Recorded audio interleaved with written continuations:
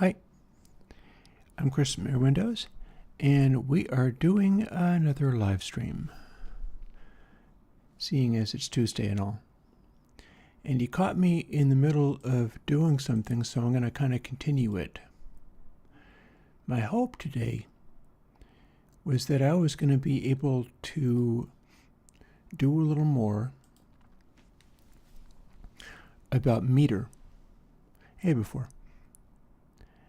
And so I feel like this week is a good week for not pushing real hard, although we might today be able to do a little more work on that song we were working on all last week.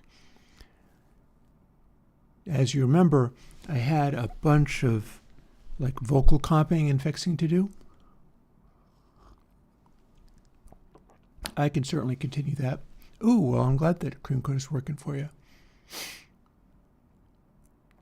I also I started roughing in a mix, and it was working out well enough that you heard a little snippet of it on the Cream Code video, but I hadn't done any of my mix check stuff for going upstairs and doing that. And as you remember, I have set up my system here so that I can have an upstairs camera, go upstairs, listen to what the mix sounds like up there, and also you get to listen to what the mix sounds like up there too if I do it properly. And I feel that that could be good and educational. I will wait and see if there ends up being like a high water mark where a bunch of people are there who are interested in learning more about mixing. But as you know, I also have work to do, and here is some of it. These are records that I have captured into the computer, all of which I would like to turn into individual songs, with some possible exceptions. At the bottom there, you've got Sting's The Dream of the Blue Turtles. I have a feeling that he doesn't let people do React videos. And I need to pick only the ones where people get to do React videos. And so, and there are certain ones I'm particularly interested in, some of which I've already done. I've already begun. I've got 43 records to work through here. But I'm not going to do it all. Especially, I had been wanting to do a lot more of these, and I simply didn't. I couldn't push that hard. But this part of the work is better done off stream, because the other part of the work can be time consuming, but I don't have to play audio on stream. And that means I can talk to chat or whatever.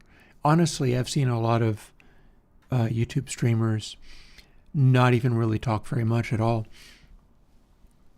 or go off and leave and not even put on background music or anything. I generally do better than that, so here's where I was at.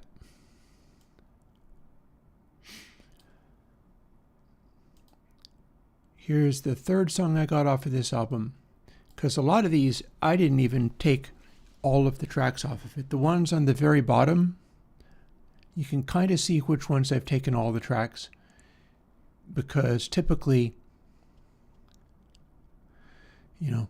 700, 800 megs and up, stuff like these Steely Dan records, all the Steely Dan records, it's tricky because there's stuff like, I'm trying to remember whether I got all of what's going on. The Marvin Gaye Motown record. A bunch of these I did, and then there are some that I did not. For instance, Oranges and Lemons is a 2-record set, so that's actually not. Pretty sure I didn't take everything from Freedom of Choice by Devo, or The Intermounting Flame, or Clues from Robert Palmer, or Permanent Waves. I can probably do that one without playing it directly. Point being, some of my work today is further studying the hit record waveforms, the hit record measurements. And this is how that rolls.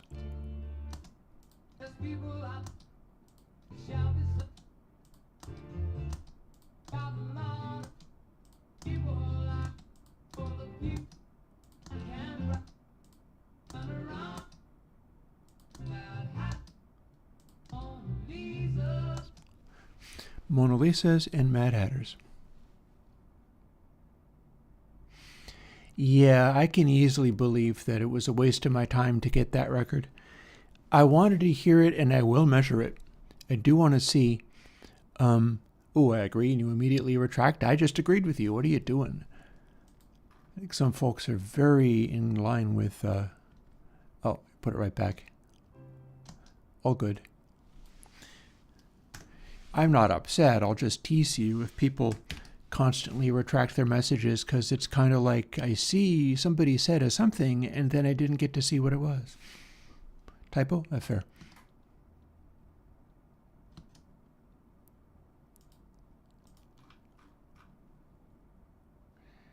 You can't get like a song that I was hearing in my car, because I can play the blocker music in my car just fine. Don't let the sound of your own wheels drive you crazy, which is, of course, the Eagles.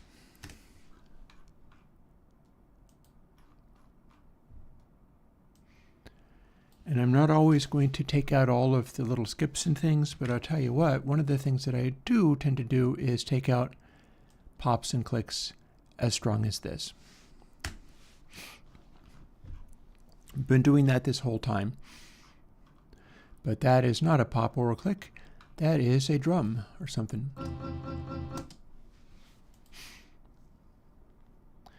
Also, I'm not running through SWB, but if I switch over to mixing, which could happen, we could do a little more mixing today, then I'll set up the DI audio. You know, there was a guy on KVR who was responding to Wolfbot, and he was like, I can lend you one of the real ones if you want. I've got it, and it sucks. And I was like, does it really? He's like, yeah, I like these ones better. And it turns out the ones that the guy likes are active tube DIs. So that's somewhat different. An active tube DI is not the same thing as a fancy pants transformer into a good preamplifier, which is probably twice as valuable as the DI. So go figure there. Also, let's continue doing this. And for our measurements, we amplify all of these things up to full volume.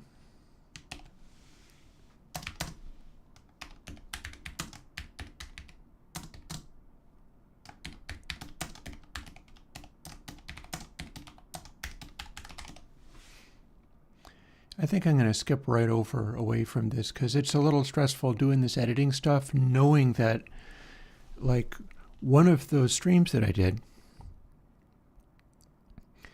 I was asked about orchestral music, and so I played a little bit of a Barry White track, and it turned out that Barry White doesn't let you do reacts. And so that ended up not going well. And that was because I was doing this specific job of editing down recordings.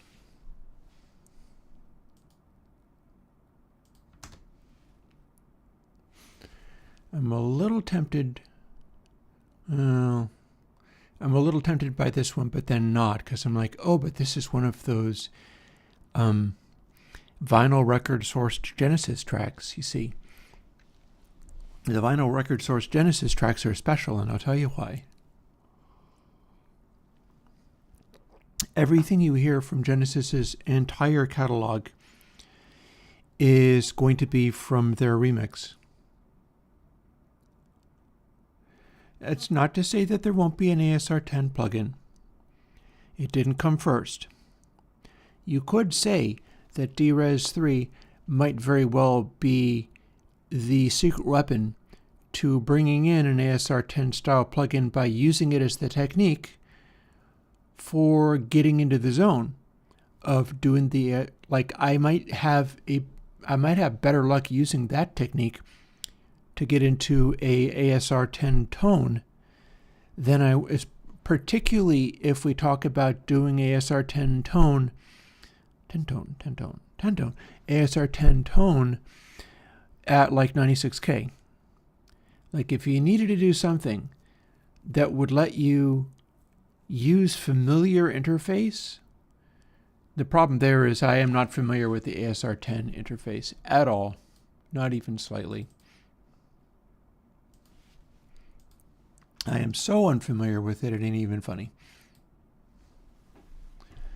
But, so let's put this away. I'm a little irritated by, it is summer, so we got flies and things, and that's very annoying. So here's my giant hit record collection with all the A tier and everything. Here's the subcategory for top 10 hits. As you can see, there are precious few that reach the A tier and also manage to be top 10 hits. And I have already included a green dot for the ones that I have used. But you'll see that for hitting top 10, you're much more likely, like we can actually investigate some of this, and we can see that you got a lot of amazing stuff up in the A tier. R.E.M., Rolling Stones, a lot of massive hits there. They weren't top 10 hits. And also we have, dang it, and also we have cult classics. Some of the Blue Oyster Cult. We've got some Judas Priest up there, which is hardly surprising. I mean, metal bands ought to be able to go to A. Interestingly, we've got a Rolling Stones track, although I wonder how much of that is the surface noise. I feel like I remember that particular album as not being super dirty. Beggar's Banquet. I have a copy of Beggar's Banquet. So that could be, it's tricky because I have seen varying results as far as Rolling Stones and React track blocking. I've seen varying results out of that. So I'm not quite sure what to make of it. But you see that we cover pretty much the full range. And I've been trying to select hit records wherever I'm not just wanting to have a copy of all the songs on the record, which covers a lot of those bases. Like a bunch of my record captures, it's because I'm like, do I select just the hits off of the Steely Dan record, or do I record all of them for me to listen to? Duh, I'm recording all of them for me to listen to. I did the same for the Blue Oyster Cult records for the most part. I wanted to see what buried tracks in those would work out. But weirdly, like some of the Kinks, I actually was selective. I didn't take all the tracks off of Kinks records. But I did off of Van Halen, go figure. And then we've got blocked ones.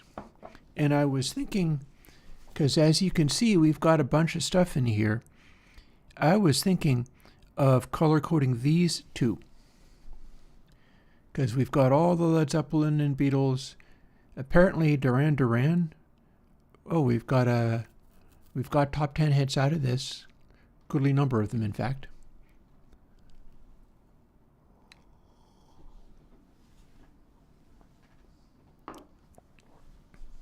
The full range. But these are all the ones where I have either seen nothing from React channels, or I have seen the React channel do it, discover that they got blocked. Like Just JP does this.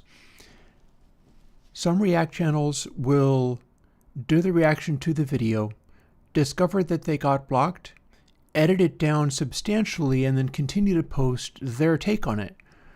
Which, if you're interested in listening to what the person has to say, that's fine. But it is a conclusive proof that the content holder is capable of blocking at least somebody. And so it's a nice little discovery where you don't have to do it yourself. You can see that somebody did it. So that's one of the things I was thinking about doing,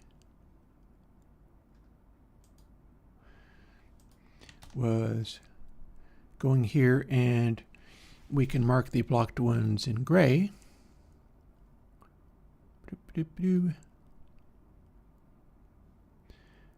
And then if I wanted, I could just sneak those in with the other ones. I don't have to worry about that just yet, but it'll show me what's available, but I also get to have the tier list in there. And then I can just use them. I've got a goodly number here, and this is not even the top 10s. And this is the top 10s that aren't necessarily blockers, although they could be. I mean, they all have that right. If they want to do that, if they don't want to treat it as if it is like radio for 2024, which it basically is, then they can say don't use this music and try to make other content out of it. It's fair.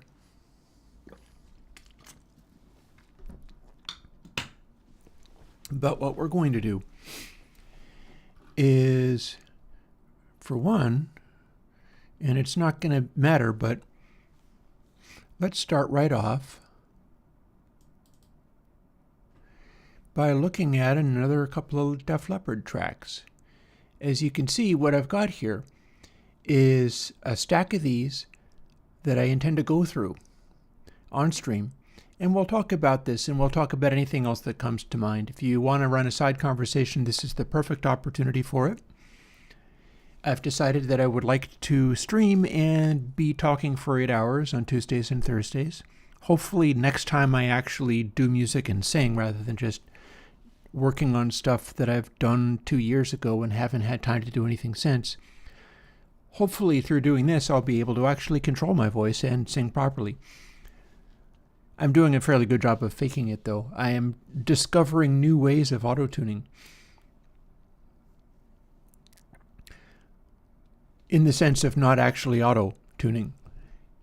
That's what's taking the time on the song I was working on last week, was I spent some time on stream straightening out and converting the whole thing over to double tracking from comping and then retune. Instead of doing it in an automated way, I found a way to basically switch it over to double tracking, edit out the most sour note that I could find and reduce it down to exactly 2 vocals, and then go in even further, split it down even further, and pitch correct individual syllables and notes. Because the ability to really micromanage clips in the arrange window turned into the perfect solution to the problem of auto-tuning. And we very well may do more of that today. It'll just be really boring. So we're going to do a little bit of this. Observe. Another Def Leppard track. I think I have run Photograph numerous times. Before, I only had that. But now, I have more.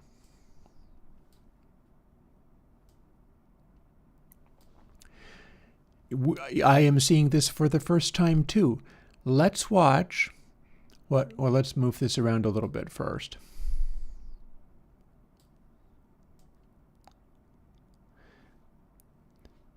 Let's watch what happens when we run Hit Record Meter on Foolin' from Def Leppard's Pyromania album. So a little crackly, sad to say, but I don't think that that'll screw it up too badly. And we can see right away, I can do content high D, but it'll at least show me what's going on.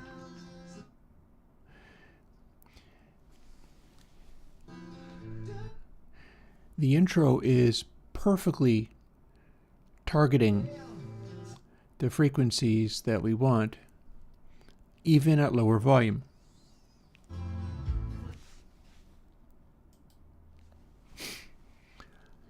I'll turn the music back off if we really want to hear what we're up to. But yeah, this is foolin'. But the interesting thing before, Melodyne is still resynthesizing a voice. I'm not. Melodyne is still oh, look at it going for the gold here.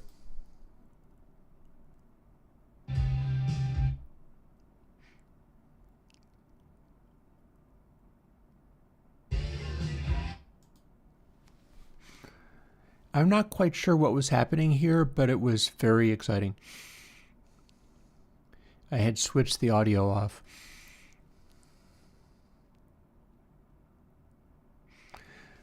Remember how I've talked before about how if you're doing the hit record thing, you don't just go to the very top level right away.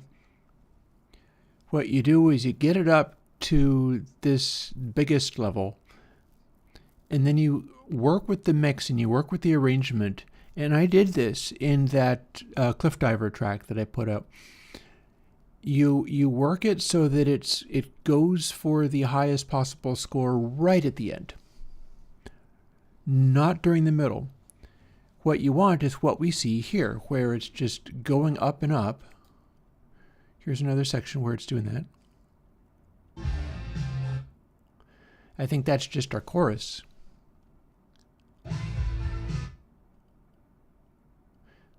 It's with anybody out there.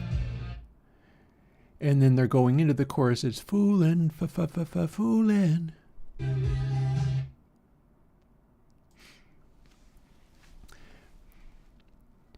So yeah, we have the density of sound, and it's being managed by the guitars and things. And it's already A tier, which doesn't surprise me. This is pushing to be one of the heavier tracks. I've also got Rock of Ages to look at.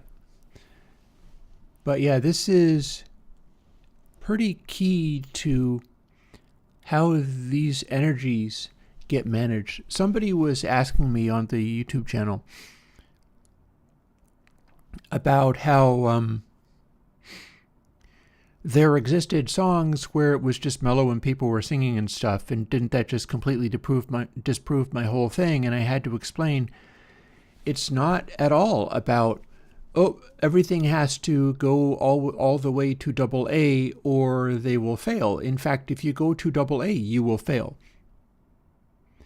at mainstream acceptability.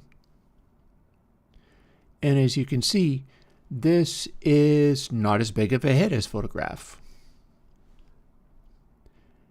And the way the meter reads it is, you could say that this was a sign of it going too hard during some of its sections. Or not doing the thing. Because it's not doing the thing that Photograph does. The trick with this stuff is to end on a high. I don't think this succeeds in doing that. It hits a very big high, but then it's not really managing it quite the same way. And that's very interesting. So yeah, we are rating this AF. And we'll also notice in the slew area, it's capable of throwing bright sounds, but usually it's just filling up the area with, there's always like bright, interesting stuff happening at all times. The zero cross meter is showing where the loudness is, and there's a lot of strong loudness in the mid-range, but it does have a powerful bass, which isn't the case for all the super hard rock stuff that you might run into. And that's cool. There is a thing to have learned.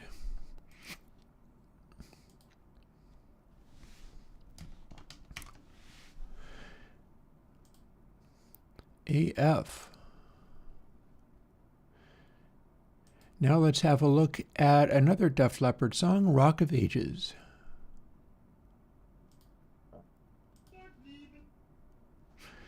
This one starts off with a guy going, Unterkleben, Glauben, Glauben. Notice that our drums, because it's starting out with drums, those are also hitting the peak and slew balance. Peak and slew balance is what causes these blue spots. It's what causes the size of the spots in this and this meter.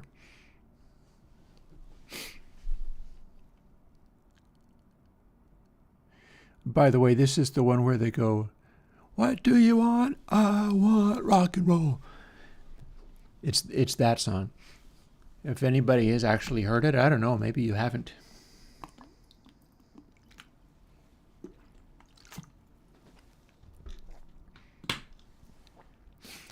By the way, I have another thing that we could play with today.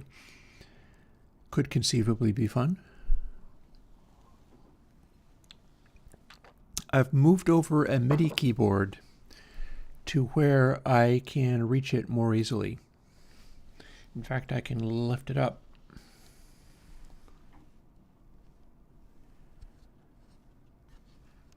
This is an X key. And I got it specifically to use with my nice keyboard. It's the Innovation Summit. It's a very cool keyboard. I got it specifically to find out what it was like using the Innovation Summit and having polyphonic aftertouch, because the Innovation Summit lets you do polyphonic aftertouch. And indeed, it is super cool. It is incredibly sweet. I loved it. But you can simply plug the X key straight into the computer. And I had a spare USB socket that I didn't have anything plugged into, meaning I could plug it in and just leave it plugged in. And if I do that, I can just randomly do this. Let's see, how is my time? Time's good.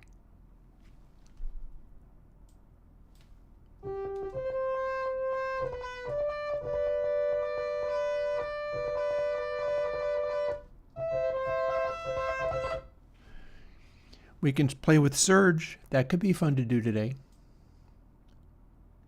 You think that might be a thing? Because we could totally do that. For now, we're going to finish doing the measuring of Rock of Ages. But yeah, if anybody wants to get into synthesizer patch making, I super could do that on live streams, and it would be a fine idea. That would be a fine idea to do. Let's hear how Rock of Ages is going. So here's the takeaway on further Mutt Lange mixage.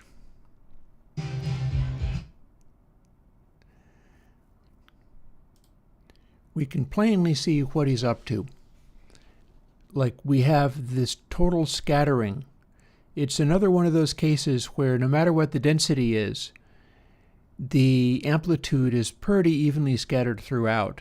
And this one is also targeting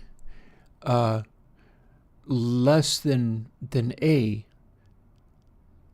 This one is actually targeting somewhat mellower stuff.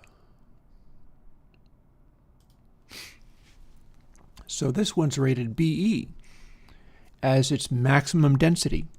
It's a little bit more sparse in terms of too much stuff happening, in a way that your A-rated stuff tends to turn off mainstream audiences because it's too intense. There's too much happening. It's exhausting in that way. Whereas Mutt Lange knows how to not have everything too packed together and knows when to leave stuff out. And as a result, you got something like this. Yet another Def Leppard track that is measuring in exactly the same way as the other ones. The formula is right there. We've got all of this cloud of peak energy constantly happening. And you'll notice that the dramatic final beat, that hits the loudest peak in the entire thing. And it is balanced with the slew energy, which is why the blue dot is a larger blue dot, is that is balanced with the high frequencies. Loudest thing? Loudest thing is set up to be maximized. And as a rule, our dynamic hits, this is something I have to keep an eye on for my mixes as well. The dynamic hits are pretty much exactly 6 dB over the body of the music. They can have a certain amount of sustain to them. You can kind of see sometimes that there is a decay to the spike there. But it's a 6 dB spike over the background of the music, and that is a generally pretty good zone for percussion, for drums. And then we've got, it's an 80s track, so we've got the sparkle. You got to have that sparkle, but he's keeping the maximum sparkle from being too overwhelming. We do have these little spikes here, but they're not getting too out of hand. In fact, one of them is a pale gray, and here's another pale gray spike. That could conceivably be a popper tech, mind you, but Def Leppard Rock of Ages, rated BE.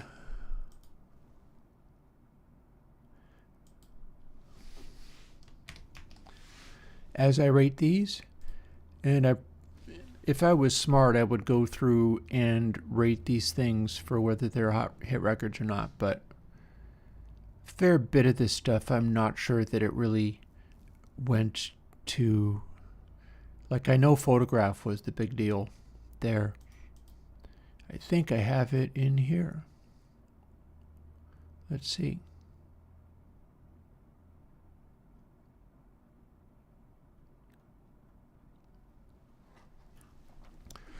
Well, if I did, it would be rated much lower than that, so let's see whether that's even true.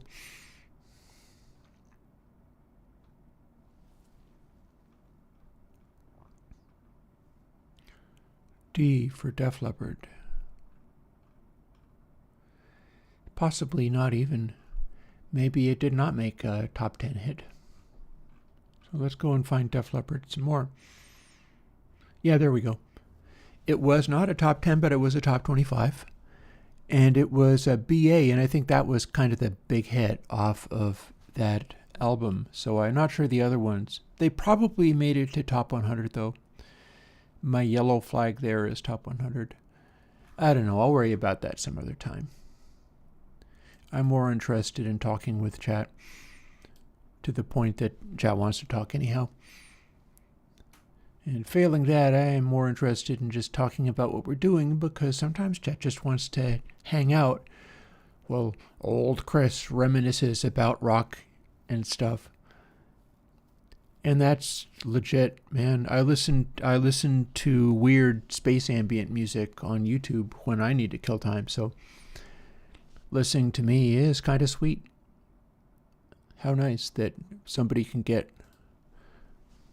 reassurance or comfort from listening to this weird dude talking about music.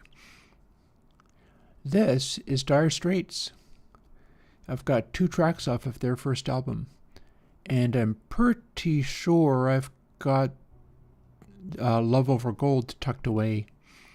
I just think it has such long songs that it ended up registering as just about a full album, even though I only picked 2 tracks from it.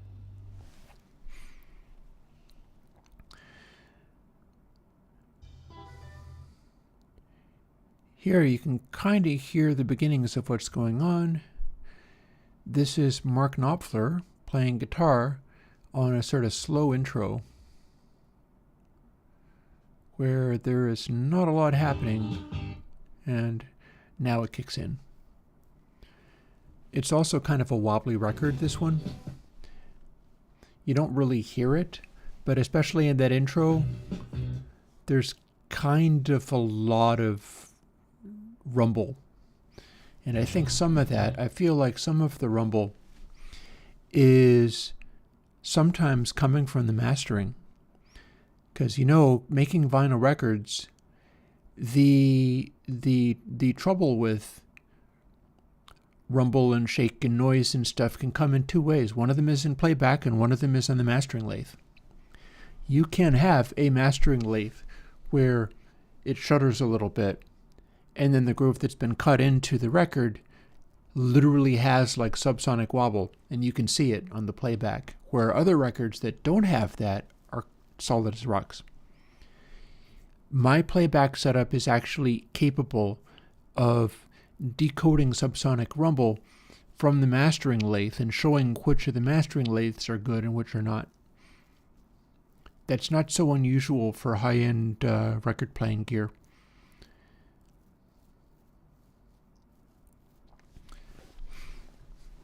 So this is not the longest of songs, but this is very typical sound for first album Dire Straits. If I just keep content high D, it will not like whack me with audio violations. So you can kind of hear little bitty peaks of it, but it's not worth keeping it on. Using that in a more sustained way is probably the way that I'm going to bring out like examples of the Beatles and the Eagles and Led Zeppelin and stuff. And that I'm going to wait to be asked. I'd rather put up timeless record examples of stuff like this when I can play it and let people hear what it sounds like. My hope is I can do that. My hope is I can do that for stuff like the Genesis. I've got Genesis tracks, and I mentioned those earlier where like I did that and recorded all of my old Genesis records. And I didn't actually grow up with these records. I got them more recently, but they were well worth getting. And they're the vinyl versions. And you can't get those anymore because every source you'll hear Genesis from, especially off of CD, is going to be their remixes, which were not actually in the last even 10 years. Their remixes dated back a little longer than that. They ran with the guy that mixed like their post Phil Collins stuff, and we're like, let's just remix everything using this guy and 90s technology. And so it's kind of like yikes, but it's kind of only beginning to get into the zone of loudness war. But it's enough in that zone that it's a world apart from what the real sound is. And I think we might be able to go through some of those things today. I've just done Down to the Waterline, and that's actually, I'm honest, a little bit surprised that it's rated CC because it's a very mellow, spacious sounding thing, but there's enough going on in there. Consistently, there's enough going on in there that it lifts up. It's not a D class, and Sultans of Swing is going to be even livelier, I bet. Let's find out.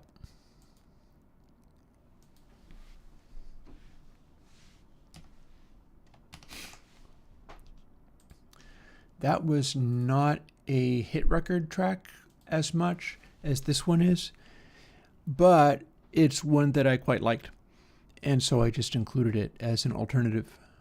Sometimes I'm just doing only the hits, and sometimes I'm just taking stuff that I know is good because I want to see what it does.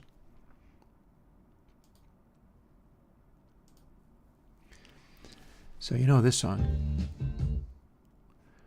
It's probably recognizable even from the content hide snippets. In fact, I'm going to leave that on just so that you can hear some of the little bits over my speakers.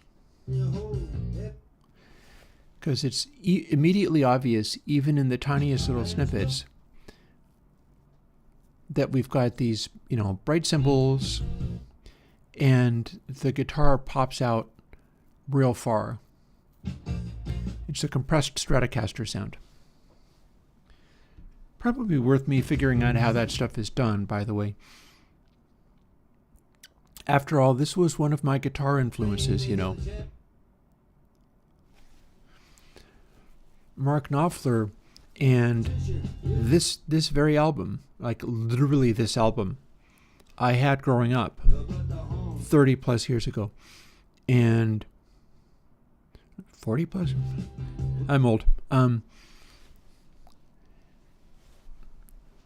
And Mark Knopfler is playing this stuff fingerstyle. And I had begun to be taught guitar by an acoustic guitar player who was a finger picker. So I had a start on that kind of stuff, and I went, you can do this with it? Oh my God. That's how you get some of those double stops and things. Like you use two fingers and go pop, pop, pop on notes like that, and then you use the same fingers to damp it again after you've sounded the note. So you go pop, pop, pop, and then your fingers come back down onto the strings and mute them. It gives you a lot of good control over how the notes go. But yeah, again, known hit record, and we have a very recognizable pattern happening, which is no surprise to me. I knew that was how this worked. But the pattern of both of these meters, in fact, are the cloud with a lot of even distribution across all these volume ranges. You've got constant stuff going on at the very loudest, and it's balanced with high frequencies. You've got constant stuff going on between 6 and 12 dB, and we've even got stuff going on between 12 and 18 dB. Like, this overlaps. And the way that's made to, the way you do that is by having sounds have sonority, have the harmonics and stuff pop out with a lot of aggression, rather than just be thick, full, fat, loud sound. Because the thick, full, fat, loud sound will make this gray area go way higher, but then there's a gap between that and the peak energy. A fair bit of Led Zeppelin does that, by the way, having the much louder, thicker sound.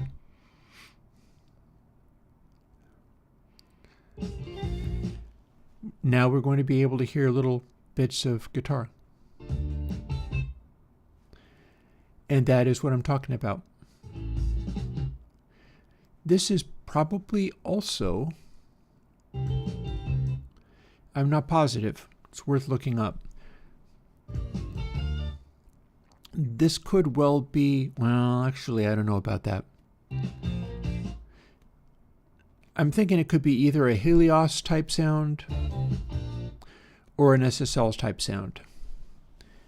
It's something where you can shape the sound with mid-range boosts, and the mid-range boosts can be narrow enough to highlight areas of excitement that aren't just the full loudness of the sound.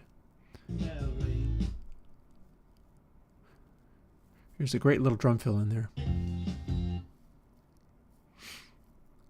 It's also interesting how this is very bright but very controlled.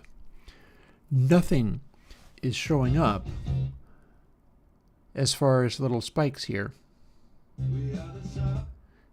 And if they do, they could be anything from guitar to voice to drums. It's not like there's a particular thing. Like on some of the Foo Fighters, you will see that the snare drum or the kick drum has a giant treble spike that always shows up. This, not so much. I'm going to bet that on the fancy outro, there's going to be a few more treble spikes. Those little black spikes in the second meter. When he cuts into that, I bet there's going to be there it is. Although I suppose, oh, nope. There's just the hint of a treble spike as he goes into that part. See, you can barely see it. It's just down here. Just the tiniest hint.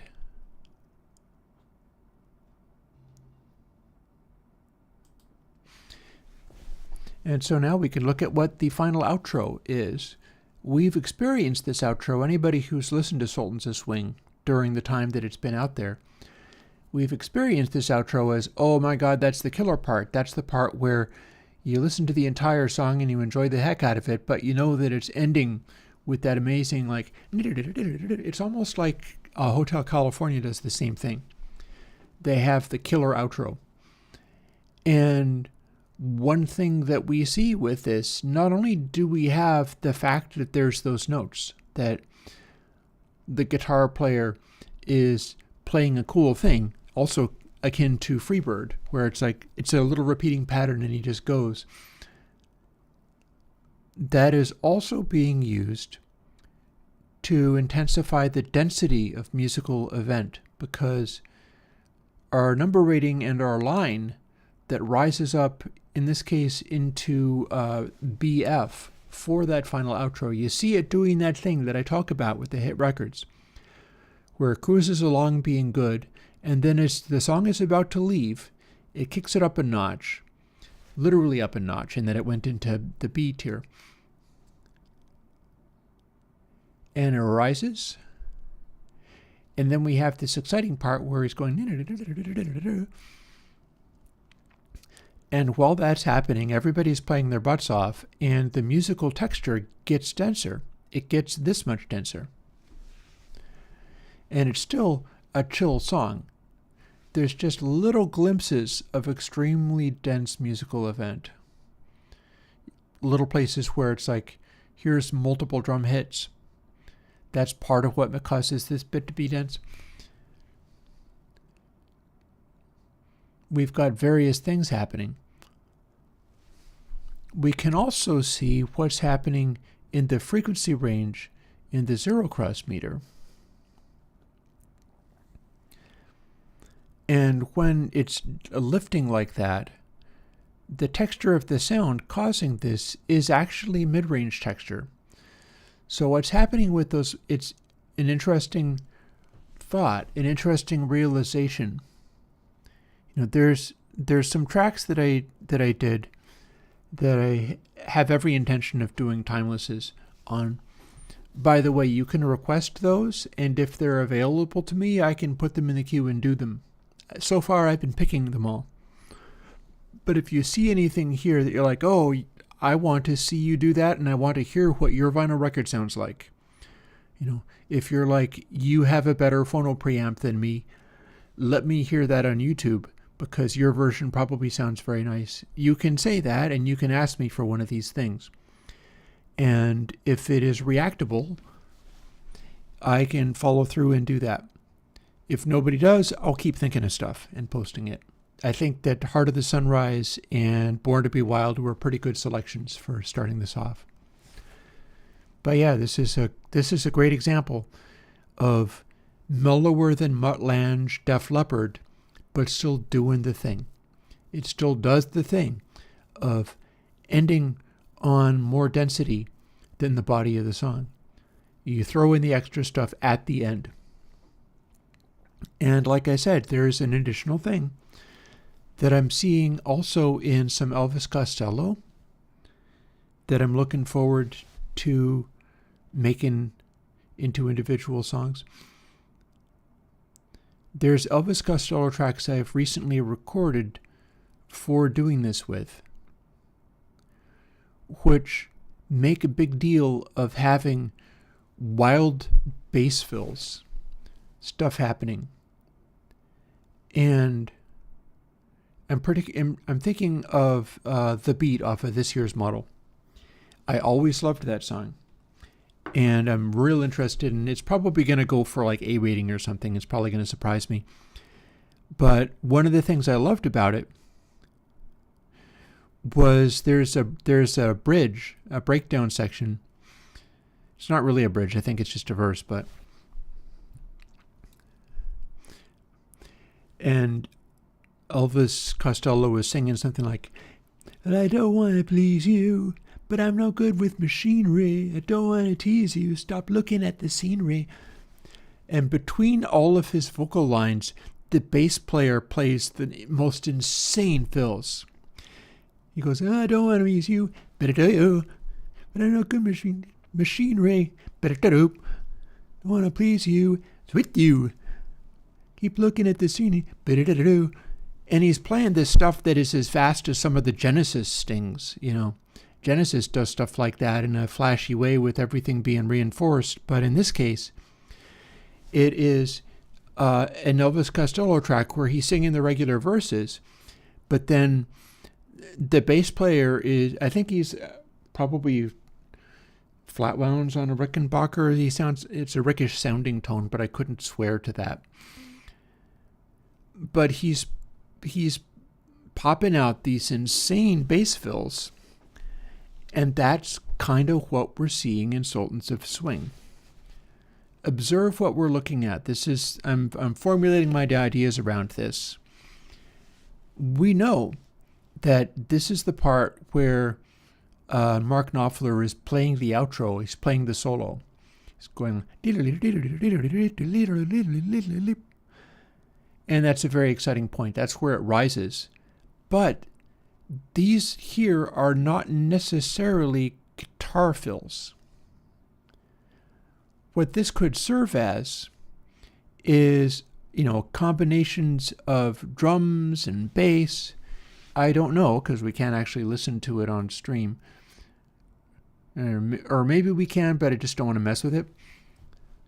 But when I look at the zero cross meter, that tells me that the stuff that is registering here, this is not a high frequency lead guitar noise. This is something else. This is a combination of other instruments popping up quite loudly. It's a fill, or it's the particular drum fill is extra tasty, or it's there's the drum fill and the bass player is also doing something creative. But since it's a bass, and since it's not like the Dire Straits bassist is not the brightest and most distracting sounding bass, but you can have somebody like that playing cool, interesting stuff, and you don't even notice it, but it works. Some of these things could be just, they brought in like another guitar. There is a second guitar. In fact, Mark Knopfler, I think it's his brother. I'm pretty sure that's it. I don't remember the details of it that much. I know that Creedence was the same dynamic there. But one thing I do know about Dire Straits, especially on this first album, is that Mark Knopfler more or less designed the sound of the band, same way that John Fogerty did in Creedence.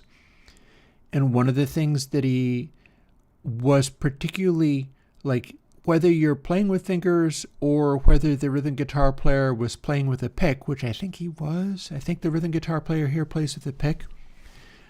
But he had the rhythm guitar only playing a couple of notes at a time. It's never a full chord in this stuff.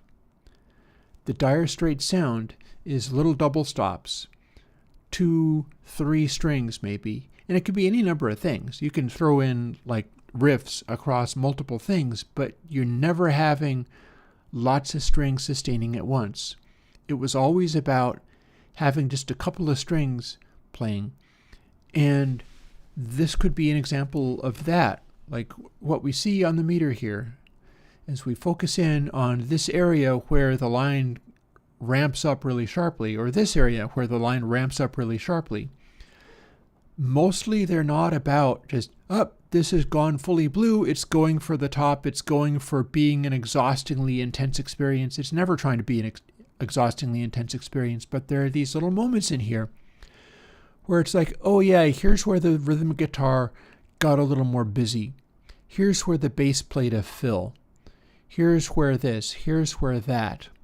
It all blends really evenly. It has that sort of, it's a more compressed and pristine 80s kind of tone, but the balance of it is not super 80s boom and tinkle.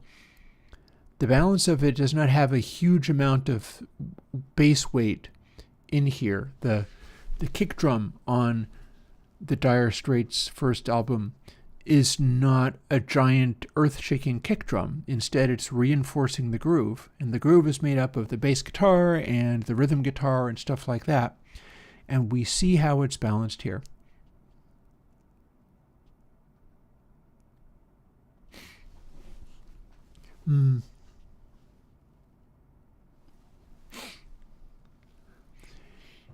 I think I have an interesting take on the boomer hagiography as well, because it's like some of this stuff just happens to have been mixed properly, or the choices that were made, like the choices that were made here, nailed the hit record sound. Musicians continued to be good. Musicians still are good.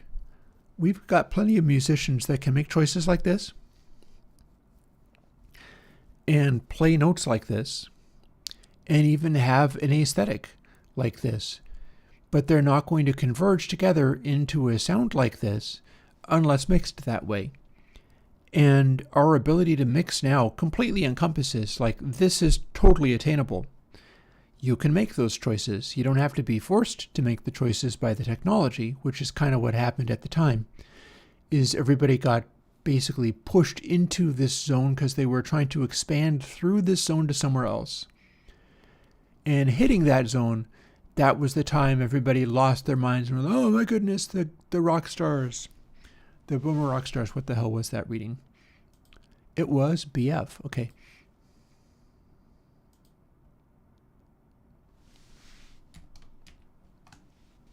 Not BFF. Well, Dire Straits is my BFF. I'm not going to lie.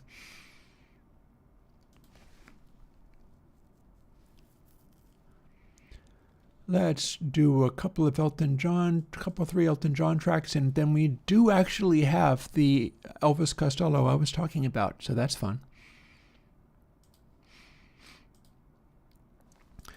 This one's a little scratchier than I would like, and a little rumblier than I would like. One of the things that we can see here, if we have like blue stripes down here, that's probably because the wow on the record, the rumble off of the mastering lathe is too extreme. Like, I can show you that later once I've studied this. I could also go for another coffee. I'm sure I have time.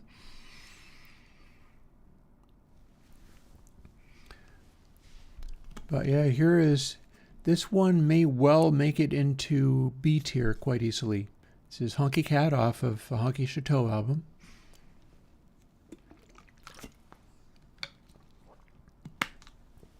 It is a fairly bright, lively track.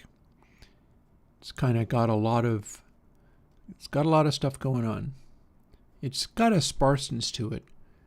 In particular, the horns will tend to bump up that line quite considerably. Horns are good at doing that. Horns are good at doing that sort of rock and roll guitar, exciting loud noise kind of thing. They're inherently capable of it. I have not actually tried a Steinberger headless guitar. There was a time once when I owned not the real Steinberger bass, but one of the cheap knockoffs. I ended up not keeping it, but it was an interesting thing to have. If I had the real deal, I probably would still have kept it. In particular, it would be interesting to try to do the Steinberger bass, but choose to have flat wounds on it. It's like my Rickenbacker will stomp all over it as far as a bright chimey tone. Granted, a bright chimey tone is one of the sounds that a proper carbon fiber Steinberger, I think that's what they used. Could it be aluminum? I am not remembering what Steinberger composite instruments were actually made out of. I feel like it must be carbon fiber, but I could be mistaken. But the chimey tones are one of the things that those were good at, but the rest of it is just the relentless solidity of such a solid instrument, and the way that the low notes could be extremely heavy. Like, if you compare it to my plugin Stonefire, a Steinberger bass would be unusually good at having a bass line that sounded like it was carved from the bowels of the earth. Steinberger bass would be quite good at that. and in a completely different way than a P bass would. Meanwhile, our Elton John track has made it up to B tier, which does not surprise me in the slightest. That's very much down to the number of horns and things they have going on. In fact, we'll play little bits of it. Let's turn the content on. You got the piano. I would love to incorporate more in the sense of pianos and things. It's a bit of a bummer that I don't have a real piano, but I've got the Kurzweil micro piano. In fact, if I remember correctly, I may have hot rodded my Kurzweil micro piano, like put in different capacitors or something.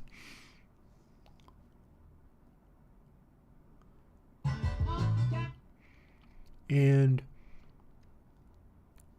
it's a longish song, this, but there's the horns I was talking about.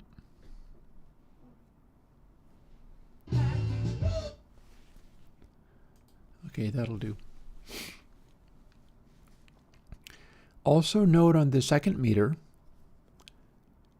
that we have elevated brightness over what some of the other stuff was doing. This is definitely brighter, and it's able to put across those black spikes, although not all of them, some of them are gray, but those black spikes indicating that we have the highs poking out more than you need. But it's well controlled. It is a distinctly well-controlled degree of too much spikiness. Oh, and looks like we are going for the big horn outro or something, maybe?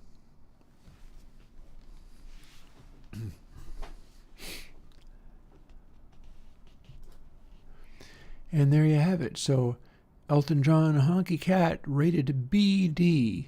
It made it up into the B tier. I didn't really expect it to go farther, although with the number of horns that were in there, it's possible.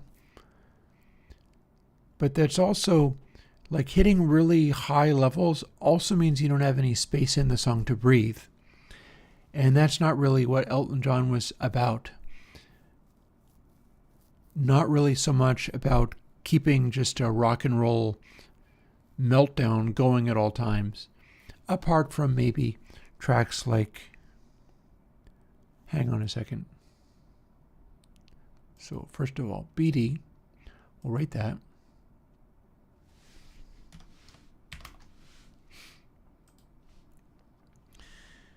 And then we'll do a little quick search.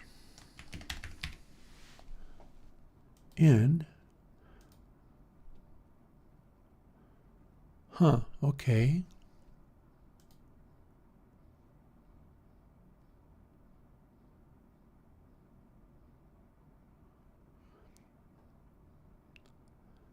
I haven't measured that yet, clearly.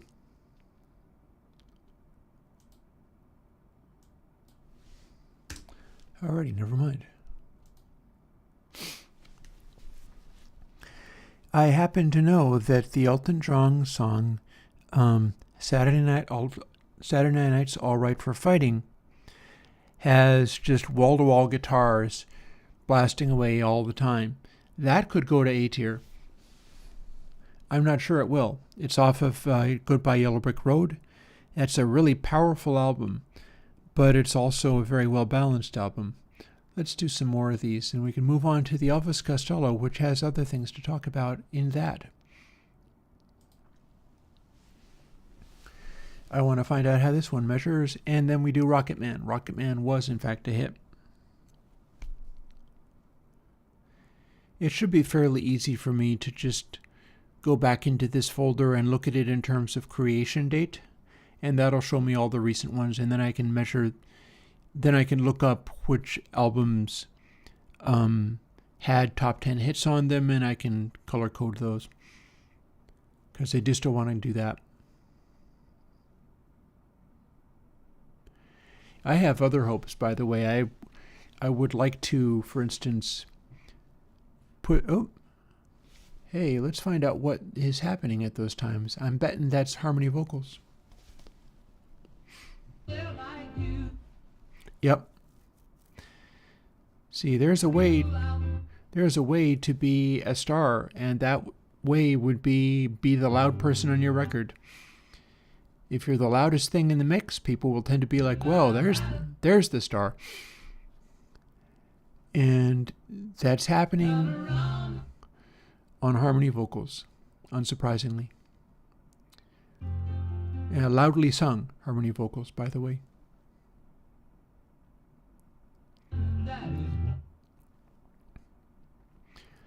Elton is able to sing out very effectively. That's what this sound is.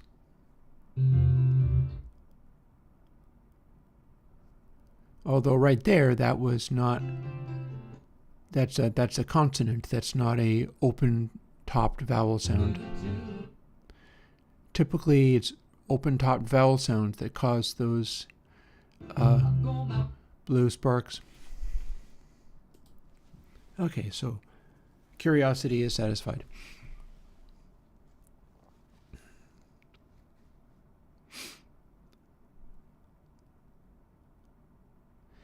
One of the reasons I picked this one was I just liked the song.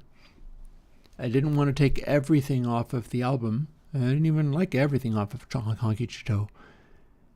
But I thought this is a pretty sound, and I particularly like those harmony vocals.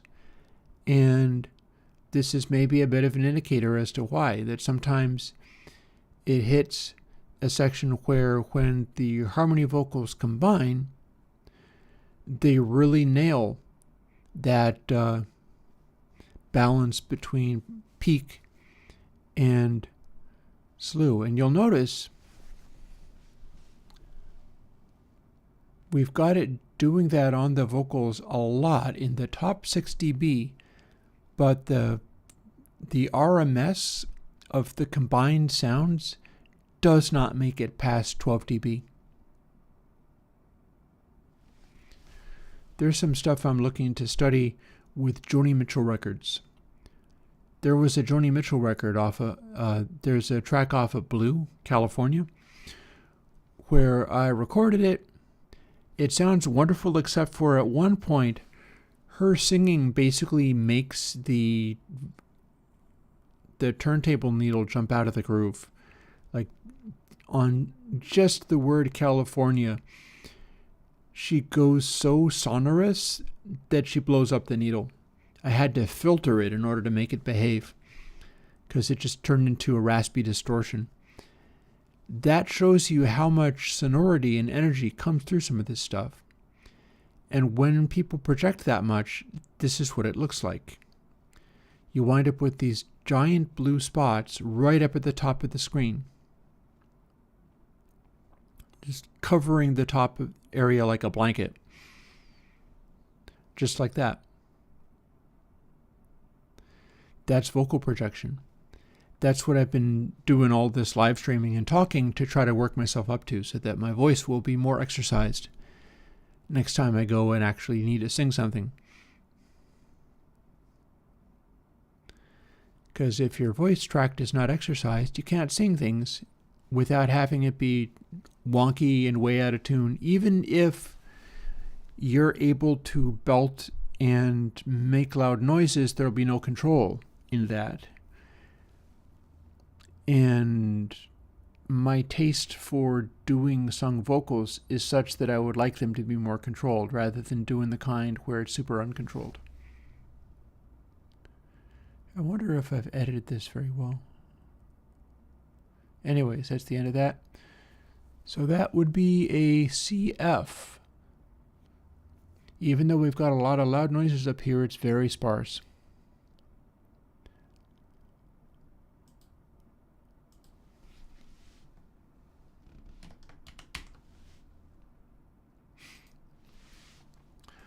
Also, I was going to show you a thing at the very beginning of this.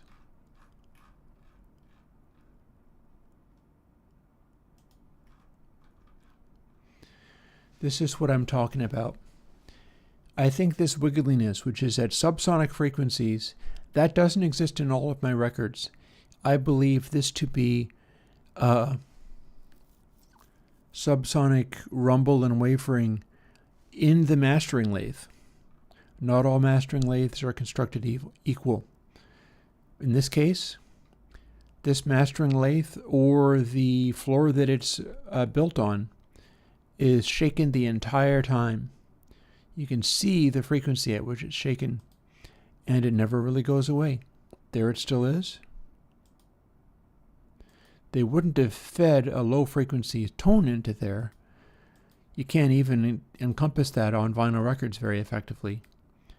But all the same, we keep seeing it. We keep going. It settles down a little bit here, but look. Still there. I think this is the lathe. My playback system doesn't do this all by itself. So there's one of the handicaps of being a vinyl file, being able to, oh, and it looks like we have a click.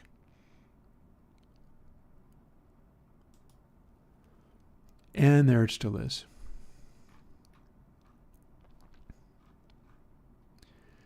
So, odds of being a vinyl fan is that sometimes, even if your playback system is completely awesome, the record lathe that the stuff was made on has behaviors like this. You don't actually hear it, but I'm able to measure it, and the meter measures it just fine.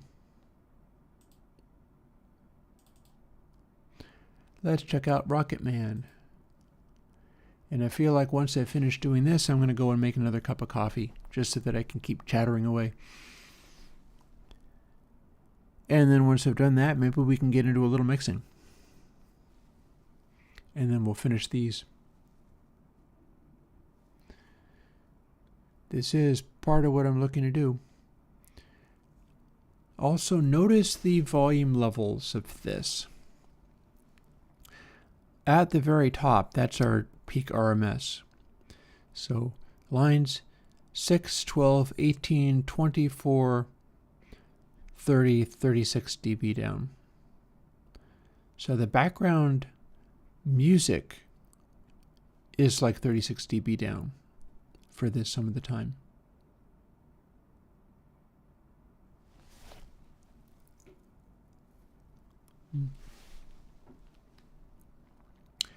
Don't mind me if I yawn a little bit.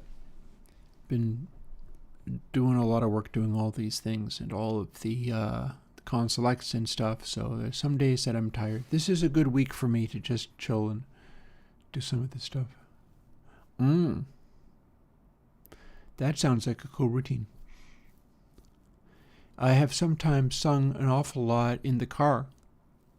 Like I drive to meetings, because I do this recovery thing where I don't drink or use drugs, and I have friends there, and it's like a half an hour drive.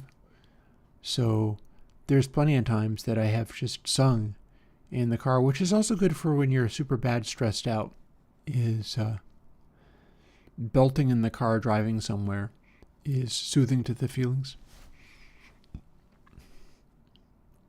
I would be singing to Steely Dan, interestingly.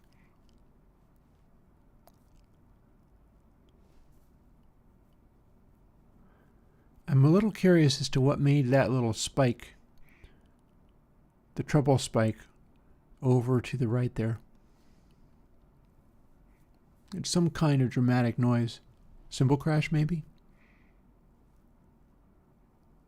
Maybe they'll do it again, and I'll be able to hear snippets of it. Engage snippets.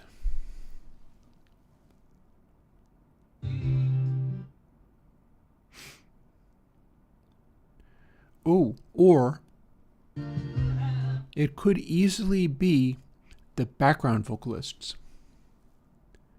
That's the thing. The background vocalists in this album and the next album are something very special. And they include Nigel Olsson. Nigel Olsson, the drummer, sang the high note.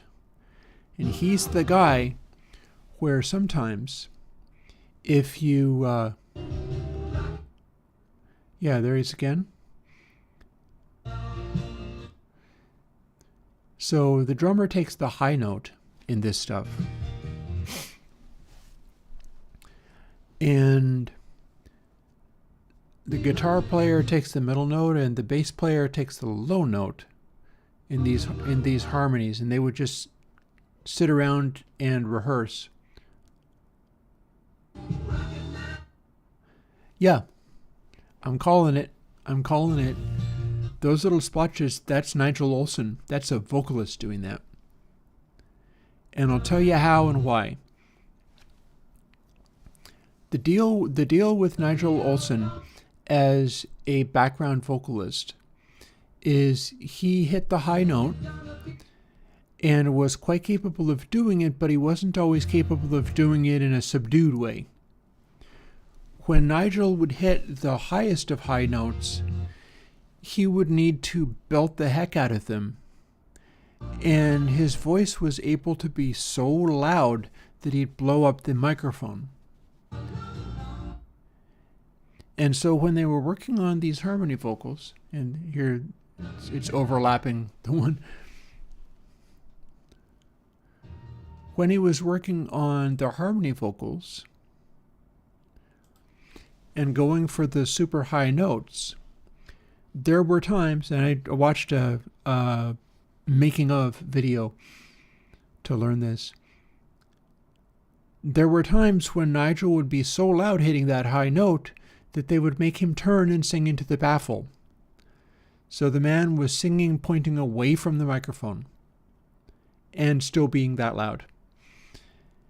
That's what's causing those little splotches. The little splotches that we saw in going through this were the high note of the harmony vocalist. And that's part of this sound. That's part of the amazing sound of the harmony backgrounds on Elton John records of this era, is that particular vocal blend. Not unlike the way that Eagles had a special vocal blend. So Elton John had a special vocal blend for his backing vocals. That's partly because the high note guy was so loud. It's useful.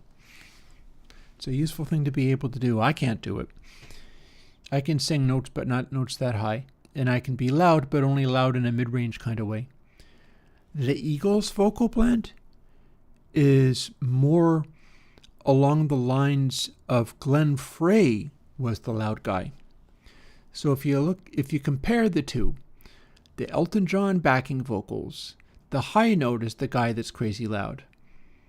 Whereas for the Eagles vocal blend, Glenn Frey, who typically would take a mid vocal, he can be heard on Take It Easy as the lead vocalist. He stopped being as much of a lead vocalist later in the Eagles' career because they had Don Henley.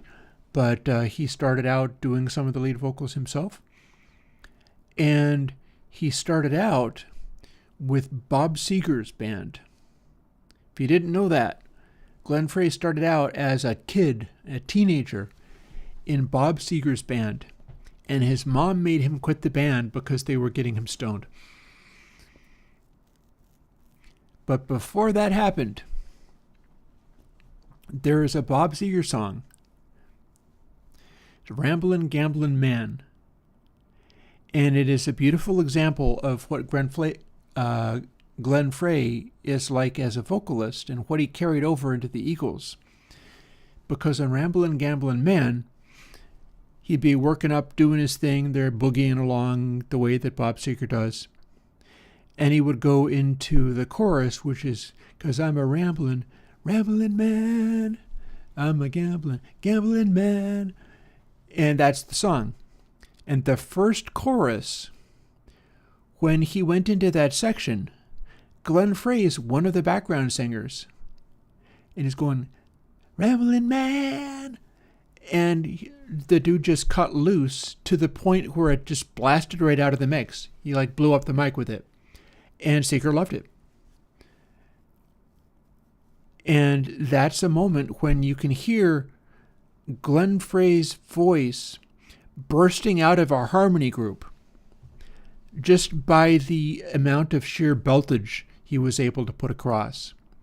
And he wasn't always all about the belting rock vocal in the Eagles, because the Eagles were getting marketed and shaped for, like, they went and worked with Glyn John, who had worked for the Rolling Stones and the Who, and Glyn Johns was like, you guys aren't a rock band, give it up. Literally, he was like, you're not that. Don't even, you're not a rock band. But then they sang harmonies for him, and he was like, oh my God. And then he was all in. But and also Don Henley was not a power drummer, which gets in the way of them being a rock band. But Glenn Frey always wanted to be a rock star. And so in the Eagles harmony blend, similarly to how in Elton John, that high note is the note that goes crazy loud. And we're seeing it on this reading of meter. You see the way that it lights up with the blue notes, which are typically loudness and sonority.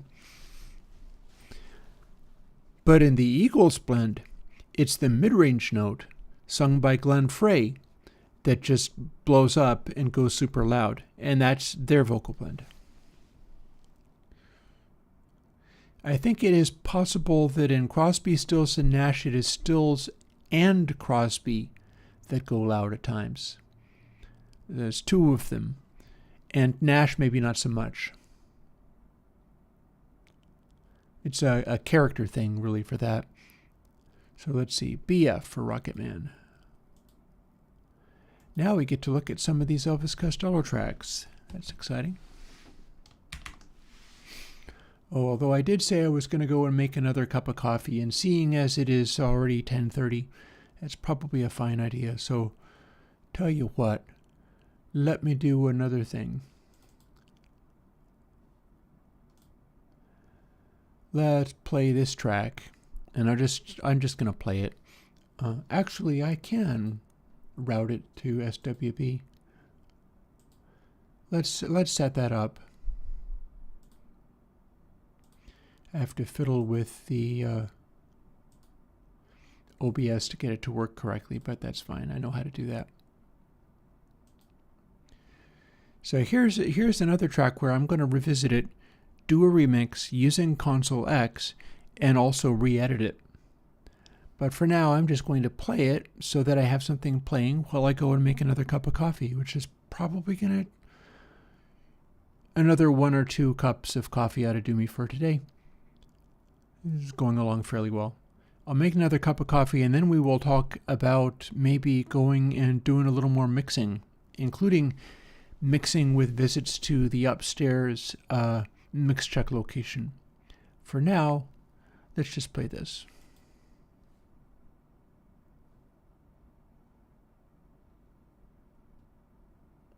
Oh, hello, it's not working. Why is it not working?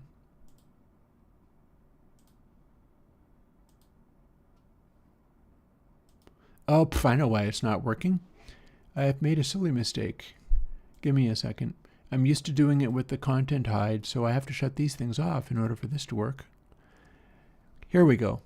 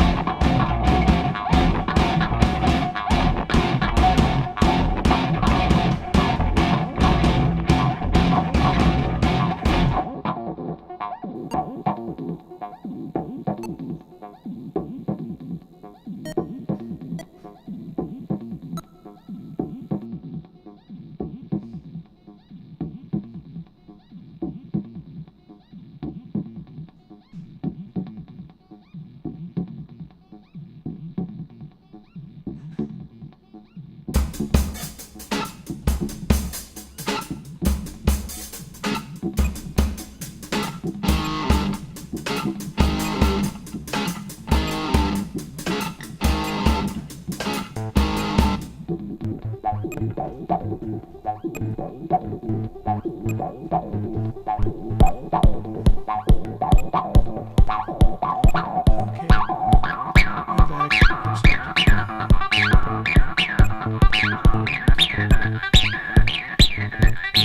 stop this. Boop.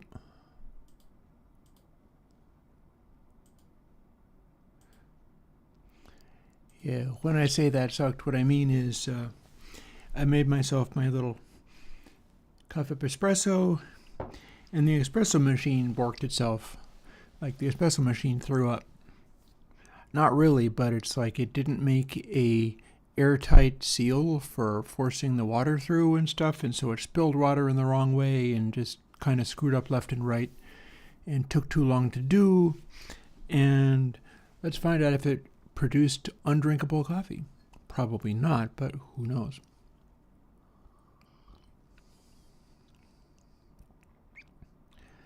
Non-great but acceptable coffee. Fair enough. Yeah, so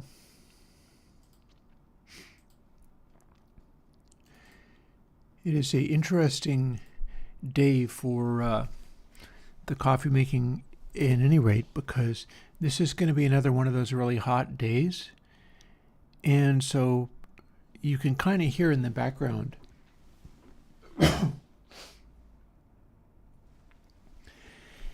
I have a fan going, which is bringing cool air up from my basement, because all of my house cooling is done with fans pulling air through the basement, through the house, and up through the attic and out.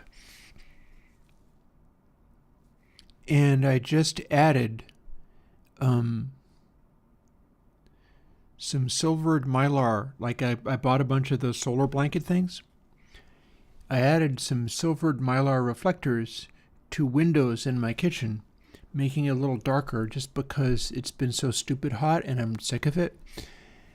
And that means everything's a little more dark and chill. I mean, not here, obviously, but and it'll be interesting to see whether that has the effect of not making it unpleasantly stupid hot all day. We can't but try. Never satisfied with anything, always tinkering with everything. Here is something to be tinkering with. This track is by Elvis Costello, off of the first album, My Aim Is True. And the interesting thing about this album is just how garagey and mid-rangey it sounds. It's really intensely, it sounds like they just put up a mic, but the performances on it are amazing. So, let me begin with that. It's got a strong bass player. Bass player is definitely going through an amp. And the whole thing is way darker than you would usually expect. It's early, it's like a late 70s.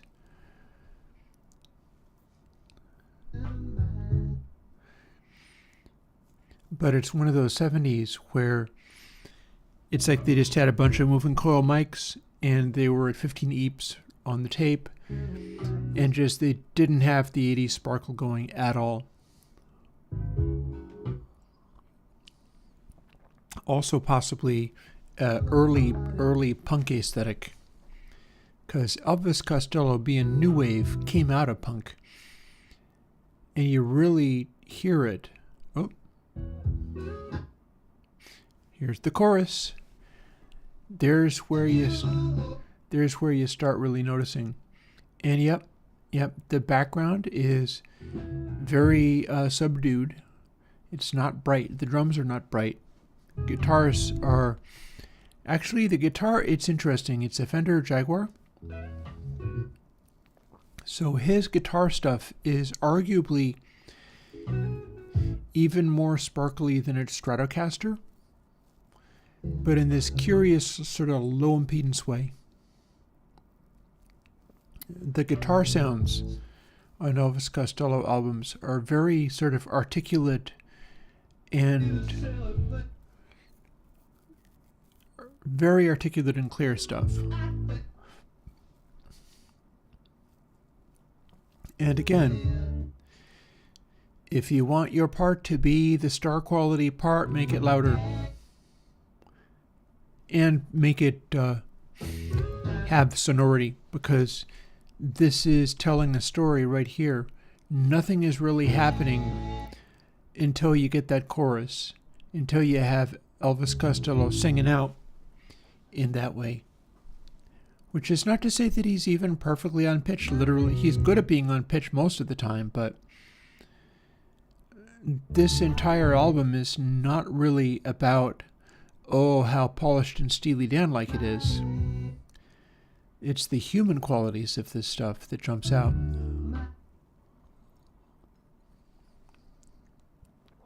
You could quite easily remix this and not lose anything, but bring out some of the sparkle and cymbals and things. It's also going to show up in Watching the Detectives, which is another track off of this album. I have been sort of looking to do a timeless on the track Watching the Detectives. And I'll tell you why after I do this. So CF.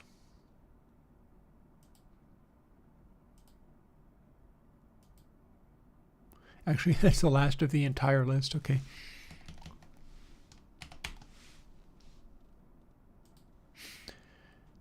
Less Than Zero is also from that first album.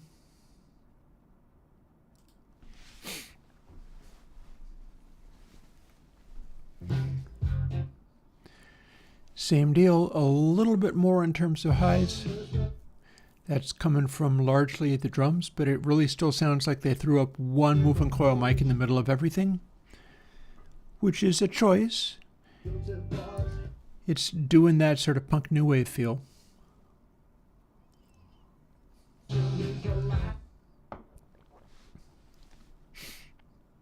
You also have him using like Farfisa organs.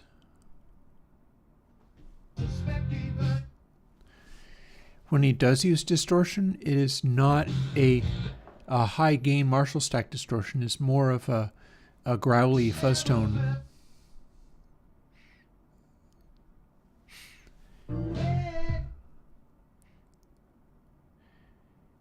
And yeah, this is a track off of that first album. It's got that sound of the first album where it's really dark, although interestingly notice that we have high frequency stuff poking out here. We do have high frequency stuff poking out as part of the mix. It's just not very well isolated. The high frequency stuff could as easily be on the drums as the cymbals. Oh, another DAW crash? I'm sorry to hear it.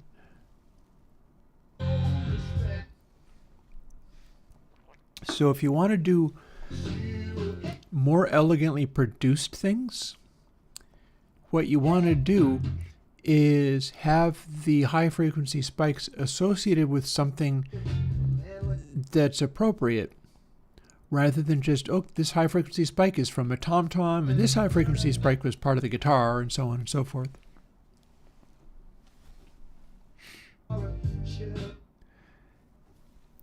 Yeah, I have a Farfisa Commander home organ. It has one of the little beatbox thingies in it.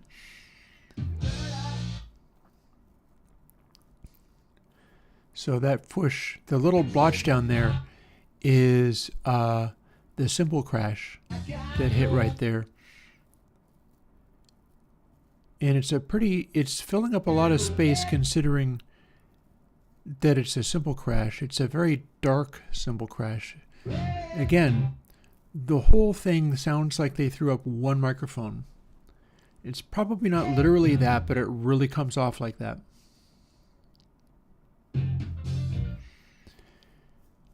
The interesting thing about the Farfisa sound is sort of just how raw it is. Like it really has, it's not even an electric keyboard. I mean, not even an electronic keyboard. You're used to things like synthesizers and so on, but the Farfisa sounds like just raw circuitry spitting out waveforms in a way beyond what you usually get from synths. And I've used it on stuff like it shows up on Taming the Zoxin.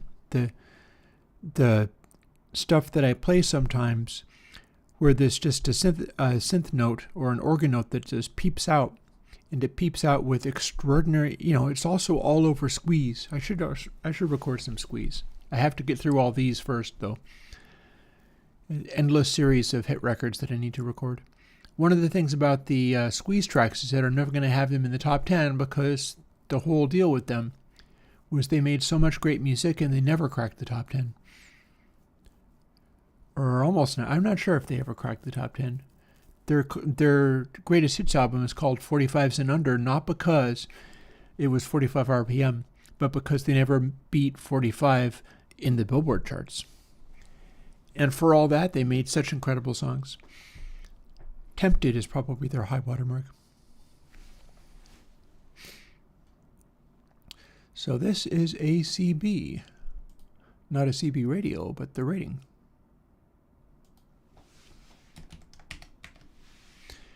And then the next one is these three, in fact, are from this year's model. That is not his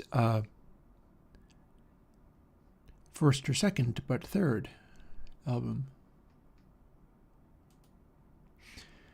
And this album has a really striking dynamics.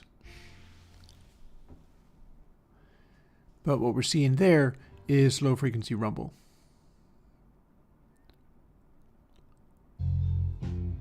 And then the drums and things kick in.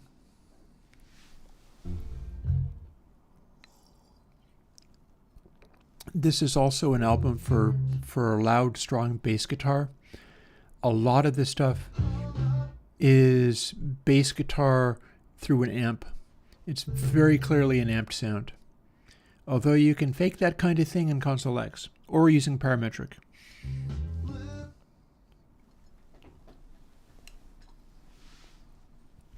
The deal with that amp sound is it's some fairly intense resonances right down in the low frequencies.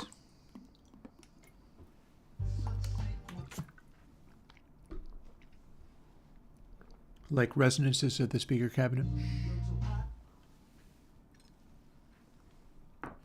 And the restriction of the speaker not being able to do high frequencies.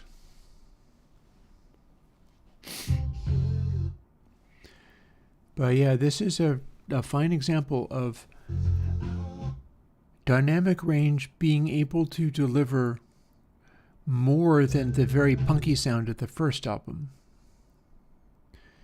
And it's also kind of an observation on soul style mixing.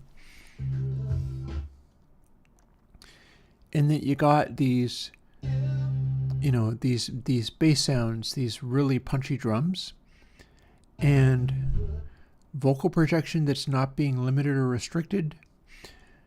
This is the kind of sound that worked well in old school recording techniques and actually hit a nice blend here. See, if you were really old school, like if you were in the 60s, you would have like this kind of recording in the real world, but then your top area here would just be clipped off by the mixing console. You notice that it's hitting exceptional notes, even like the tops of these beats and so on. That little blurb over here where we've got just a bunch of stuff hitting right at the very end. It's one of those ones where it rises to the end again. But in this overlap over here, you see that the bass and the drums and everything have worked themselves up to a frenzy for just the last little bit. And we've got all of these spikes of dynamics right at the top 6 dB. But for most of the track, we've still got those spikes, but then there's a lot of space in here. Unlike some of the earlier ones, it's not filling up this area. it's filling up this area. And in the 60s style recordings, that stuff would often be clipped or saturated quite cleanly because tubes and tape and stuff.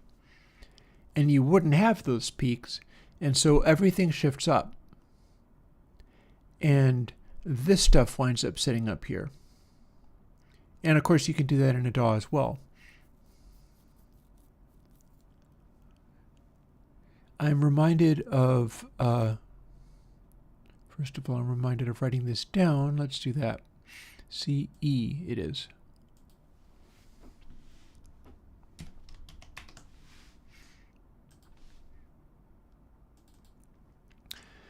I'm reminded of hearing about Billie Eilish recording a new album and struggling mightily with it because they were like, okay, that's all very cool, but now you also have to do some vocals that are belted loud vocals. And she was struggling mightily with this. She had a terrible time because that's not her style at all. And she was doing the thing kind of like on the deadmau5 track, Telemis Communications, where she was getting a sound that really nailed the vibe, just with this breathy, almost not even enunciated style. And that works fairly well in the era of the unmodified DAW. You can make that work.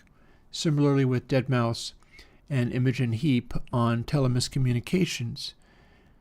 It lights up the meter like crazy. But she was being asked to belt and was hating it and hating the fact that, why would you ask me to do this? And the fact is, belting doesn't work that well in the era of the DAW or in the era of recording in the 80s when they had all your dBx noise reduction and stuff and could accurately represent all of those peaks without clipping any of them. You wind up getting into a zone where you can do the peaks, yeah, but the maximum amounts of them become so extreme that it's off-putting. It's too much dynamics. This is a little bit like that. This is Pump It Up off of this year's Model album. It's another darker one. Yeah, the Farfisa, at least the one I've got, is also a divide down organ, although it has a synth note on top. It has a mono synth built in that you don't get to adjust at all.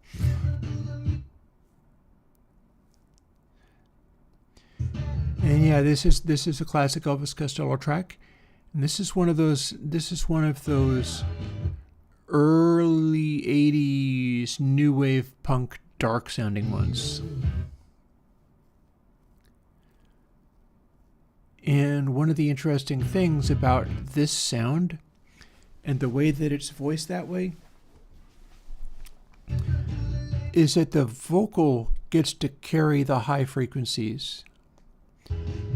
It shows very clearly on this particular meter because we've got all these, up top we've got all these peaks, we've got all this stuff happening. It's still kind of mid-rangey, it's still kind of dark. You can see on the second meter, the slew meter, that it's really, really, really dark. Those green dots are far away from where they could be. But then when he sings, the overtones of his voice bring up the high frequency energy just by his voice. And he's doing the belting thing. Elvis Costello is really able to sing out, and that's what's carrying it. It's a loud enough noise that it's forcing it to have high frequencies where there weren't any before.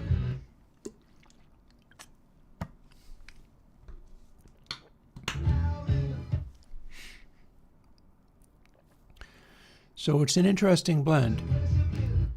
It's like pulling taffy or something. There's a lot of bass going on in this track. It's going to be interesting to see some of the other ones going through this.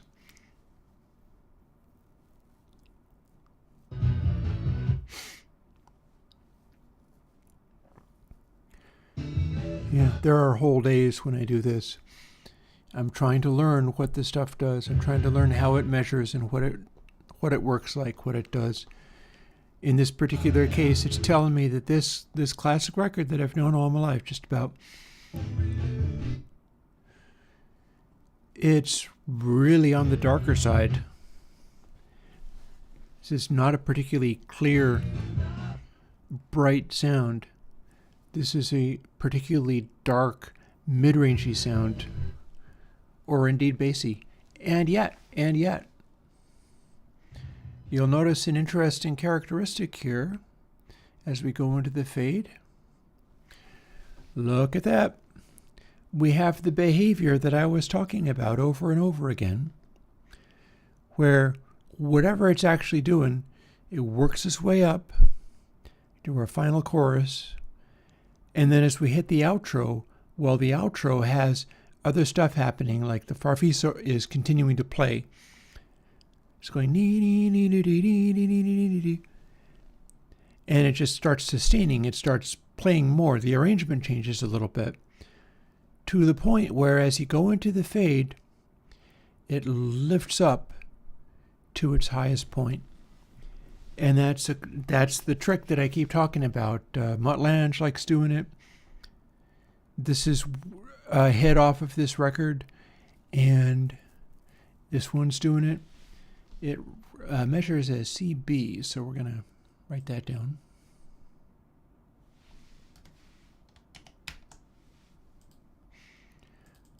This is the one I was talking about before, which is very dynamic. Oh, no, wait, no, this is not the one I was talking about before. This is one of the big hits. It's actually at the end of the record, even though it is brighter.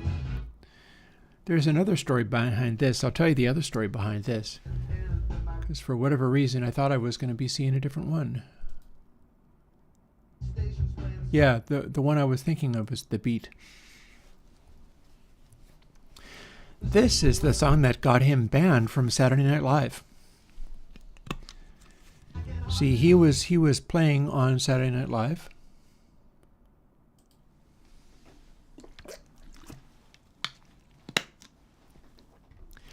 And this song is just a repudiation of music and broadcast industry nonsense.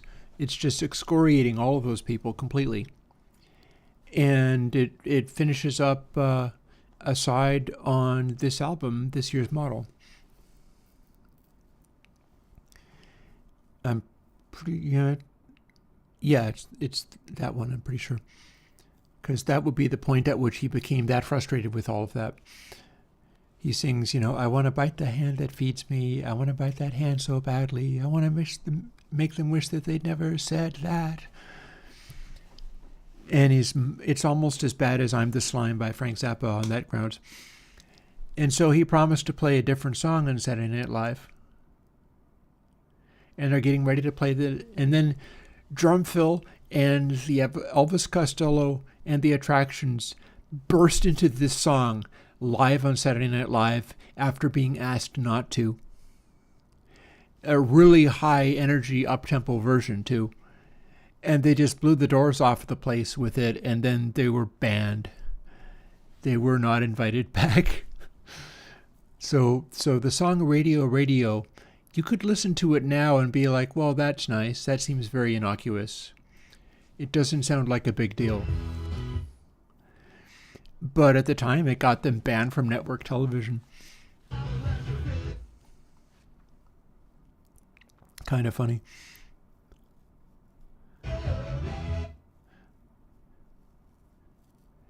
And we have the band rocking out, and their final outburst is clearly going to go for as much excitement as they can possibly pull up. Let's see how high they go. Final ending of this is clearly shooting for AA, or as much of it as they can produce. Everybody's just cranking away. And indeed,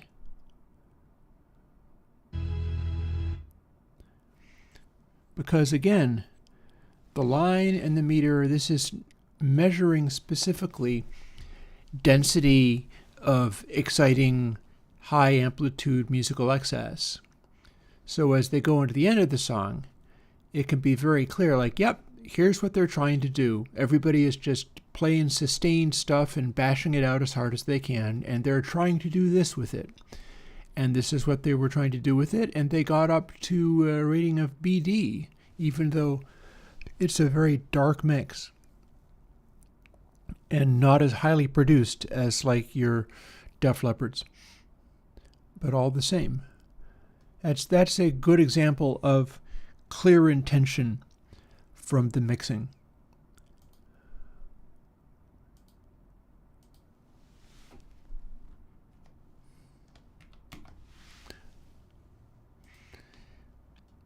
Mind you, that's often what he tries to do, but I believe this is from the first album. Looks like it's from the first album. Sounds like it's from the first album. Yeah, no question about it. Because you see, that first album is really, really, really dull, and that's showing up there. But it's also got this really beefy quality to the instrumentation, and that's showing up quite strongly.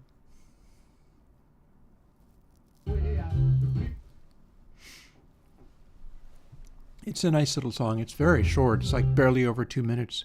Again, Elvis Costello's heritage is from coming out of punk new wave. So these albums just spat out massive quantities of these short little songs. And we'll kind of grind our way through these rather quickly.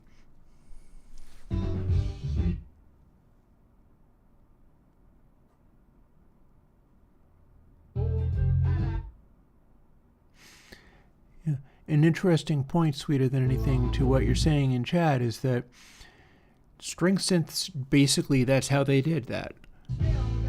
Not necessarily VCF-wise, but the ensemble chorus is a key part of a bunch of those things, and so that's how you do it. That is how that's done. It's part of how you made those noises. It's not that they had a special fancy oscillator for doing it. It's that it's the combination of their personal oscillator and their personal chorusy, comb filtery, whatever it is that they did. And as expected, this one just stayed in vibe. DA, deep vibe.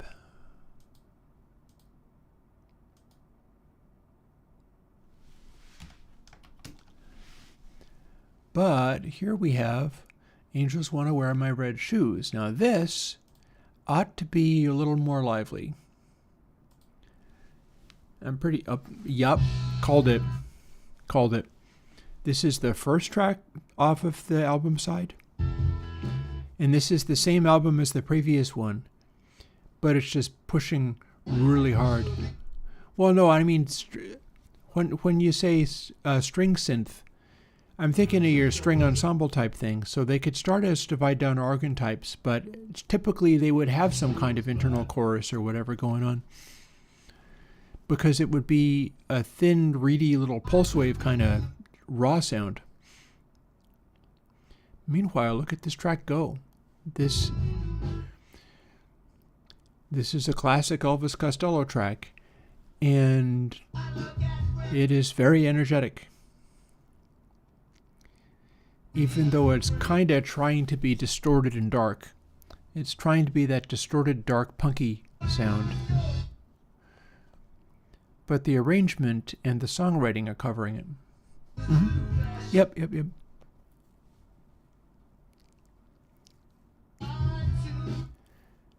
It's interesting how divide down oscillator thing works. After I do this, I'll show you something interesting.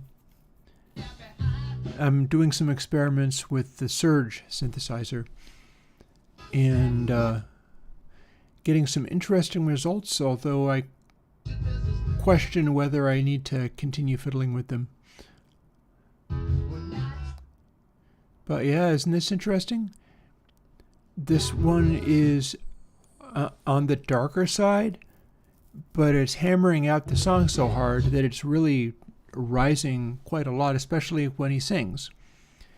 And the very ending has arrangement stuff in it that should cause it to continue to rise. It might even make it to A, although I kind of doubt it. But I bet it continues to rise because it does a thing. We have the chimey guitar, and then we have a repeating vocal hook, and we have a bass line. Everything is continuing to go and go and go. And we got the chimey guitar, and we got the organ, and we got the vocal that is repeating and cycling. And that one makes it all the way up to BB, even though it is incredibly dark.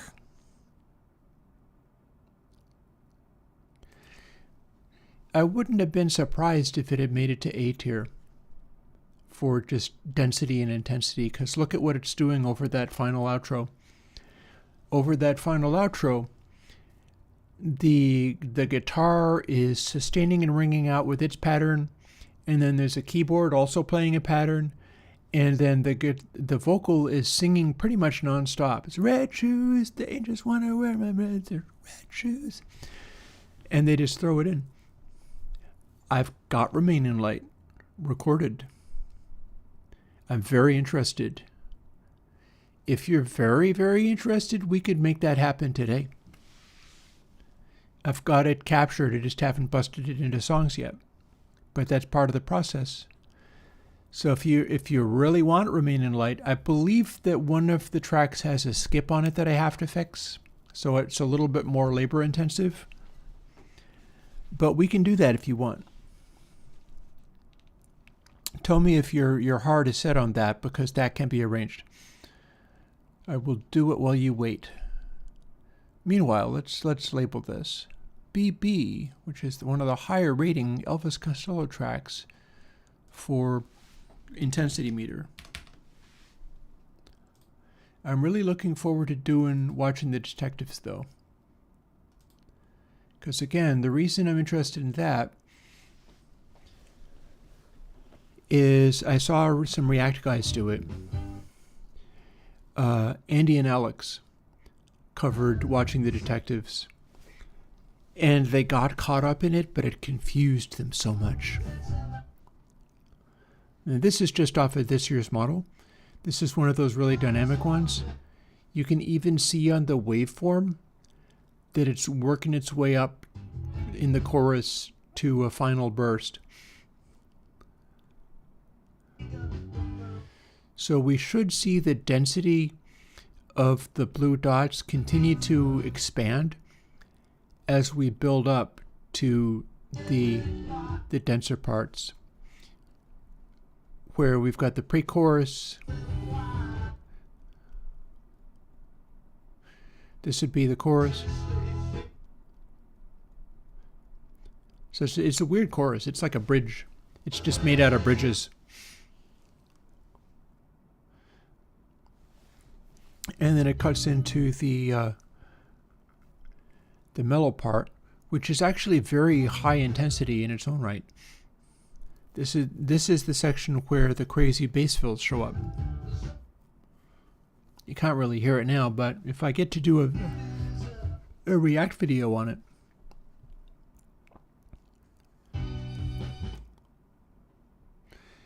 also you notice the Farfisa organ coming in. Even though it's still a very dark mix, and the darkness of the mix is helping it have the distance and space in it. Hey, Jess. The Farfisa organ is helping the dark mix turn into something that's a little bit brighter.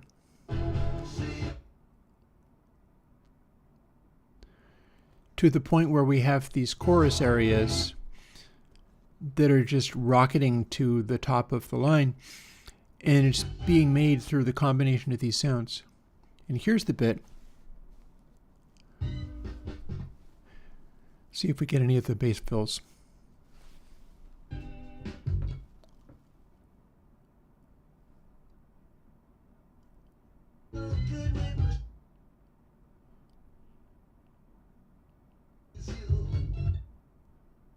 Maybe not.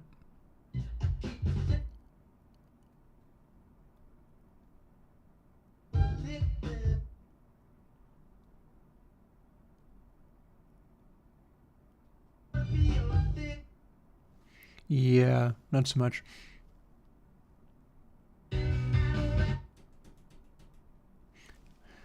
Sorry, I thought maybe I could show you some of the bass fills, but we missed all of them. If I get to play this on the internets, then you'll be able to hear every single one.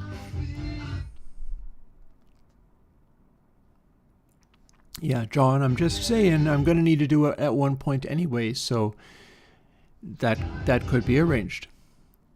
That is a thing that could be arranged if you like. Also, note how this uses its energy. Notice how this uses its dynamics.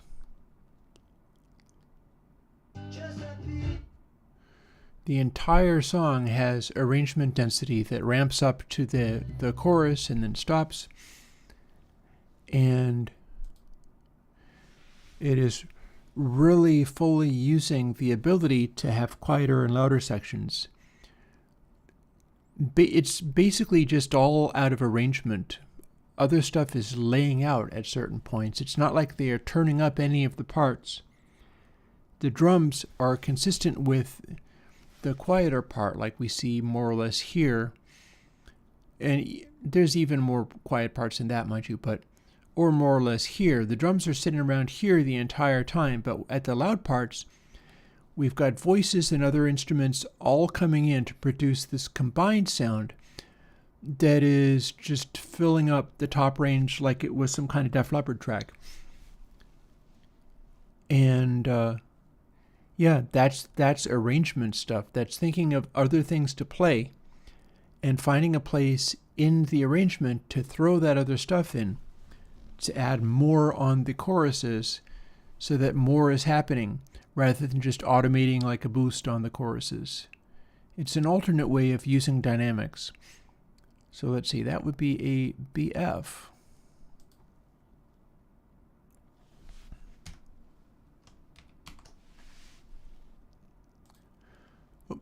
And once we're finished with that, we've got some of the Genesis tracks, which could show up as interesting because, again, these are not the remixes. These are the original vinyl.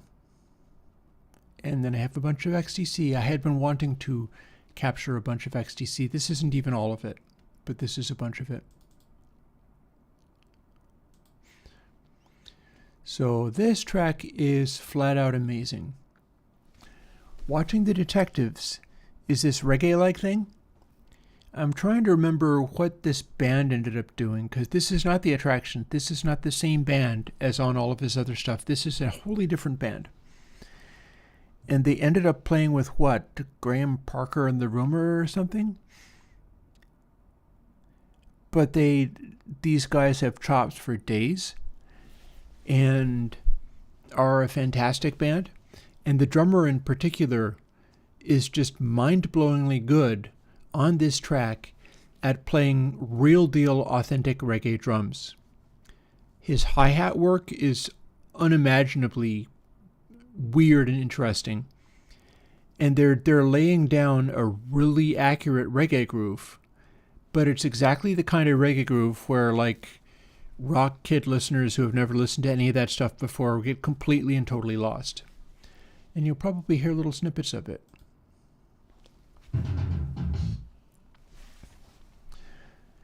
And it's the same deal where it's a very, very garagey. It sounds very much like real old reggae because it's got that garagey room-like sound to it. It's not super highly produced. The bass is clearly an amp.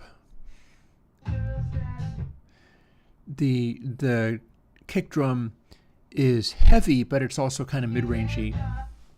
So the bass through an amp is carrying most of the lows.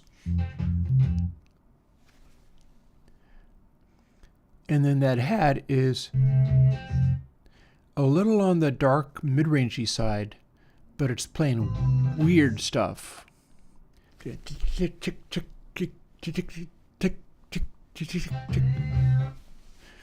And it just keeps doing it, you know.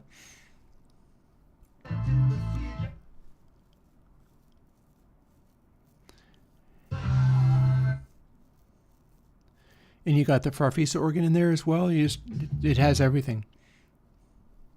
I don't know if this is going to make it to like A tier density of excitement, because there's a lot of space in this song. But you see how it throws in a bridge where it just goes for the sky, as it were. That's density of musical event. It can be really full of music at the correct moments. And it's a neat bass.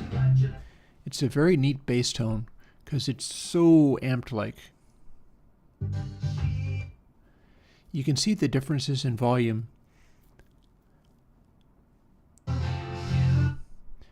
When it goes that loud, it's very resonant. If you would be doing that in something like parametric, what you'd be doing is dialing in a boost right down in the lower mid somewhere, so that some of your bass notes would kind of go.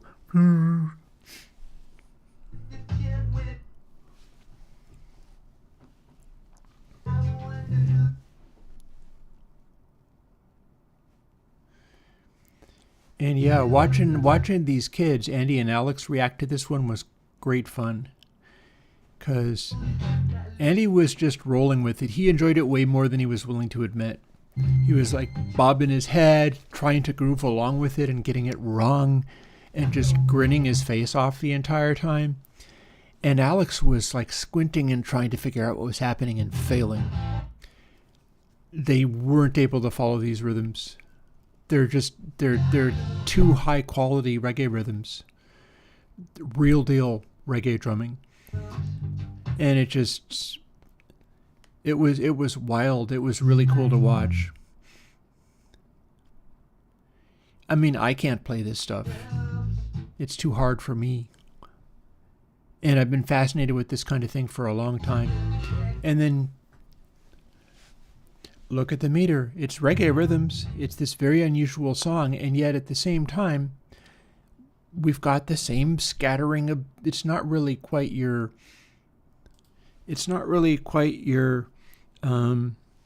Def Leppard style density of stuff. But if you go and look for where those resonant peaks and the combination of peak energy and slew, which is the intensity of those blue dots, if you go and look at where those things hit, you notice that it is doing the thing of filling up particularly the top 6 dB with optimized peaks that are exactly where you'd want them to go. Throughout, the whole song is loaded with that stuff. It's just weirdly twisted and mangled around so that it's not like a rock song, not even slightly. It's like completely another thing. But you look at how it measures, and you're constantly being hit with these moments, these sonic moments that catch the ear. Whether it be the resonance of the bass kicking in certain points, or who knows what, vocals jumping out, all of those things. You can't really tell. You can look at what the blue dots are and compare it to what's going on in the zero cross, which shows you at what point do those moments hit and how loud they are. Because the blueness is how well it balances between peak and slew, but the bigness of the dot down here is how loud it is. And you see that a lot of it is the bass of this track is awesome feeling. But it's not only about that. There's a lot else going on. And so this was rated as CC, which is comfortable.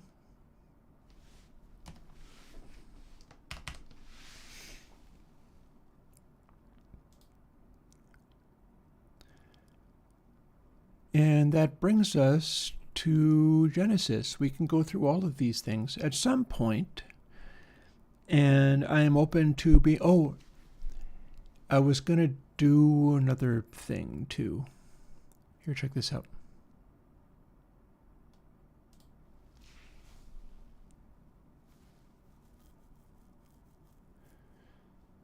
Synth stuff. What was somebody saying that brought this to mind? Hasn't been a lot of chat, honestly. Oh, divide down machines. That's what it is. So here's the thing. As we have now saved that, I believe. Yeah, we would. It's not going to have any changes to it, so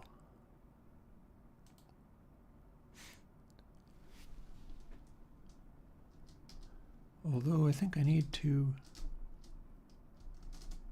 set it appropriately. What do I need to do in order to make this work?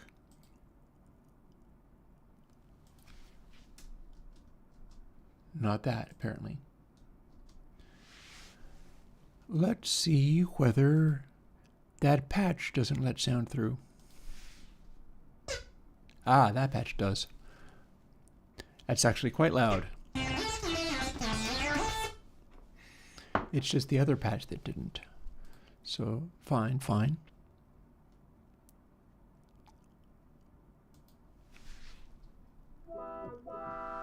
And maybe it's because I needed to push harder on it.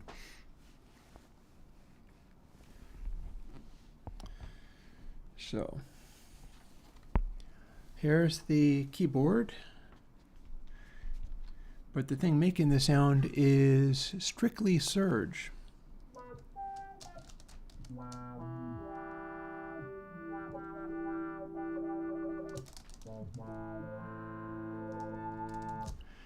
And this is me demonstrating that it's poly aftertouch.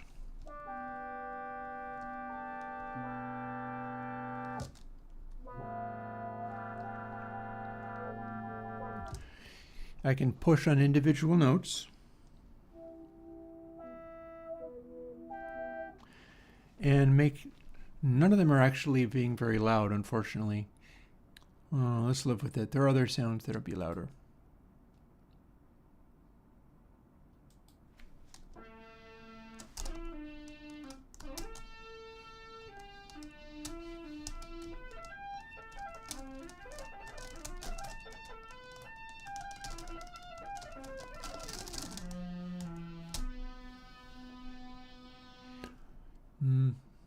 Screw it, I'll just turn it up here.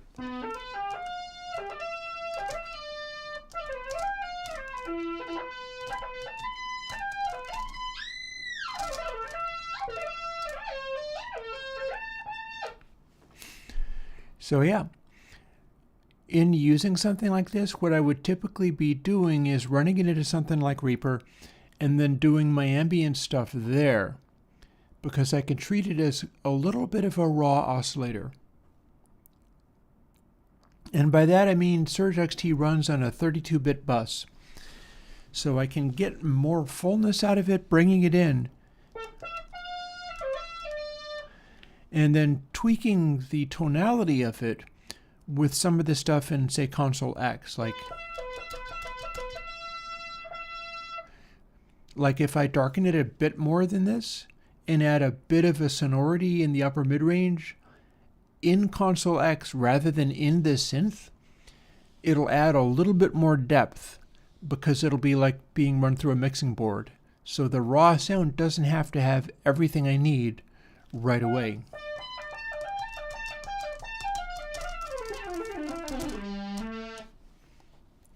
But here's the thing I was talking about. Divide down oscillators.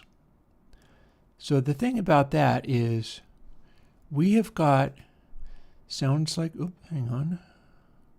Do not actually need to save that.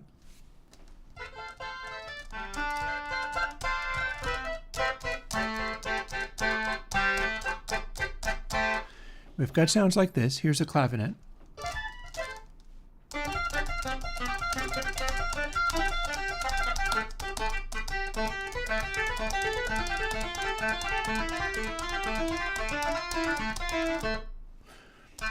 And it's an acceptable clavinet sound. It's being made using one of those like resonant filters it's the carpless strong is causing this, which is why it does what it does. It's the way that it dies down is the carpless strong thing, which is a very quick, it's a delay buffer that's decaying with a musical note pitch.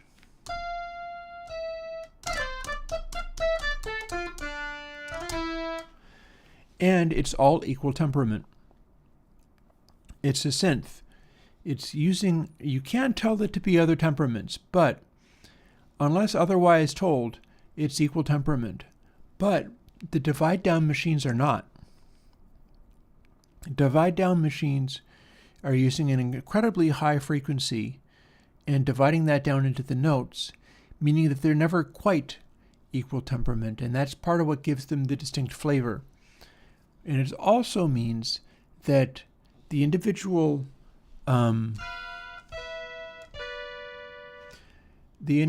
pairs of notes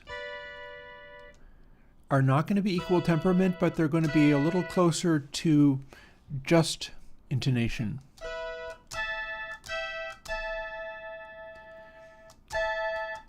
So you can hear that's equal temperament. But if you're using a divide down synth, it's more likely to be something that's closer to just intonation without really being any particular temperament.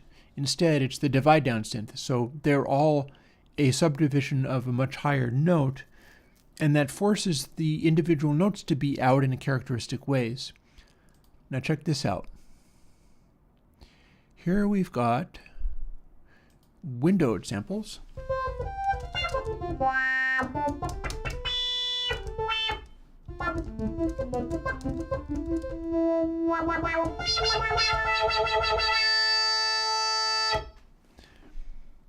A little bright. We'll try to not do that too much. And it is one of our generators, the window generator. I've got this set up with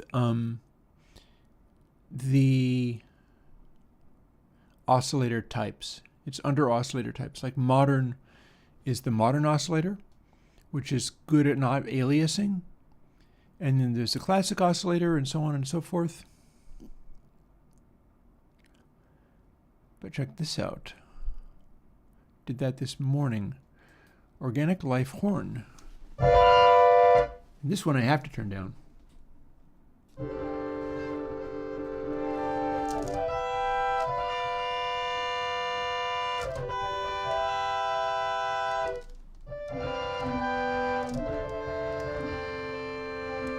In fact, maybe I need to find out where this is and turn it down again.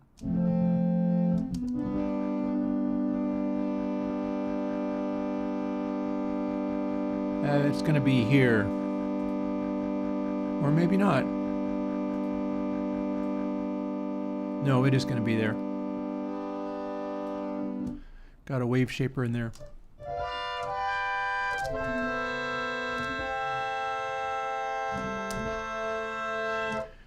So this is a polyphonic aftertouch keyboard, right? It's X keys will do that.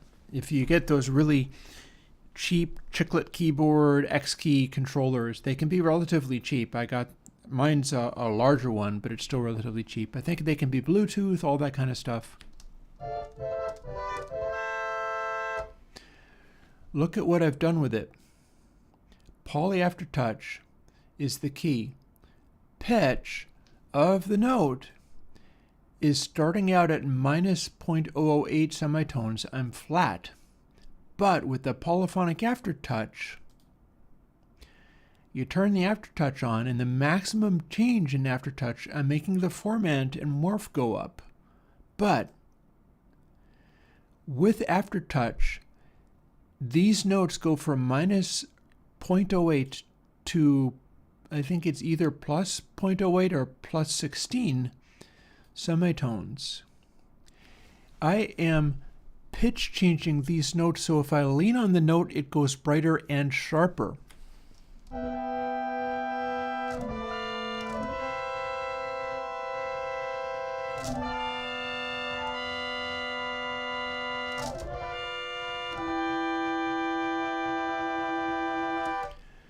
It means that if I wiggle my fingers on it and it modulates, it's also vibratoing.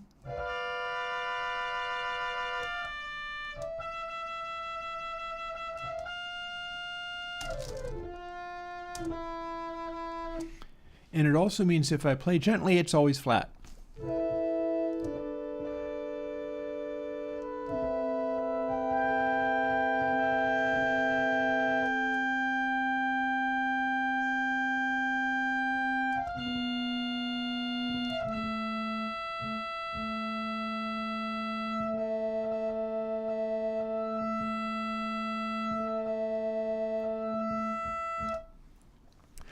And the point of doing that to an extent where it could be obtrusive is to be able to make it act like horn section, but with one hand being able to play like 3 or 4 guys.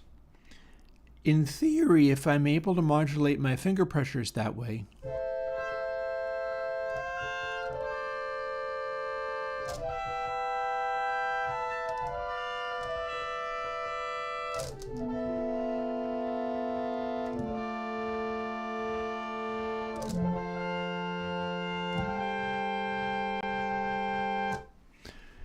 if I can modulate my finger pressures on the thing, what will end up happening is it will sort of vibe and voice like human players of horns, even though I don't necessarily have to make it sound like horns. And yeah, you could probably get a Hydra synth to sound like Surge XT, to some extent anyhow.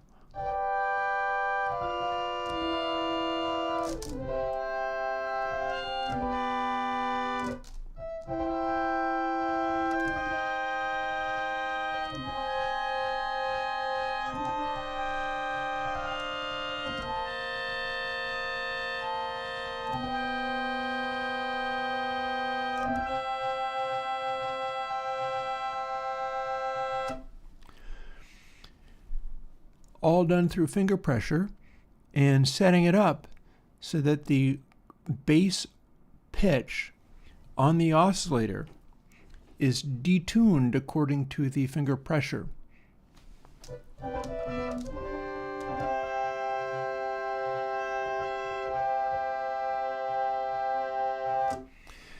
And the hopes is being able to learn how to do that more effectively so I can really make it sing. But that is what makes stuff like this interesting. Hey, Florian, is being able to do stuff like that, or,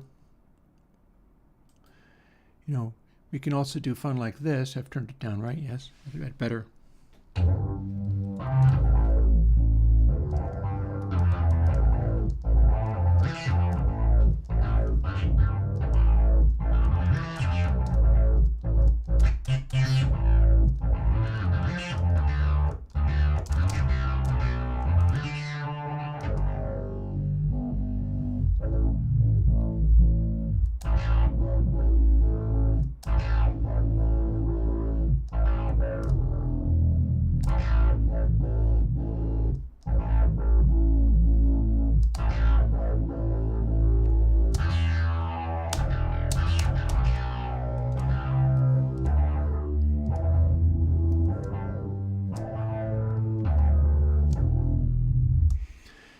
So in theory, there's no reason you can't just like fire up Raper, hook it up, hit record, start doing something like that, and having recorded it, play something else on top of that.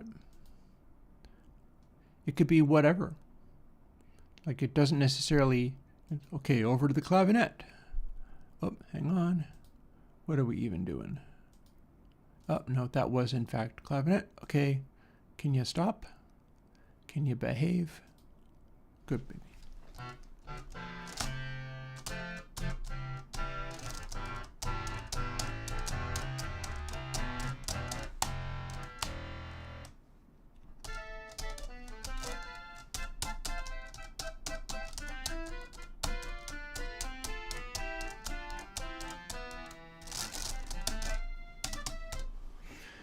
And you just do whatever, really.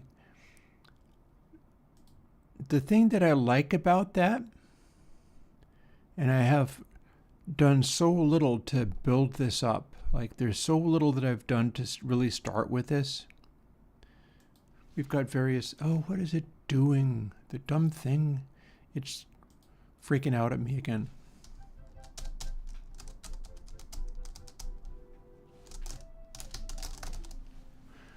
And there we have a very quiet patch again that you can't even hear.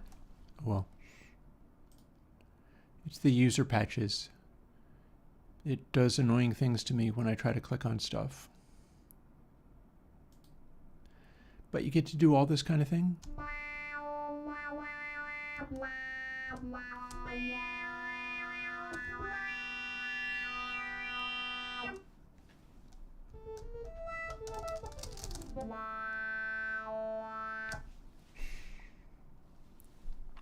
And I do have the mod wheel button and things like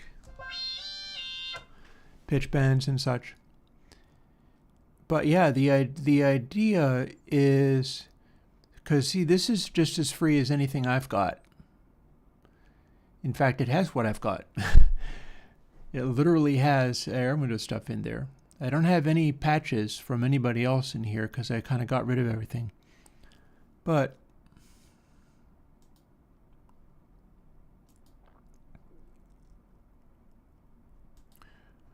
for a classic favorite here,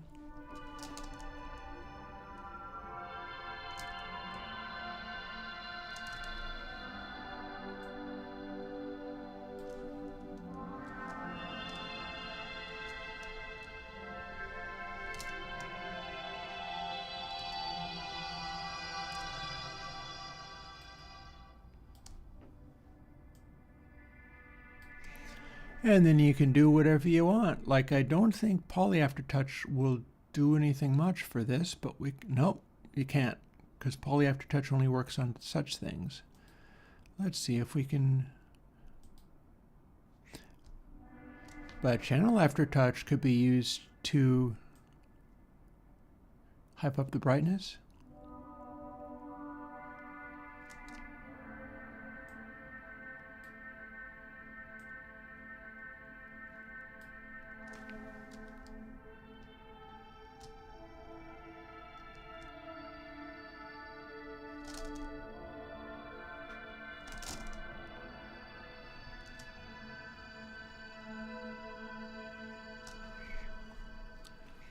Or we could do, let's see now.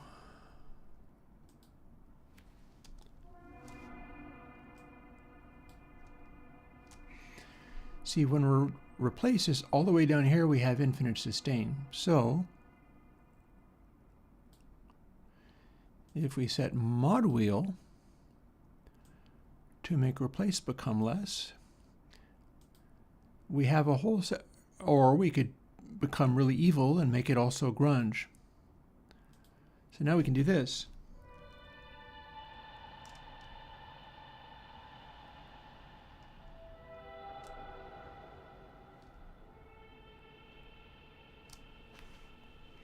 Holding down the mod wheel, letting it go again.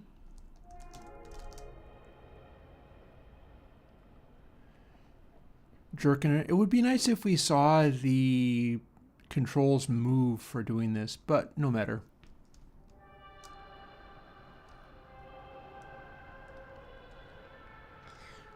Pushing on the mod wheel to make it freak out.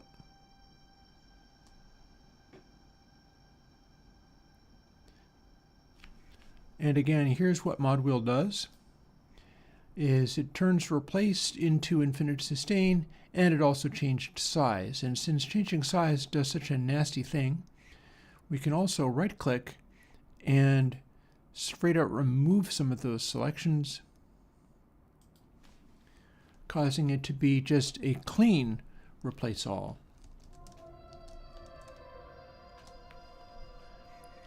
And then you just lean on the mod wheel as long as you want infinite sustain and let go of it when you want it to stop.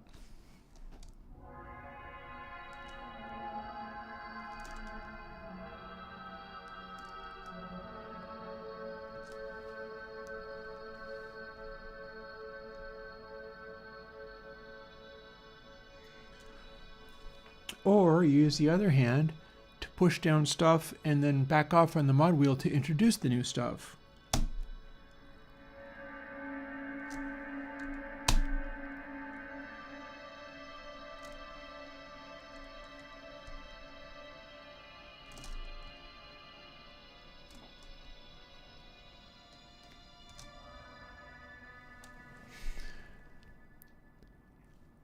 And there you go. Ooh, or let's delete this and go to something else.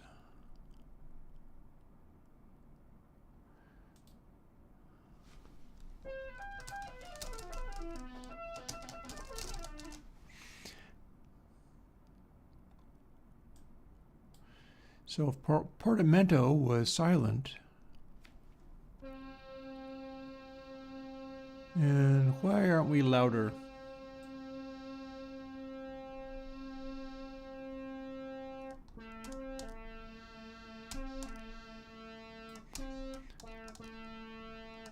We're not louder because their wave shaper is not letting us be louder.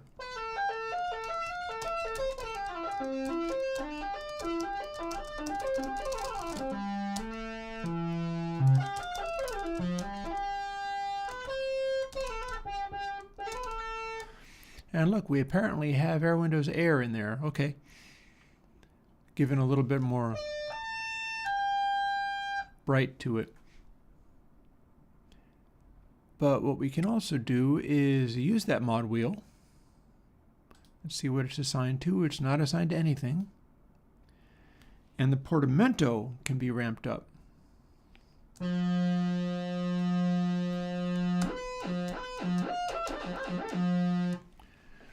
And then when you play that,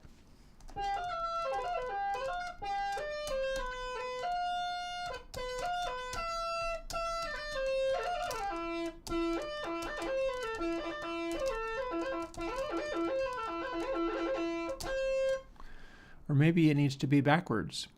Like, what if portamento was fairly high, but the mod wheel made it become nothing?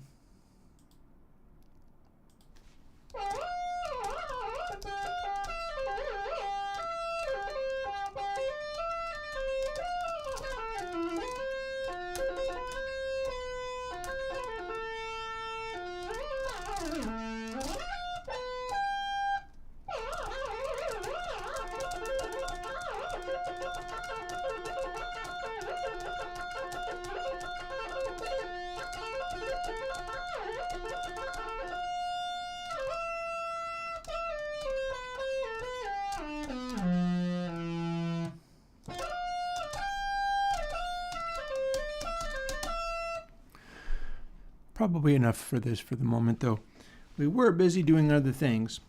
One of the things about busting out Surge is that you will end up going into noodling and spend the entire day, which is not necessarily a bad thing, but better if somebody is actually asking me stuff like, how do I make this sound on a synthesizer?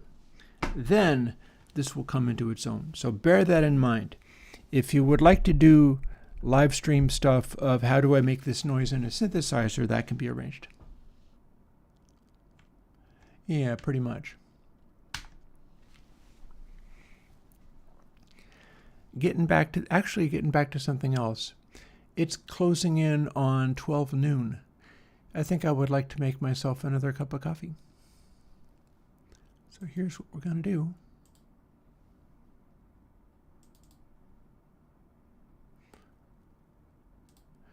We're going to fire this up again, remove the content hiding, and tuck this out of the way. So wish me luck this time that the coffee maker behaves itself better, because last time it messed itself up. Although it was an acceptable result. I don't have any surge patches left yet. I have made that very, very small number, and we could do live streams making more, but I have, effectively I haven't made any yet. What you've heard is what I've got. That's it. I have not begun to make surge patches. And that's interesting, considering that it would be a good idea and that I encourage the. And yeah, let's see if I have good luck with my coffee making. I think I should.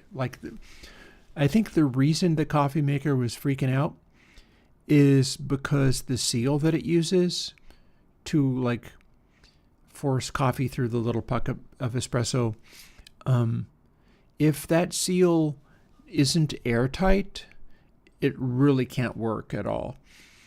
And you have to put silicone grease on it, and I just put a little bit on and cleaned it off nicely. So that's probably what it takes. I don't know how commercial espresso machines do it, but the thing is, this is not a commercial espresso machine. This is just a lever action thing that I got off the internet. It's a thing called a Cafe Lat Robot. And I think it very possible that you just have to fuss over the air seal constantly. I end up drinking about 2 to 4 cups of quite strong coffee during the day and prefer to stop at the point that I get to the afternoon. There are days when I don't. It's rather than ending up feeling drowsy, what will typically happen is you'll get a headache if you're a steady coffee drinker and then you stop. There are days when I don't feel particularly drowsy and I don't bother with it, but then I will end up with a headache if I don't. It's just the way that rolls. Anywho, let's get this going. And I will be back hopefully more quickly than last time, because last time I had to fix the whole thing and clean it up and deal with it. Back in a bit.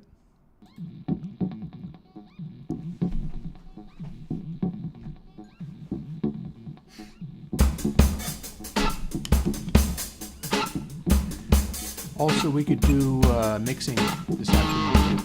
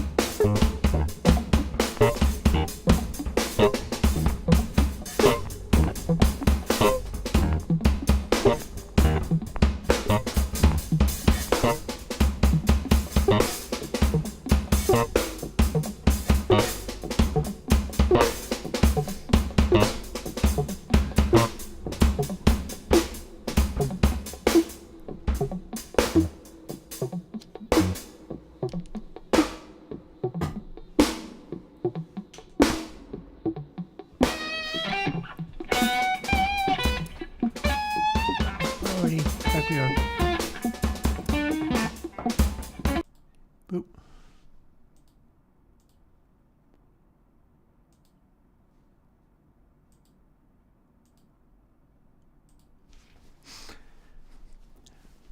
That time, the espresso machine worked a little better, and that's nice. It did a good job. So for now, we're going to continue walking through these because all of this needs to get done.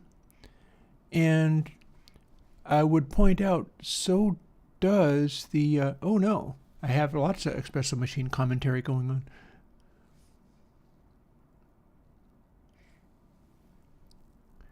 Oh dear. Yeah, I'm glad that mine can't actually flood my kitchen with boiling water. It only is able to use the amount of water that would fit into a cup in the first place.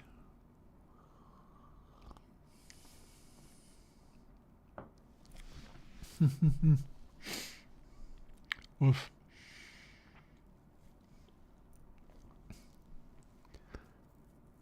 Yeah, I do not know anything about a Remotify or Ableton, sadly. It might be a good idea for me to learn about Ableton by the time I get into making the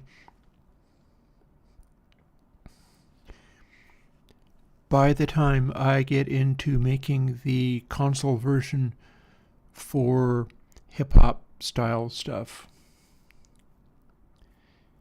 Because I've just written to the people that are making me my control surface for the Console X stuff, which it's designed around.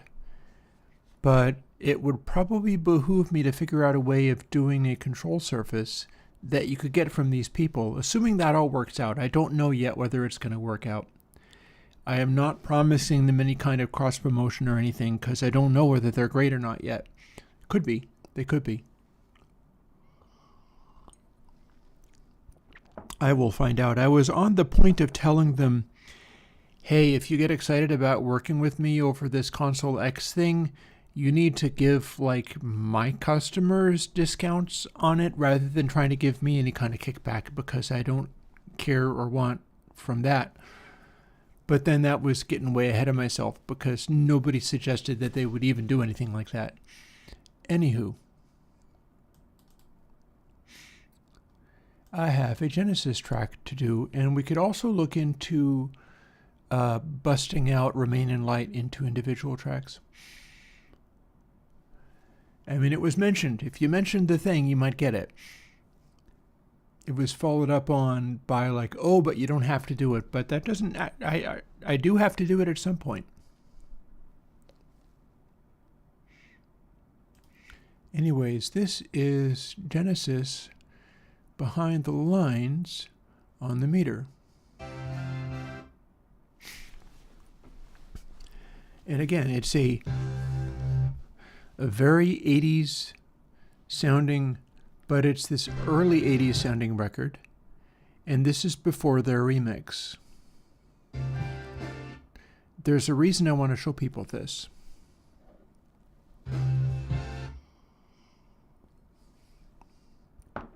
If you hear it, it immediately sounds like this is not the CD. This is not the remix. It vibes like the really old records. There is that recognizable, like, Genesis live band sound. That sort of lush 70s thing going on.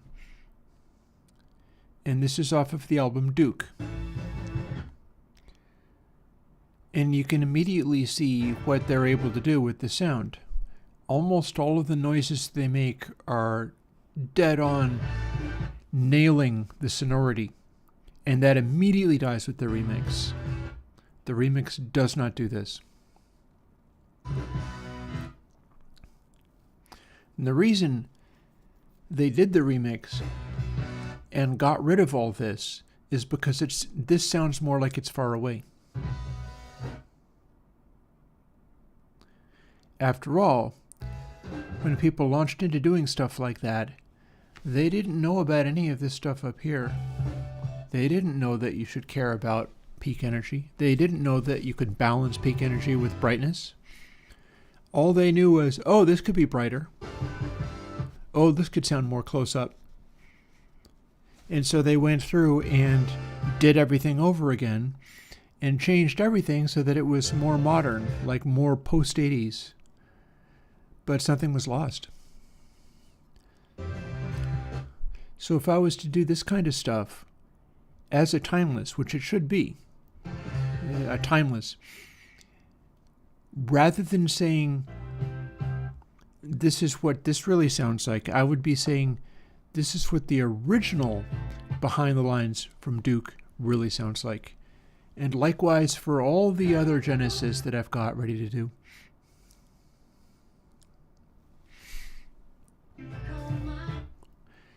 Because every single aspect of this nails what this meter wants to see.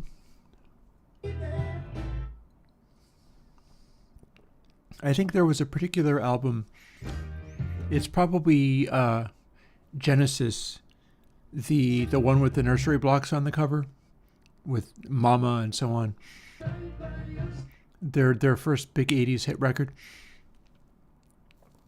I think that was the only one where they were like, yeah, we really weren't able to make this better in remixing it. But all the other stuff they changed around quite radically, and this is what they changed it from. This is what it started out being. And you can see the amount of dynamics, you can see how balanced it is. It just fails to do that post-90s thing of everything being really close up and in your ear. This one has space.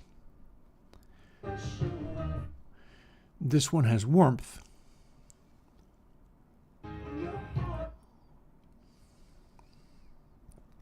And in a lot of cases, it's still in an era where they had access to, like, at a certain point everything started becoming mixed on SSL consoles and all that, so they had the control. It's just that they were using the control to deliver a sound picture that was of a band at some distance from you.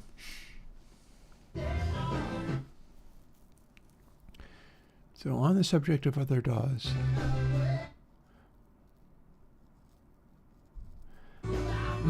the way that I work with this stuff is I get the plugins. I have to actually turn off I have to mute it because it is too loud and distracting, even though it's very dynamic and has a lot of range. Generally, what I do is I try to refine the template for how the plugin is constructed. If there is anything really obviously broken, it gets worked out over a period of time. Like if there's a continuing problem with Ableton Live not working because of thus and so, I'll ask for help and we'll try to fix it. Or here's a real world example. If there's a problem where on Linux some of the plugins are causing things to crash constantly, and it turns out that it is because this speaks to a plugin that I need to update, actually. If it turns out that on Linux the plugins are crashing the DAW a lot and causing it to have dropouts, and it turns out it's because the random call on Linux, unlike on the other things, is some kind of cryptographically secure rand call that doesn't necessarily return at any given time, what I'll end up doing is having to go through all of the plugins and fix all of them and update all of them. And so that's what I do. So how tricky is it? What would happen is a problem will come up that I either can or can't fix or solve. If I can fix it, I have to go through and fix all of the legacy plugins as well. If I can't fix it, there's nothing much I can do about that. So how tricky it generally is to get new plugins to work in different hosts and across other operating systems? It depends upon how much you're trying to do, really. Like the folks that are building graphically enabled plugins in Juice, like this one is technically, when they're really committed to that, they run into constant problems with different hosts and different operating systems doing different weird things. I'm hanging out with some of these people now, so I get to see their troubles with it. And when they're committed to supporting all the things, it's kind of on them. Like Bacon Paul of the Surge Synthesizer project has run into that with Airwindows Consolidated before, where he's trying to do a particular thing and like make this menu and then release it in a certain way, and then two different DAWs will cause opposite kinds of problems. So he has to write special code for if you're in Logic, then you do this, but then if you're in Ableton Live on Windows, you do that. And he has to deal with that kind of stuff. It's way over my head, honestly.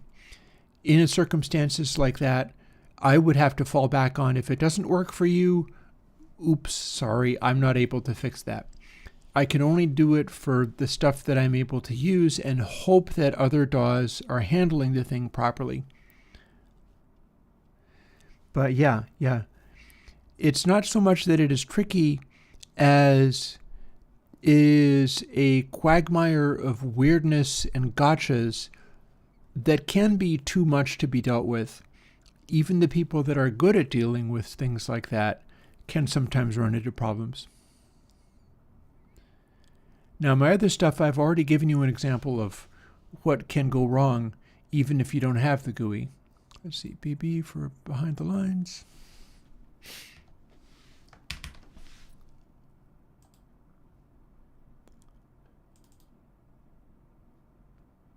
Skip ahead to Trick of a Tail.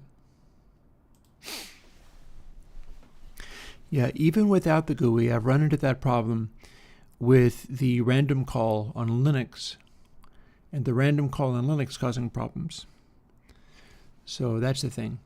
Oh, by the way, this is a very crackly record, this particular one. The reason this is here is because I really wanted the song Entangled on my computer so that I can put it on like CDs and bring it around in my car and stuff.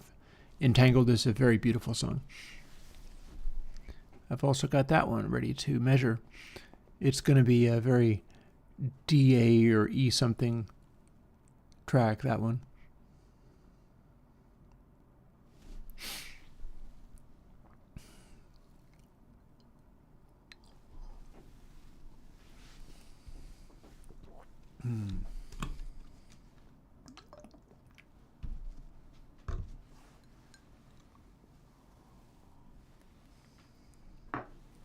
Here we go.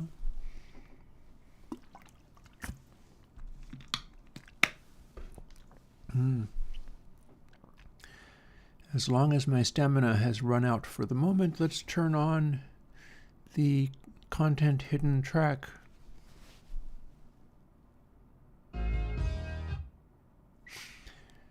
Genesis Trick of the Tail.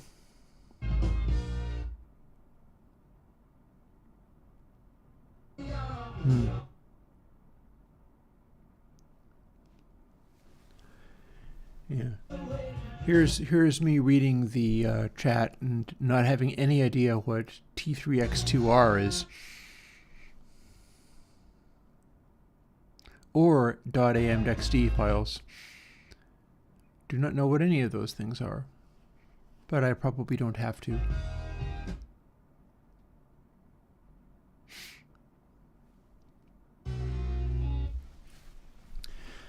that said, that's one of the things, though, is the way I have to approach that with like my given skill set and what I have available is there's a lot of stuff I simply can't do. I can do the stuff that I can do, but it's quite easy for me to end up in a zone where I'm not able to grapple with the problems I'm being confronted with.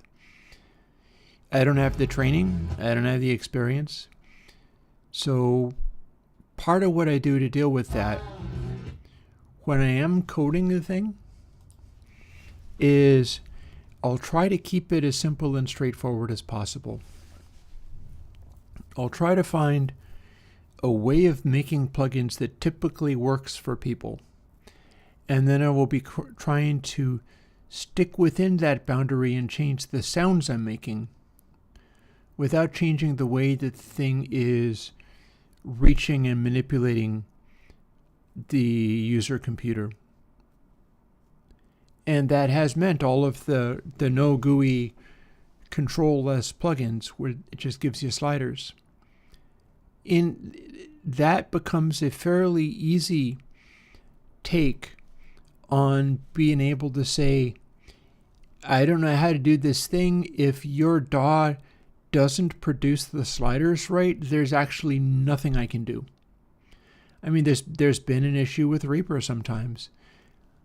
With audio units, Reaper is able to be given indexed controls where on the audio unit, it is telling it that this counts from 0 to 5 and select one of these. They're also given this name or that name. But on Reaper, that gets the order wrong. Reaper automatically calls the first one 0 or 1 or something like that, and then continues to step through those things. So if the audio unit is numbering them differently, Reaper's behavior will be broken in a way that I cannot fix. Because on mine, I don't know how to look for what the name of the DAW is. I don't know how you would even find that out. It doesn't know what DAW it's being run in.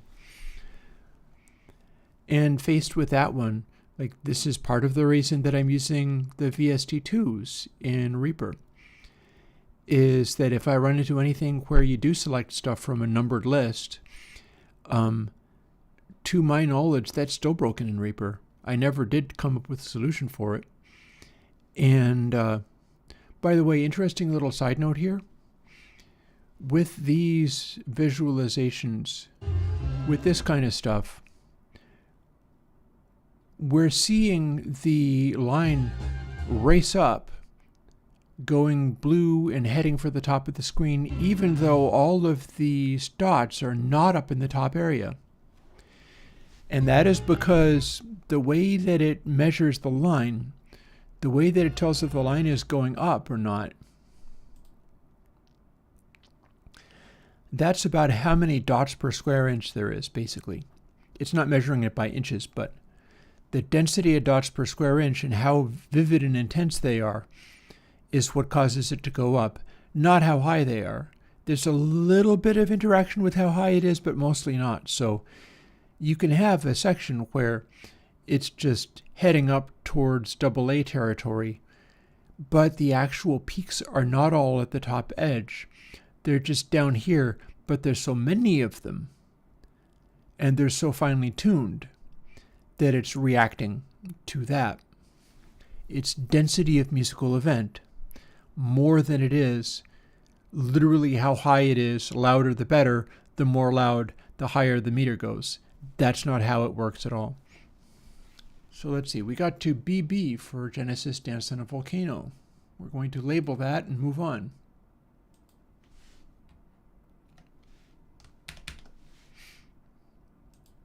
Because we've also got something from Wind and Wuthering. This is going to be very quiet, really.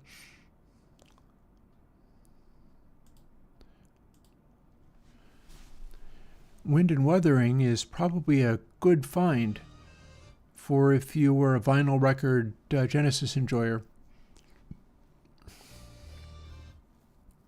And I'll tell you why. It follows up Trick of the Tail, but it's even more vintage sounding, and is very romantic, and it's very synthesizer-y, and it's very dynamic, and it's very sort of up its own butt with complicated music.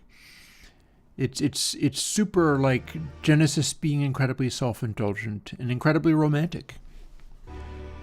'Cause like, if you want something that is very far away from the late 80s Genesis, where they're doing rock songs and pop songs, this is a good example. This is a good example of super far away from that, super far away from the pop song approach.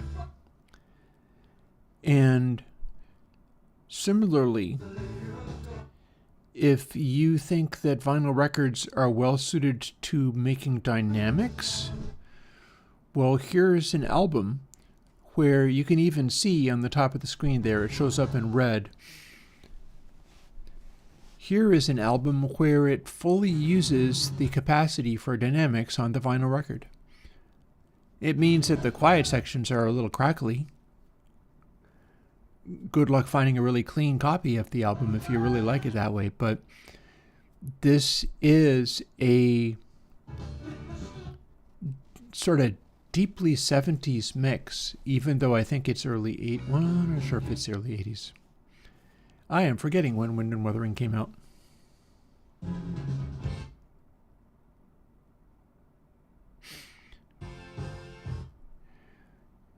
Sapiotone, do you mean In the Air Tonight? I can do that for you. I can do that for you after I finish playing this. It won't give me new information because I've already measured it, but there's no reason I can't.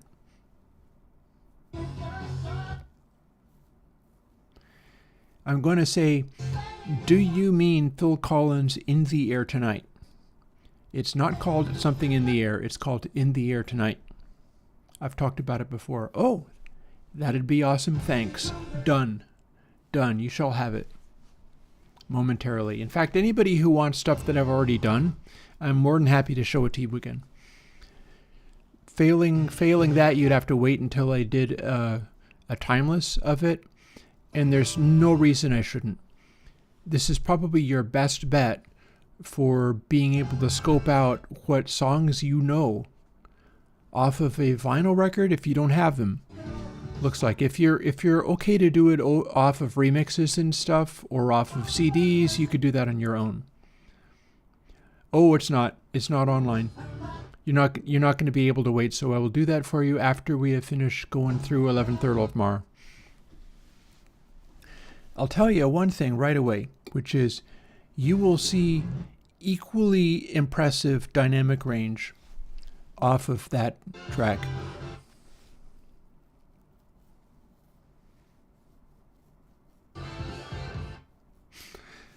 Also, notice something interesting about this.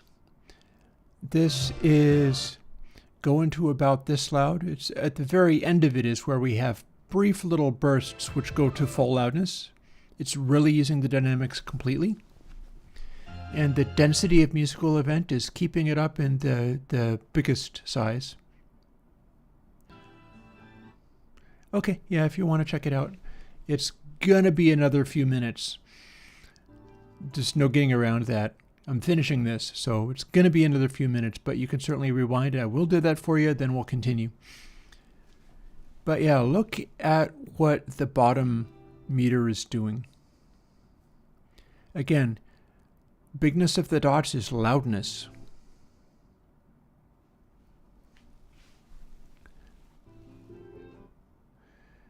This bottom section, and again, the top meter has the 6 dB lines. 6, 12, 18, 24, 30. Most of it is 30 dB down. That's the kind of dynamic range you got out of vinyl records back in the day. And yeah, the most of the red dots are crackle. That's the challenge of working in the vinyl record days, is that you're kind of stuck with dealing with that.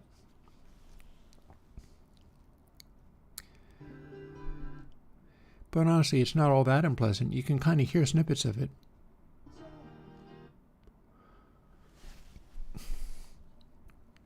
I would not mind, with some of these, working on a way to do a decrackle properly. I'm pretty sure what that would need to involve is one, looking for how crackle registers, and then doing something along the lines of probably it would act like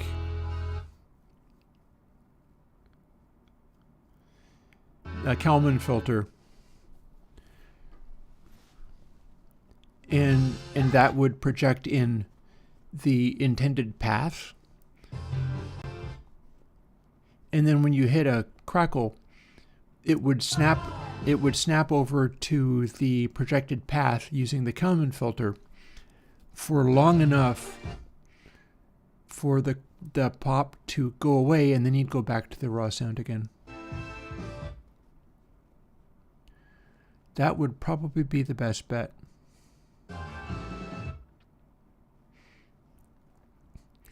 And here we have Genesis using the full dynamic range and heading up to full volume again.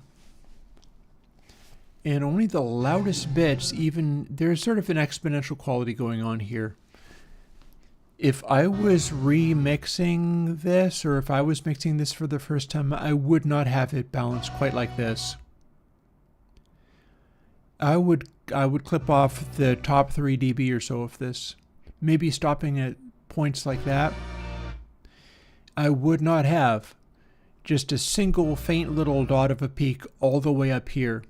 I'd clip that off so that the sort of line of about 3 dB down here, it's a 6 dB line, but from about 3 dB down is what I would keep, and I would clip off the rest.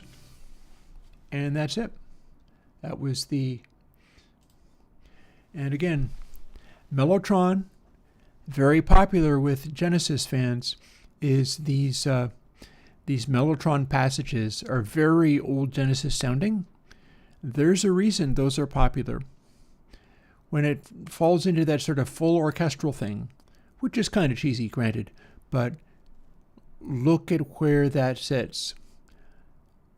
The use of the Mellotron for that, that's a really big sound. It is, of course, the tape recording synthesizer. And so it's basically a bunch of recordings of orchestras and things, all put onto their own little bits of tape, and then you're playing different tapes along simultaneously. And you get this.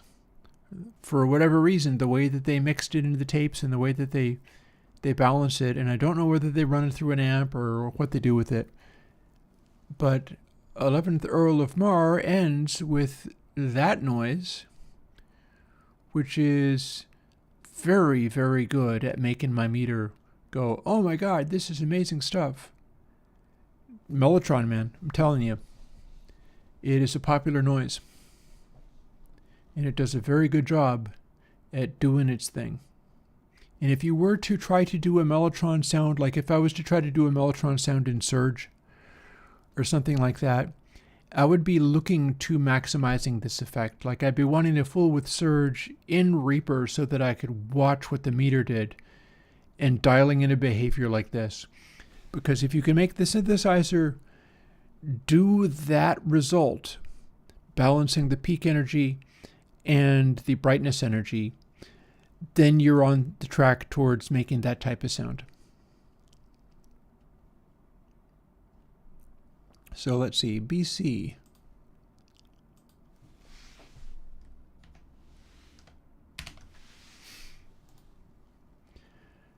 Now here's my question. Did that make into the top 10? Phil Collins. No, I don't think so. Susudio did. That's not what I was asked. I was not asked to look at Sussudio. Sussudio made it into the top 10, and In the Air Tonight did not.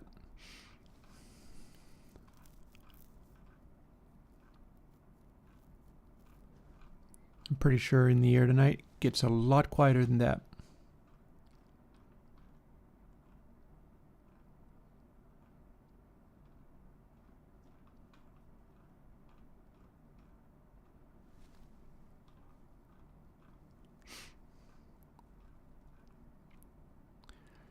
Hello, Phil Collins. Where are you hiding? Here he is.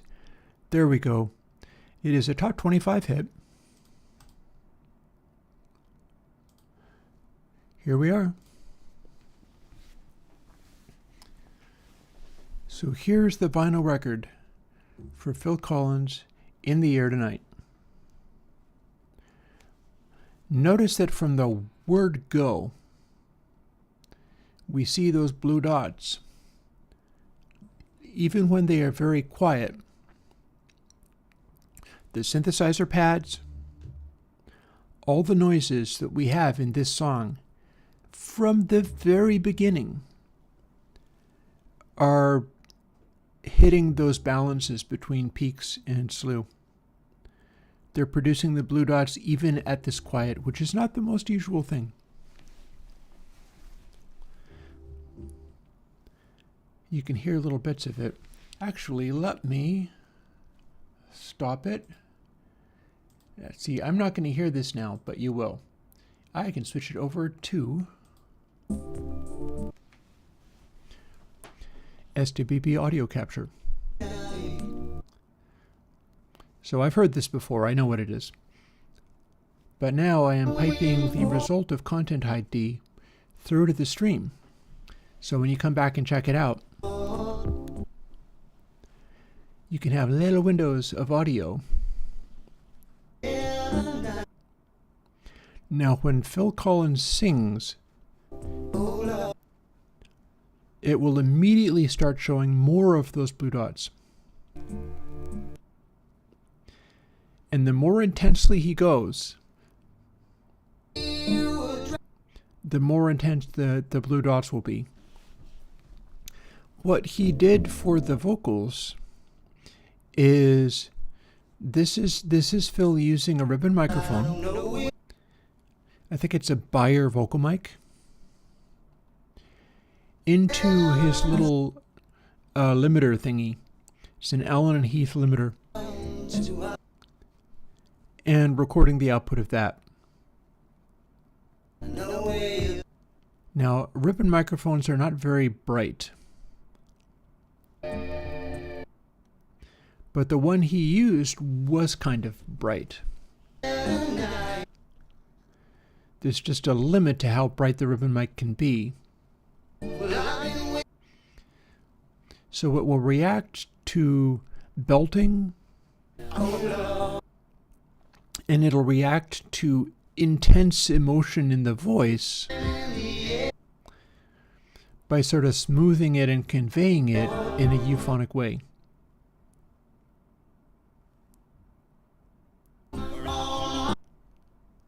Yeah, well, this for every reason the Mellotron impact. Mellotron is orchestral stuff. It's literally tape recordings of orchestral stuff.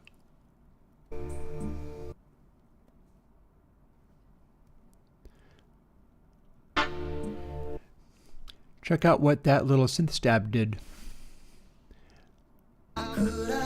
Look at that.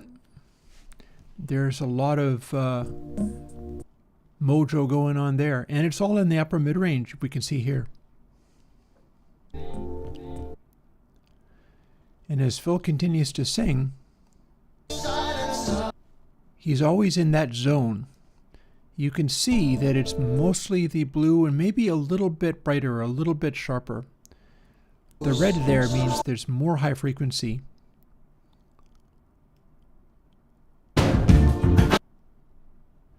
And here we are with the drums coming in.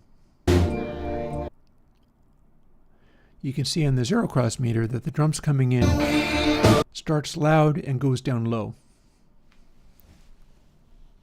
And then there's still a lot of space in this.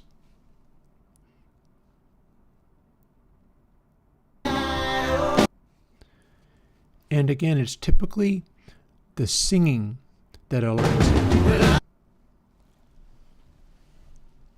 It's the singing that carries this.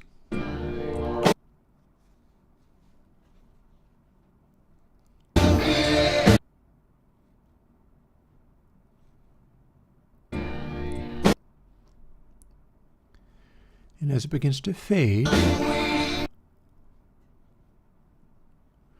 the singing gets more and more intense.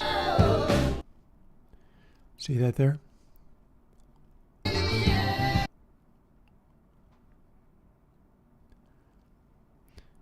As it becomes quiet, it fades out.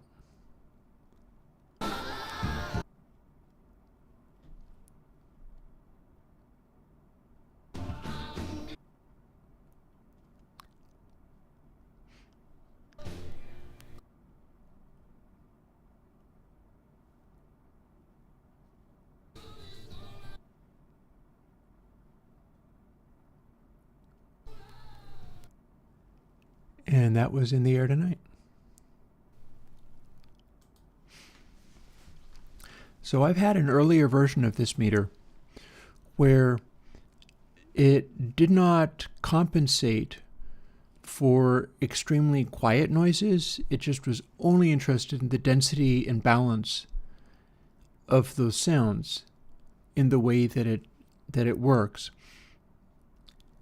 And I've had versions of this meter where as you played it and the line did its thing, and as it goes into this section up at the top here where it goes loud, it rockets up as it did, but not just to C level, and it would go up to B level and so on, and then as it would continue to fade, Phil's singing in the fade becomes so intense with the emotive overtones and that balance between peak energy, which loud, intense vocals are peak over RMS. They're throwing more peak energy.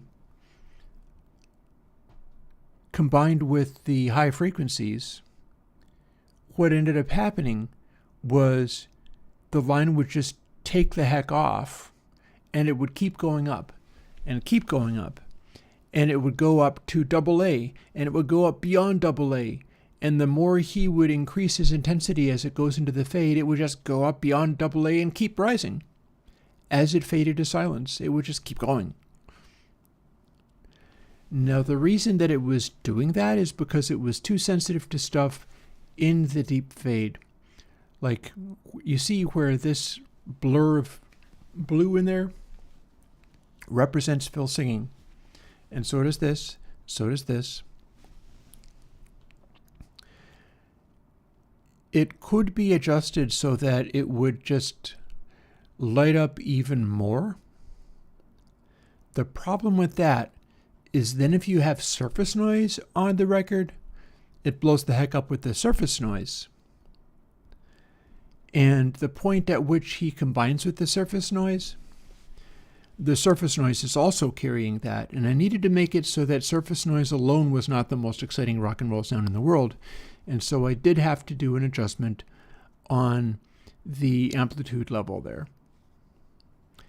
And that's why it ends up doing the normal sane thing of not apparently becoming even more overwhelming as it fades to silence. But it's still got enough there to hold on for quite a long time and to show what's happening. And that's one of the things that happens. So we'll scroll right back up. Here is a track off of Trick of the Tail. Actually, let me put it back to where I can hear it. Or not even. Very crackly, this one, which is unfortunate, but there's not much I can do about it. Again, if I had it set up so that In the Air Tonight blew off the top of the charts, this would be blowing off the top of the charts already on the strength of the crackle alone. And that seemed like not good.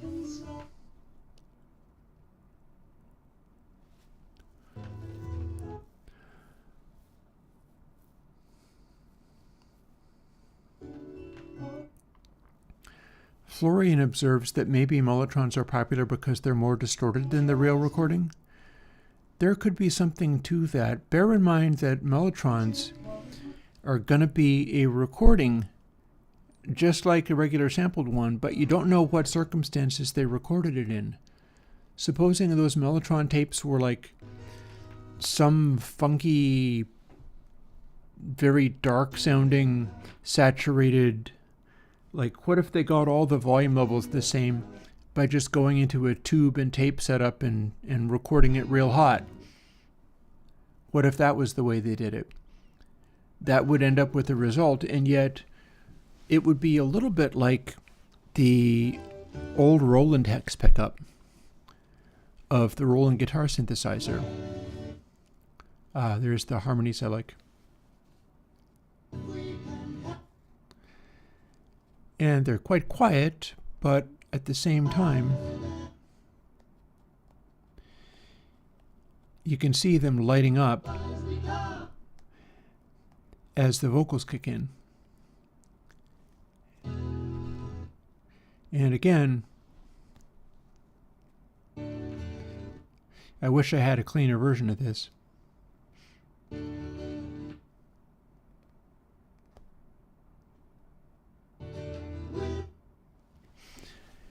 You can see how nice the vocal harmonies work for this one. The bursts of loud RMS volume, the darker grays that go up to about 12 dB down, that's voices. That's the harmony of vocals.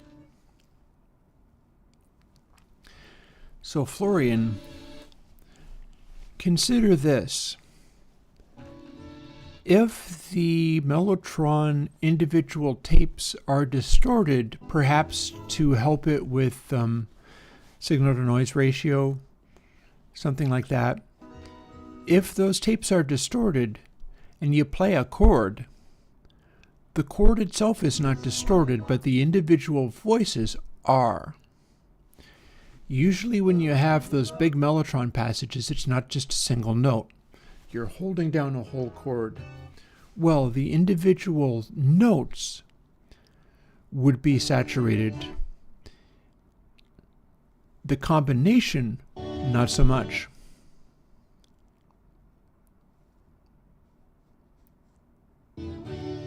To some extent, it would be sweeter, yes.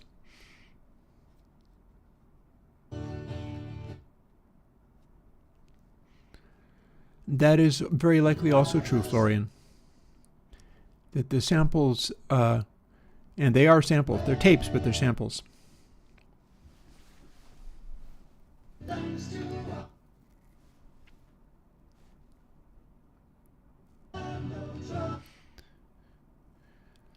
So if we were to play around with that in any way,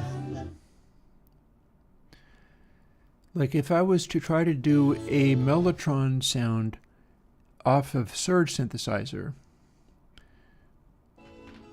the way I would be going about doing that would be by getting individual, like coming up with a way to saturate the individual notes and not the combination of them.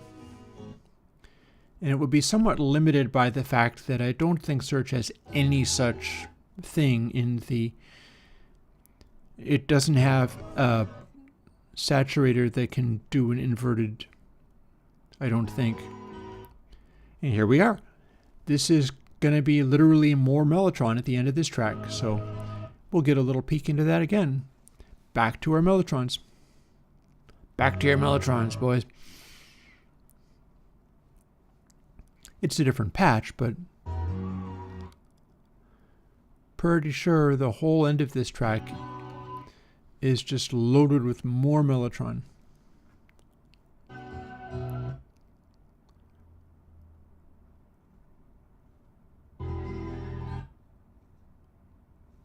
Yeah. I mean, that's the thing. Like, if the tapes are saturated, and they may very well be because they would not want lots of signal to noise. They would not want lots of tape noise because it would just add up. You would get more and more tape noise the more notes you were holding down.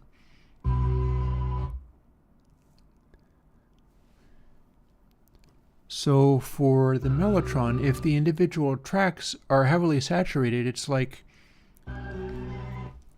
and maybe I should mention this to the search synthesizer people, they might be interested. The way it works is quite different.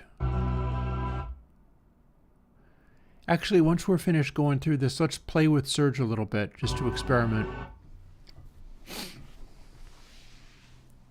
I think that's a worthwhile exploit. Because here we are with even more mellotron.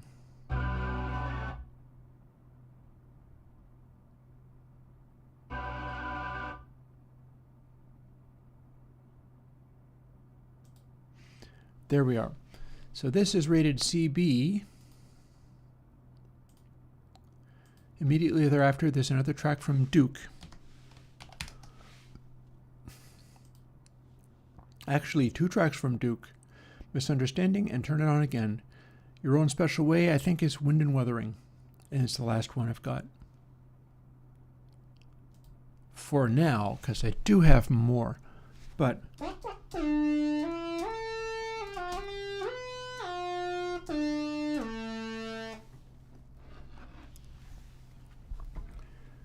drag the keyboard over again. Let's see what we can do to explore that idea.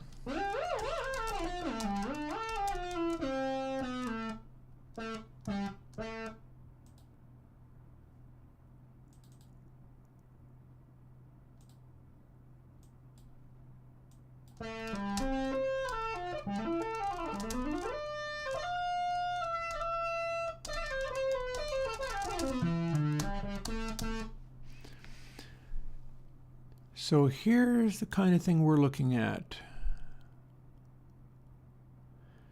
We got our FM routing, we're not using it. We got a couple of oscillators. This is currently a square wave based thing.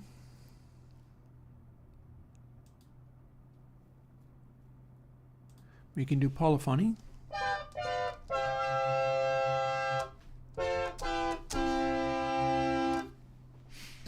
We got our filters, we got our resonances, we've got a wave shaper, but look at these.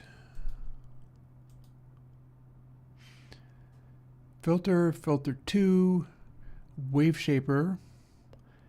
But this wave shaper, although it is active,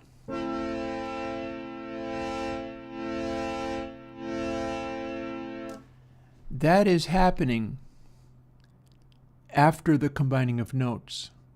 We don't have a wave shaper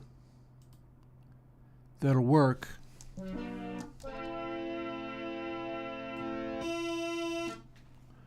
And fussing with this, that's just selecting different options.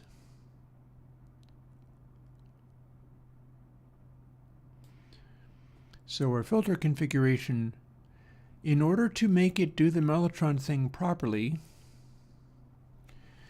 we would need to be able to generate a waveform in which we had unison detune and unison voices. Let's start fooling with this. Let's see what we can make happen.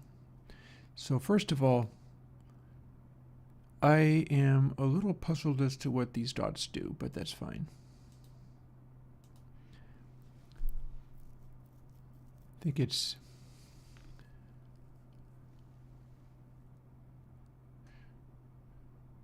outputs of 1, 2, or 3, or whatever. You get to choose them.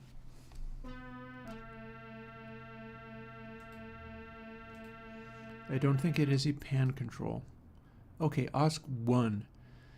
So that is going to filter 1 or filter 2, so we can do that. What that means is we can have some of these bypass wave shaper. So let's see. We're currently looking at filter configuration F1 and F2, and there's a wave shaper in between. So if we have this one on,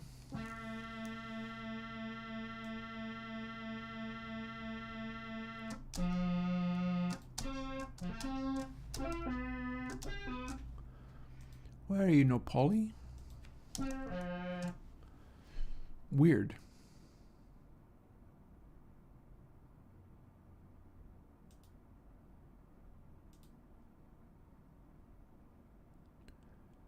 Okay, so I have much puzzlement at the moment.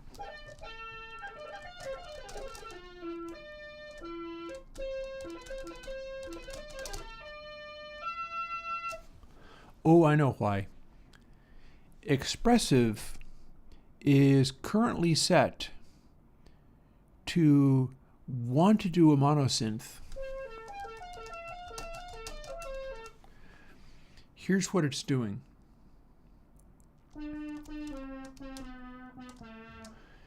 Oscillator 1 is actually using latest key.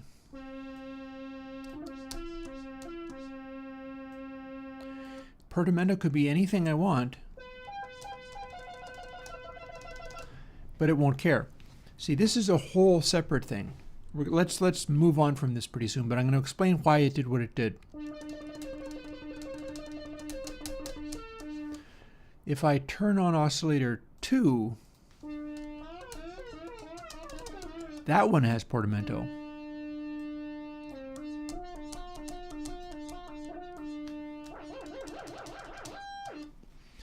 And then if I have both of them,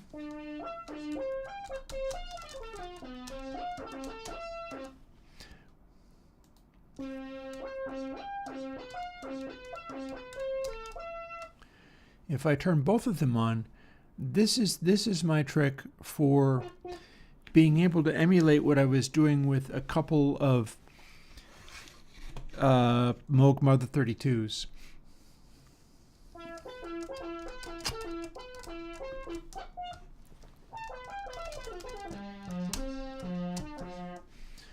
See, doing this,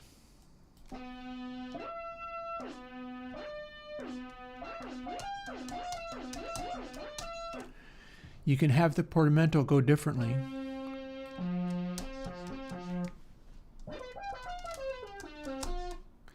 And that's a trick that Tommy Mars did in Frank Zappa's band.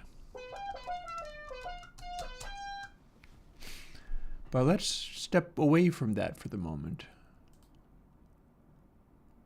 to something else. How about a triangle wave? I'm not sure it's going to let me hear it though, and that's a concern. I'm not sure what's wrong with this, but we'll find out.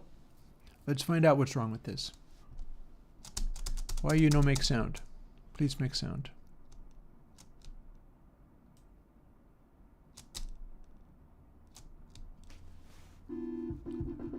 Because I need to have mod wheel on. Fine. Let's not do that thing.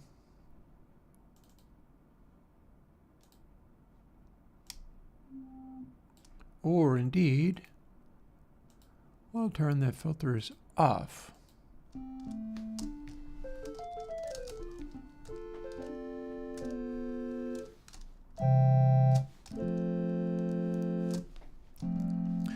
So what we're talking about, and let's have a look at effect, harmonic, rectifiers, wavefolder, trigonometric. See, like literally none of these things do what I'm looking for. So if we go to the soft,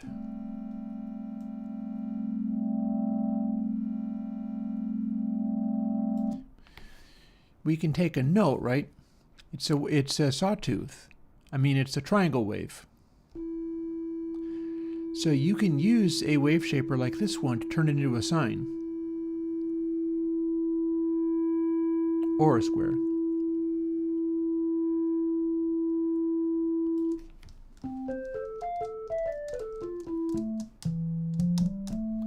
So that makes it become sine-like. That is the wave shaper doing its job, but we're feeding the oscillators into the wave shaper in parallel. I see nothing in here suggesting that we can do anything else with it.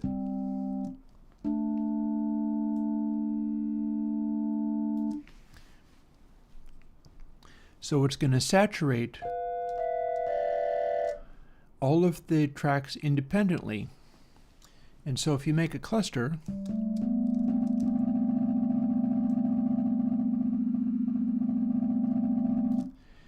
if we were distorting all of these individual tracks individually, we'd be able to take this and turn it into a completely clean sine wave on all these notes at once. But we're not. Instead it crackles.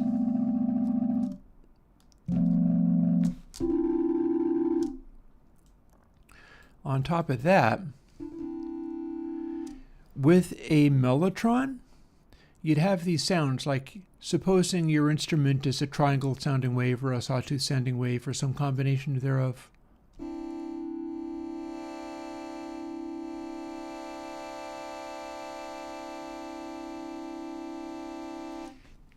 So here's our vaguely string-like sound.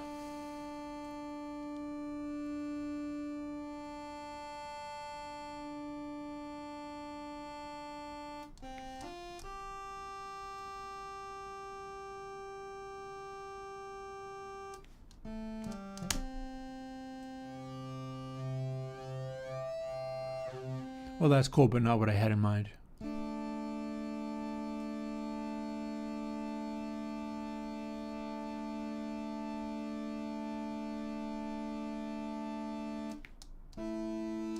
So a vaguely string-like sound. If we use unison voices, we get closer to how the original mellotron, which is a orchestra.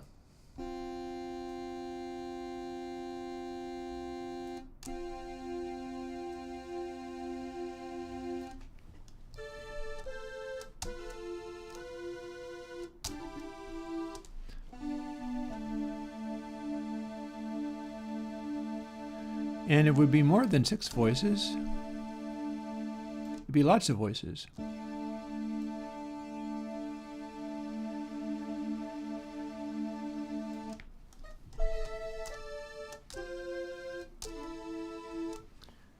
And since we still have basically a triangle-y sound, if we did it one note at a time, we can use the wave shaper to soften it in that mellotron-like way.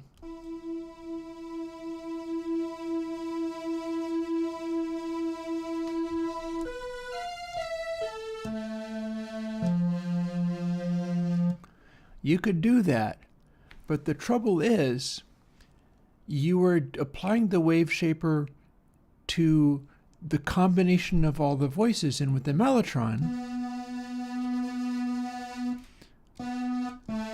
this would be your individual sounds, but you'd combine them separately.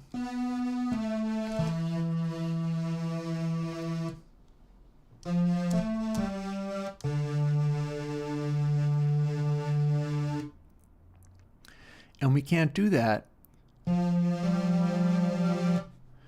because it will combine. It's a little bit more dense with harmonics here. But the wave shaper is not working the way that it would in a real mellotron because it needs to be on a voice-by-voice basis.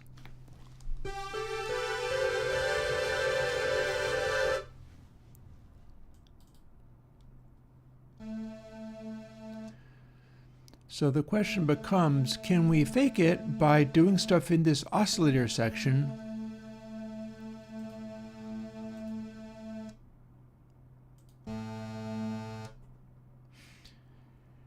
to change it? So here's our modern oscillator.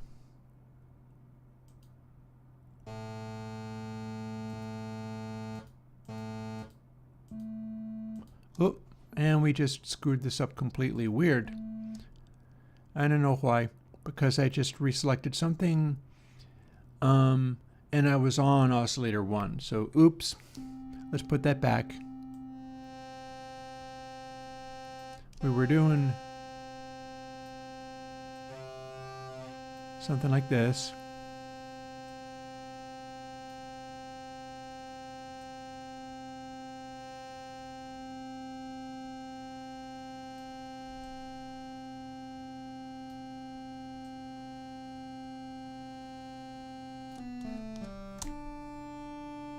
And then we crank the voices all the way up.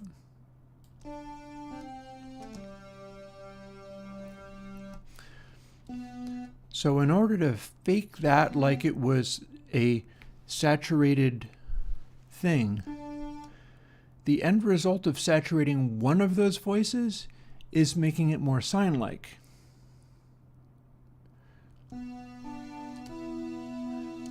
So one thing we can do is go to oscillator 2, which is now something else.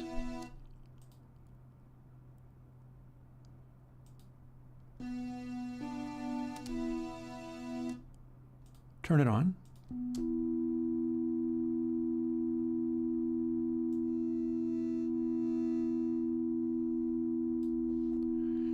And we don't necessarily, well, maybe we can make it be unison voices and then have both.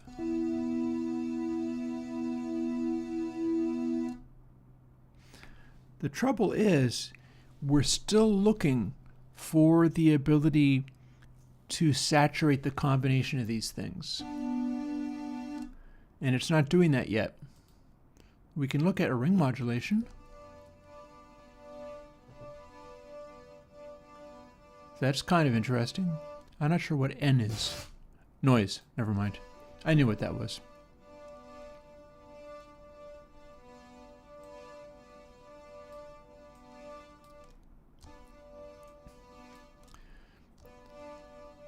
So we can do a ring modulation of these two things. Bring back in the first.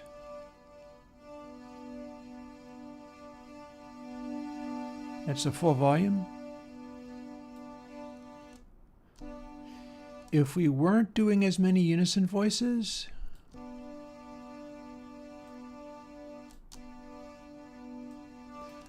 the sine would be like this.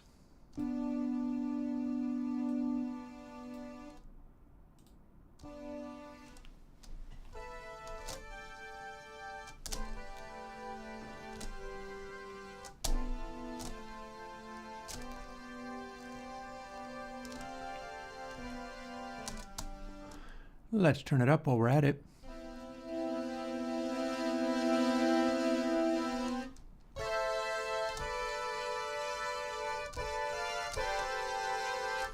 And we're starting to get into the zone.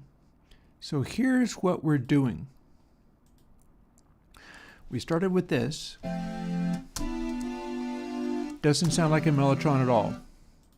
We're trying to combine it with this. That's a sine because saturating the very complicated unison wave gives you more like a sine-like quality. It's saturating the individual note.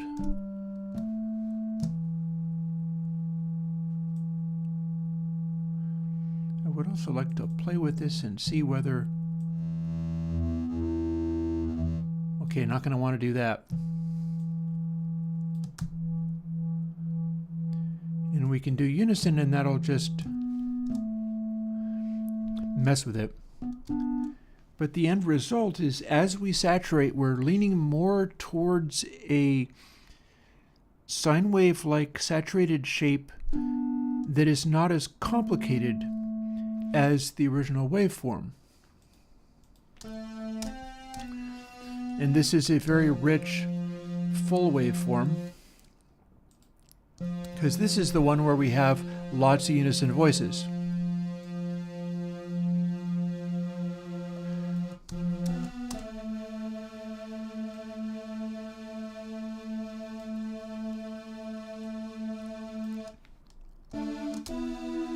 Looks kind of like that.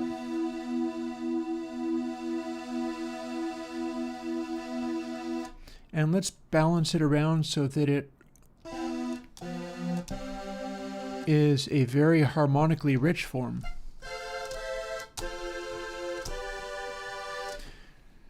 And then what we're doing is we're using the ring modulator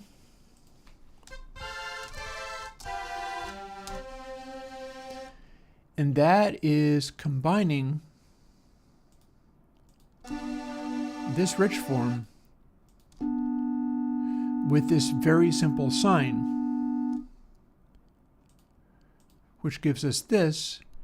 But the thing is, the interactions are happening on a oscillator by oscillator basis. So this is happening before we hit the filter or the wave shaper. So if we can make this sound and feel like a distorted oscillator, then it will add up in the way that a mellotron will. Seeing as this is the ring modulator. And we could conceivably bring in a third oscillator and play with 2 times 3. Currently it's not going to do anything. It's just doing that, which we don't need. But this is the ring modulation of this, which is synthesizer-y and 2 harmonically dense, and this, which is strictly a sine wave without unison, because the combination of all those unison voices, when distorted, will tend to converge on a single note. It might be a little wavery, but it's not going to be the same as the harmonically rich one. So, ring modulator. The sine can be whatever. We can even play with the first one to try to take away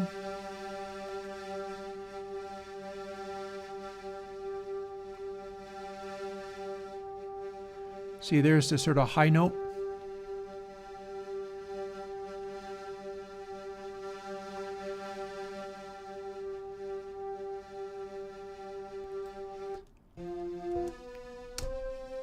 So that's a nice sort of intensity from using that ring modulator.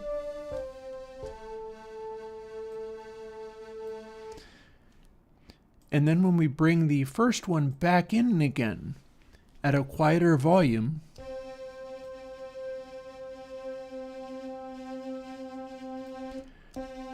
now it starts to sound distorted.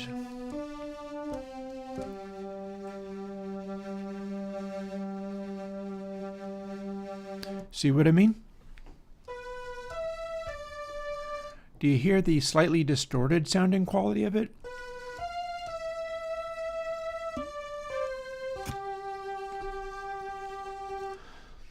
Just for fun, we have polyaftertouch. Let's now save this to its own thing. I'm going to call it ModernTron.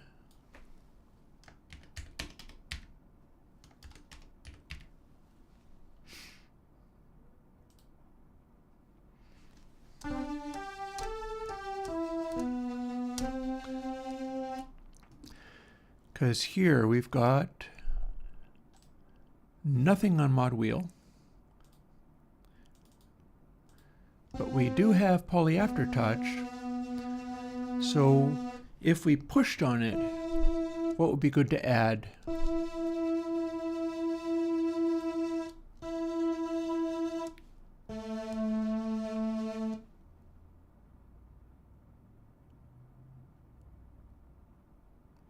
Let's see what we can make happen here.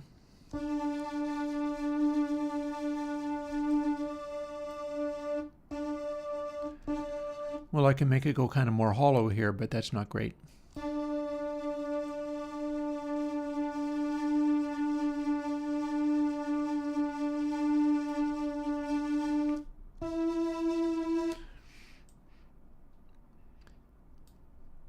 You know, this one maybe not so much. But what if we change the oscillator voicing with polyaftertouch? What can we do there?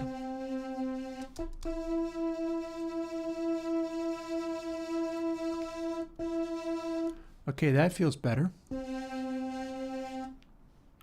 Push on the aftertouch.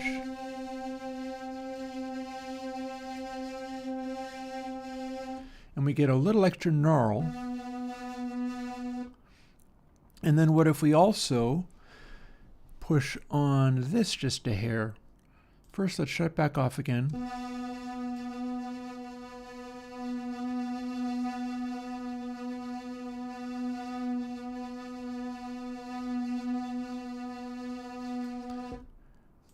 Then turn it back on. And now we have poly aftertouch modulating the sawtooth waveform and oscillator 1, which is not at full volume because we're doing most of it with the ring modulator. And remember, oscillator 2 is a sine, and it's not even a unison. And this is for the purpose of having it act like a mellotron, where we get the intensely distorted quality, but we have to do it on an oscillator by oscillator basis. We cannot do it with the wave shaper. We can maybe add a little wave shaper just on the grounds of supposing the mellotron is a bit dirty, but we can't do the mellotron style density of sound at this level because this is post summing of voices, and the wave shaping has to be done in the voices, which Surge currently won't let us do. Currently. Maybe if they see me doing this, they're going to decide that they want to. It would make this a lot easier, I'll tell you. I'll tell you that would make things a lot easier. I also wonder whether you can saturate at this stage. That would be wild. But I don't think you can necessarily. I suspect you can't.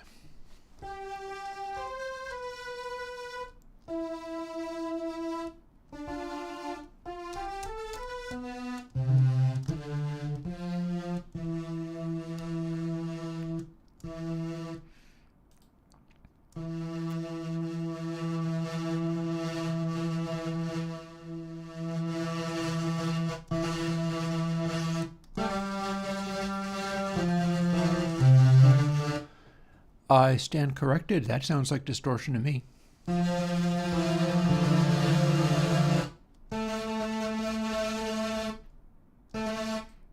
That said, I don't like it. That's a very unpleasant distortion, but it does sound like one. Well, you have no idea. I had a little taste of this earlier, and I had not yet begun to play polyphonically. So far, I'm playing monophonically on purpose because I'm getting the sound there.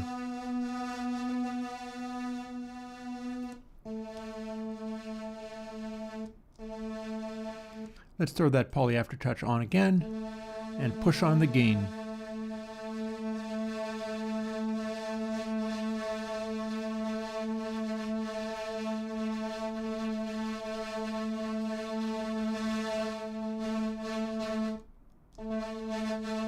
There. It really sounds and feels like I'm hard clipping in there somewhere.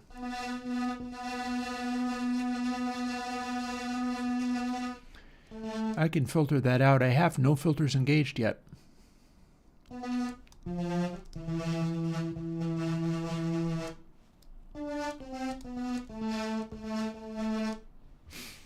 So,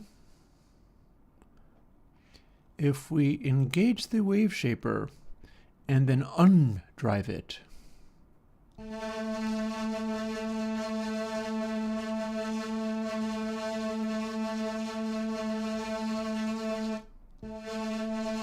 hang on, it doesn't do anything. Okay, let's try undriving it here. We're on soft.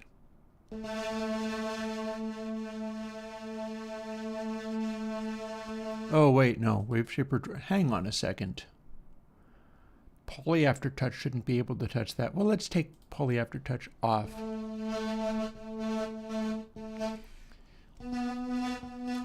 I've got it doing the saturation.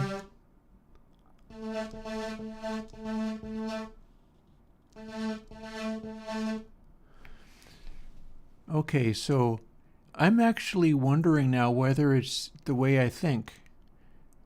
I'm wondering whether we're doing... I could have this all backwards. I feel like WaveShaper is doing the combination, but I feel like it also might be voice by voice, and that's an interesting thought, because that has many implications.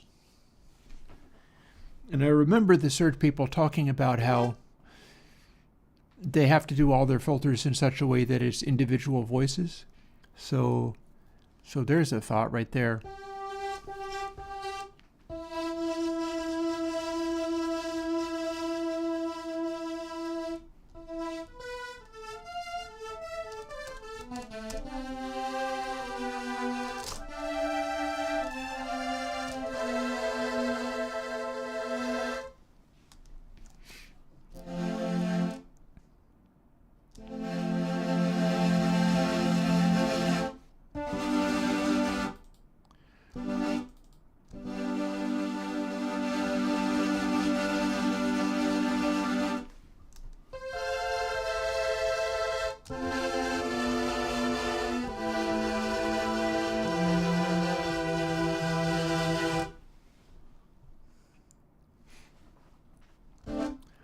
Back to Poly Aftertouch.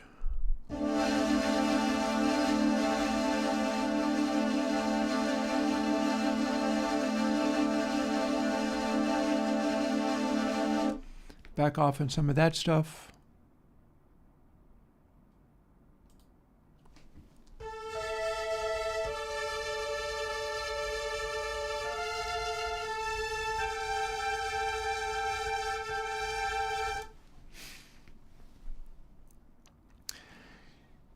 I think I might have made a subtle mistake on the grounds that since Poly Aftertouch lets you control some of these things, but not FM depth, this is going to represent all of the things that can be on a note-by-note basis, strongly suggesting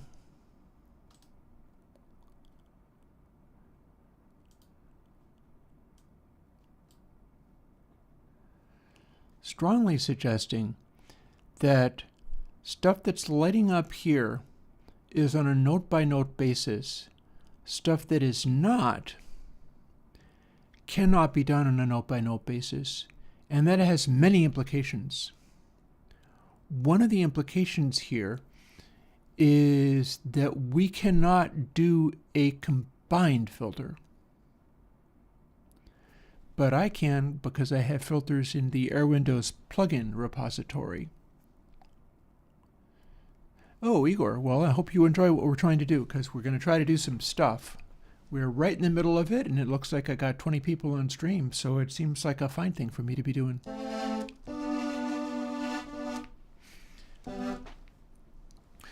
So here's where we're at. We can do our filter configuration. So feedback path. Here's a bunch of our options for how you do this. And again, if Poly Aftertouch, see, channel Aftertouch, you can manipulate HP. HP is high pass. Poly Aftertouch, you cannot. You cannot do a single high pass. The high pass is after summing. A presumably represents summing.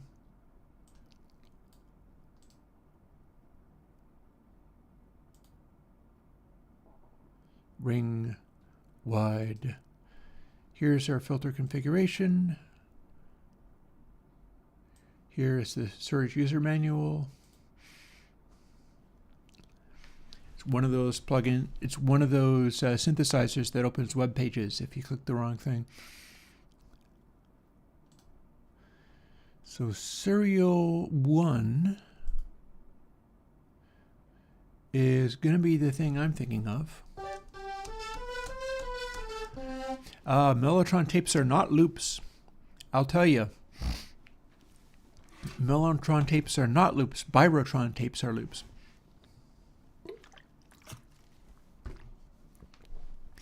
Mellotron tapes are on springs. I kid you not. So it plays the tape as you push down, and then when you release the key, the tape snaps back. Shoop. That's what a mellotron is. That's how it works. Meaning that you cannot hold down the key forever. It might sound like people are holding down the key forever in some of these mellotron pads, but what they are doing is going boop, boop, boop, releasing one note at a time in order to keep most of the notes down. And that could be faked using an LFO. I could put in some kind of free run LFO. Well, the trouble is, I don't know how I would do that with different phase for each note.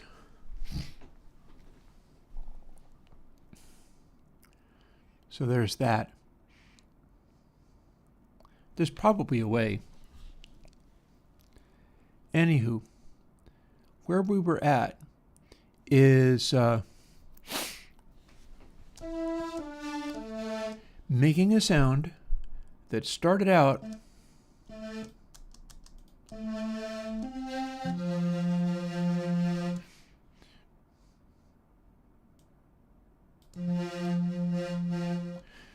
with a synthesizer-y modern oscillator sawtoothy wave.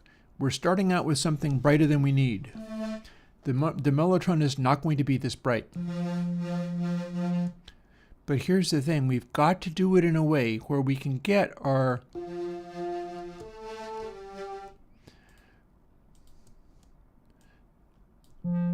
oop. Don't need poly aftertouch be on.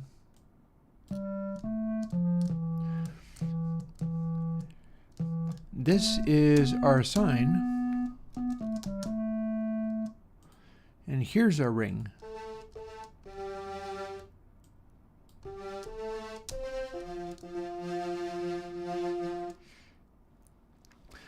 And when we add the raw oscillator 1 to the ring modulator of oscillator 1 combined with a non-unison sine wave,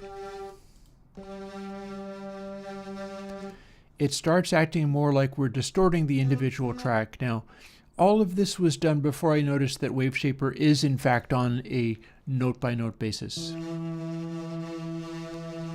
And that means we can play with this. We can use a soft WaveShaper.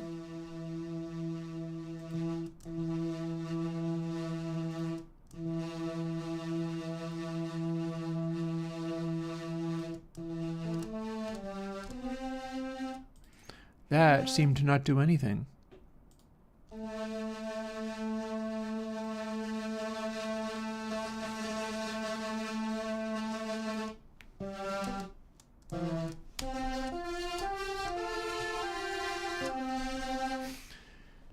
And anything we do here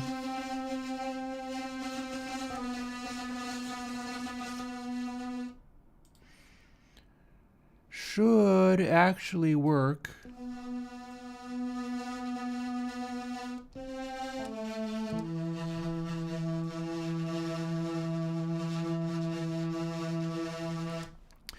To sound like a saturation.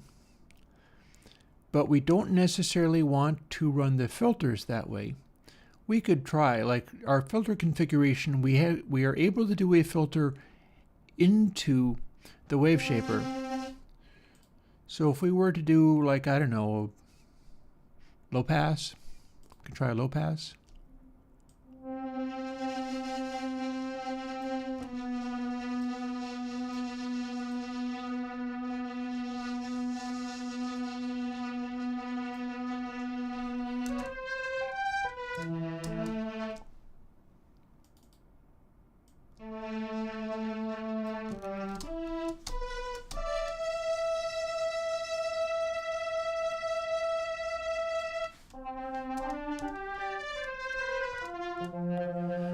And now we made a horn-like sound because we are doing some of the...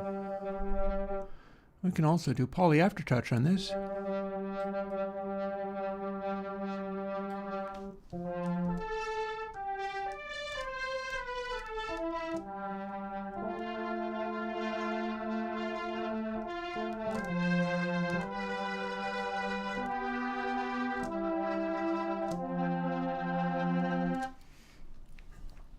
And again, we're doing this stuff before it hits the wave shaper, but a bunch of what we're doing, it's using this ring modulator.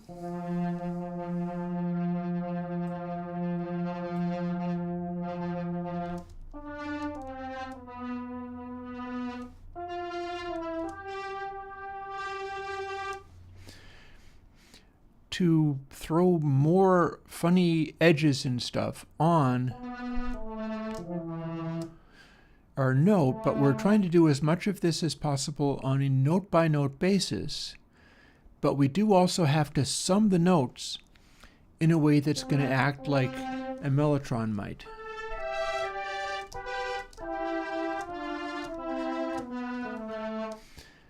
And we're going to do that more on the output.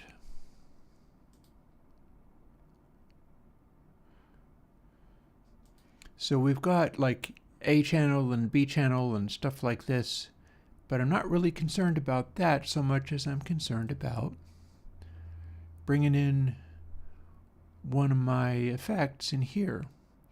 And there's a bunch of stuff that's already available, but none of it really has the capacity for some of the things I can do. This does not have all of my options. This only has the options that Surge people felt necessary. So actually, we might be able to get away with like something in clipping. And we have density. We might not have stuff like console. Since we have density, we have inverse density.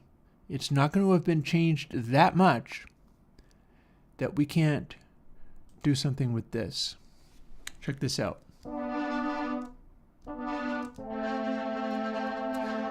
You can add saturation this way, but we can also remove it.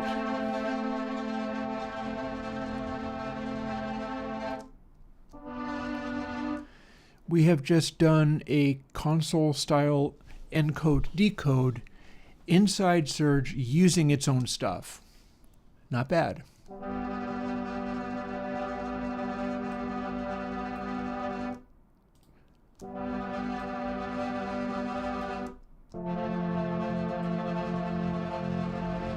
That's the full-on.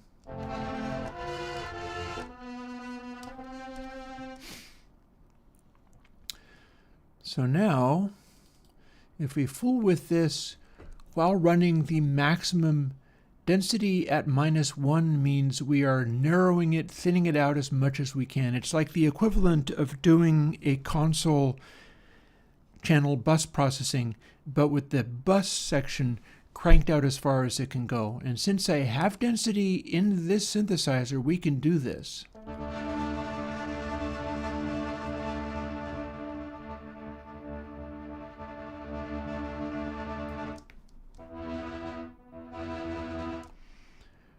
Looks like we are doing polyaftertouch things. It's with the gain.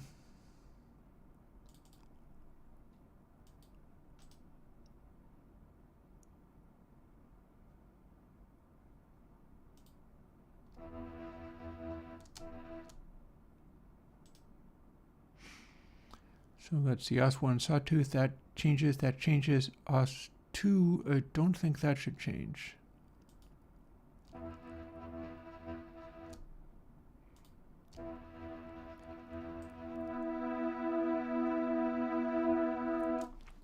So now with density back to neutral again, we can use the wave shaper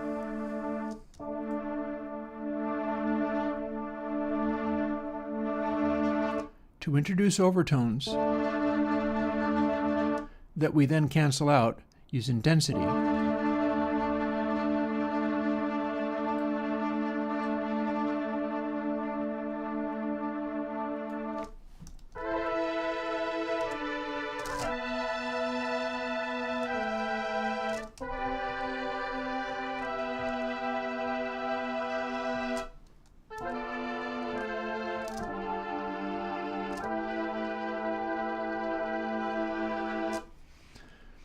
So some of the other things that we were busy doing is playing with the filters. We have set the filter to be a very horn-like sound, but to go back to the synth-like sound,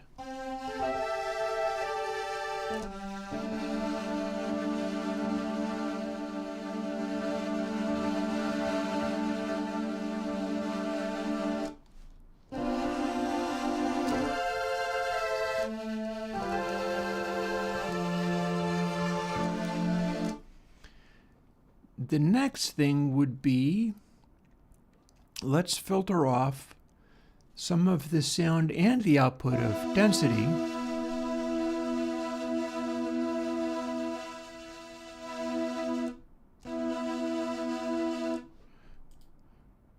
with another global effects. There's another Airwindows effect. It seems to be defaulting to, I thought they liked defaulting to galactic. Go figure.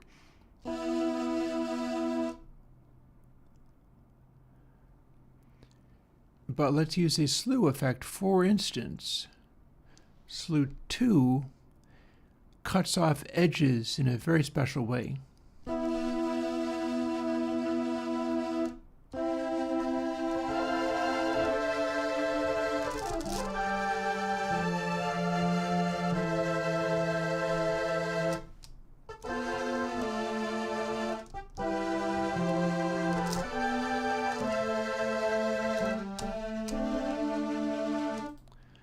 And if we put the filter back,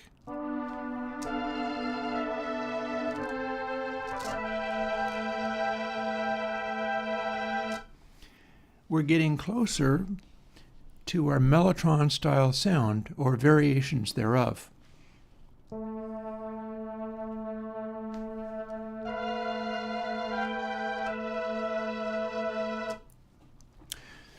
We can have that there, or we can simply switch it off.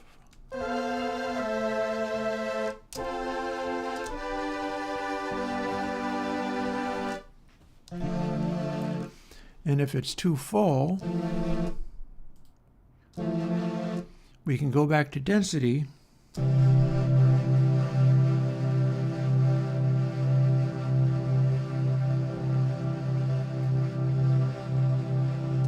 and use that to lean it out.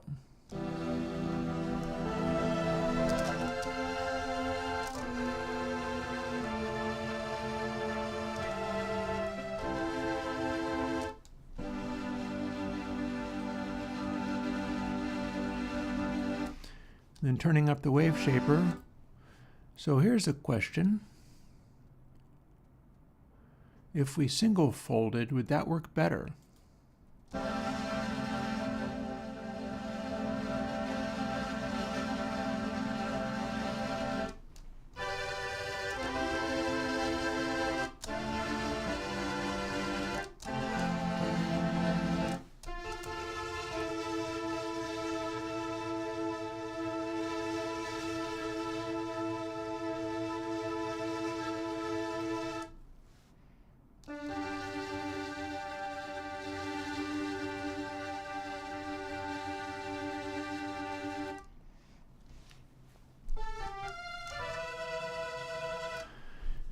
Also note we don't have any modulation vibrato other than the unison or tremolo, and yet it sounds quavery and tape-like.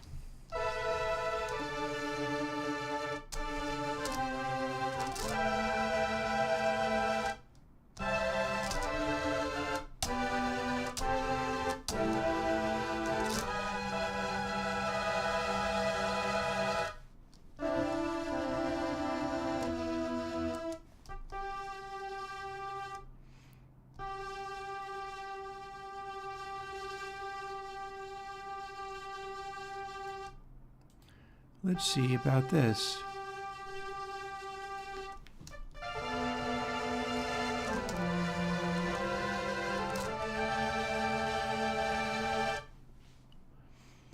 And put that low pass back.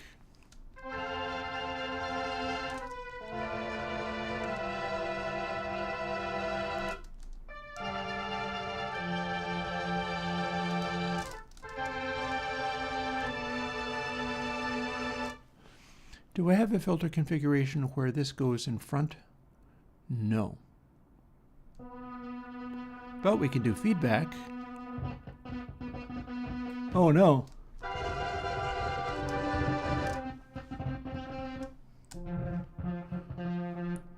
Okay, so that's fun.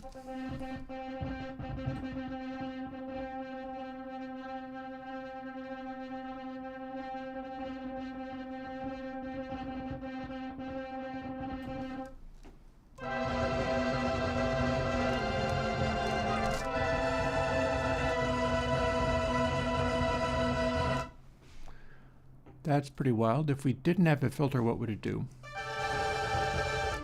Similar things.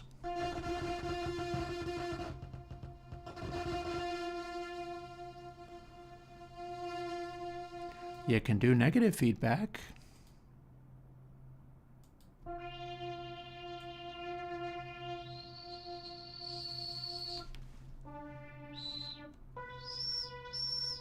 Interesting.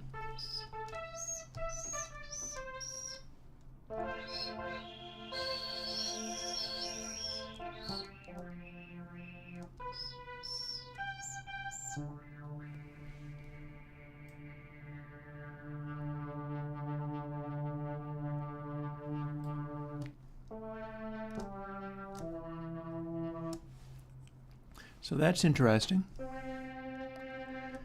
Does the feedback do things to the wave paper?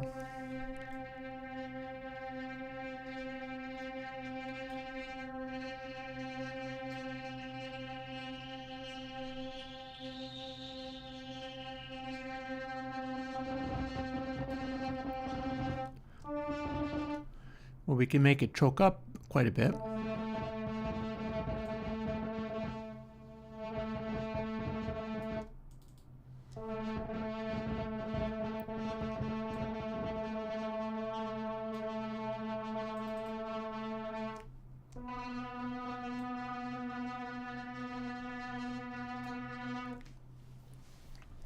So the feedback has an interesting effect. I feel like we could also be getting rid of this high pass. It's a pity we can't do the wave shaper on the high pass.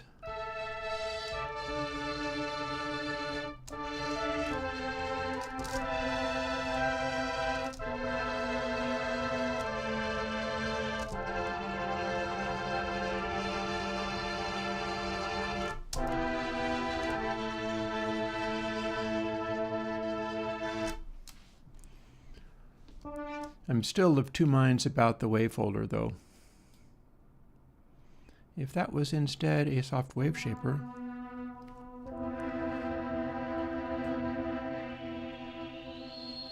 does the same thing with negative feedback.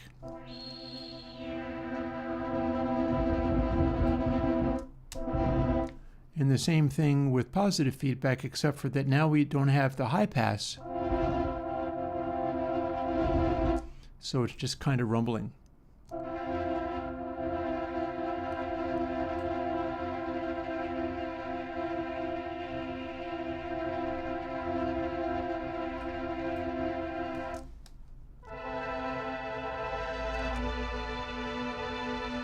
Well, hang on a second. That sounds like a mellotron a little bit.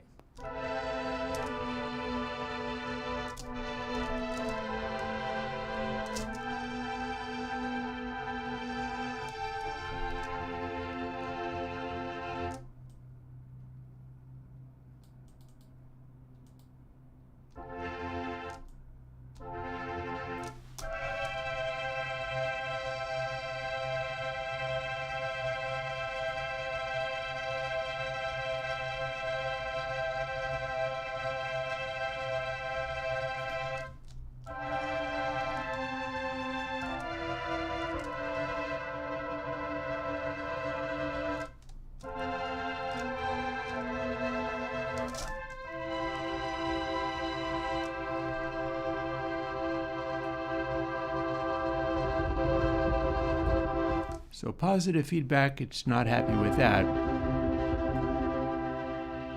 Or negative, really. So let's not bother with that stuff.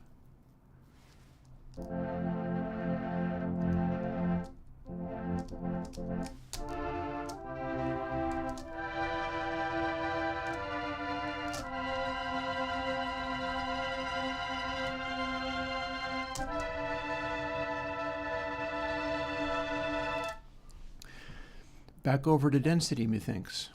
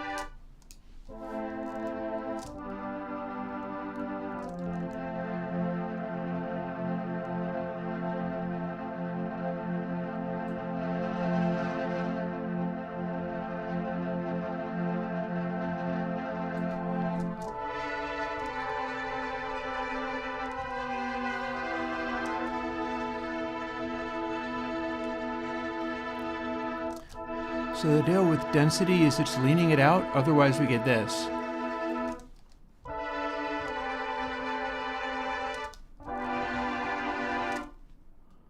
With it,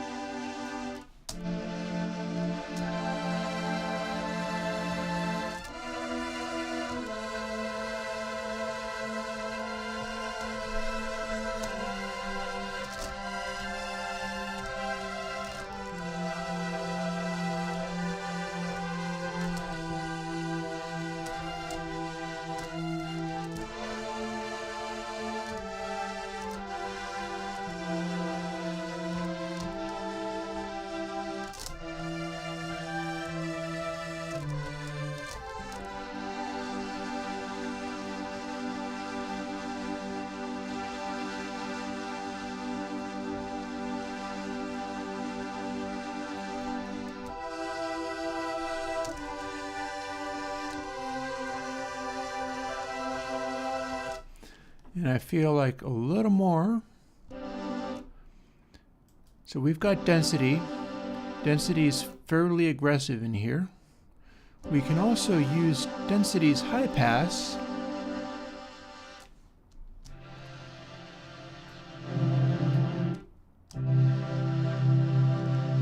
to take out some of the lows that a mellotron wouldn't be able to do, rather than using Surge's high pass.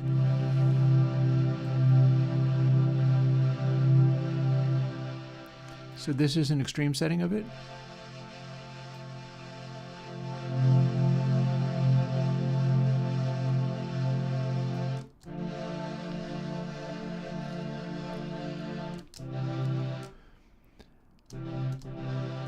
And we could also go for the just general overdrivenness of it.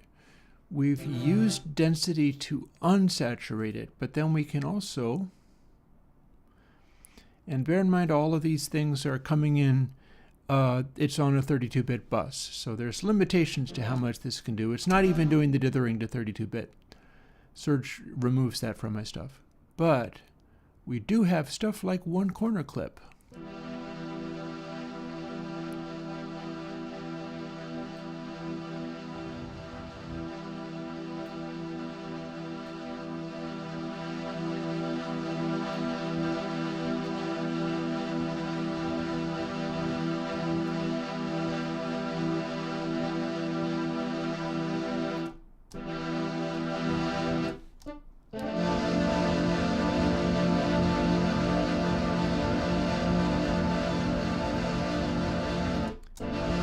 So now we have a very saturated thing, but one corner clip can slow down the onset of the clip, so we can use this to darken or brighten.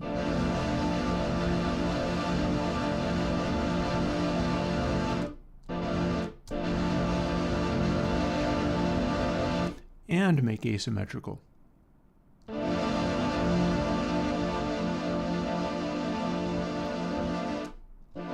And here's the combination raw. But then let's assume that mellotrons are sort of old synthy things with slightly overdriven internals. Texture like that.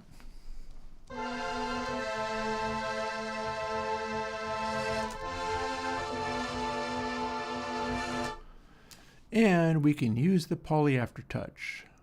Actually, no, we can't. We have to use channel aftertouch.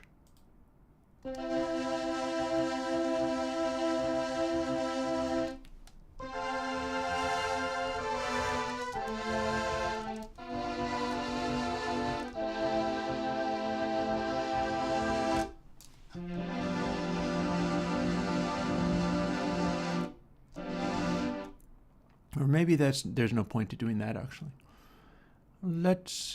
Or we could do the poly aftertouch and the channel aftertouch, and then do the channel aftertouch on density oppositely to what we just did on the one corner clip.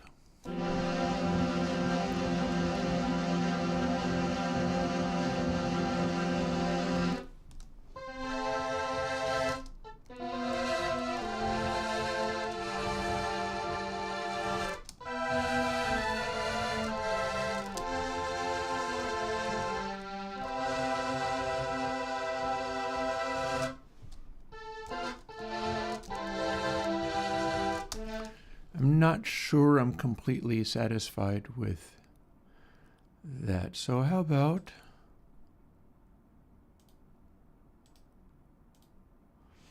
let's take those out. Let's take one corner clip out and instead come up with something else. Not those.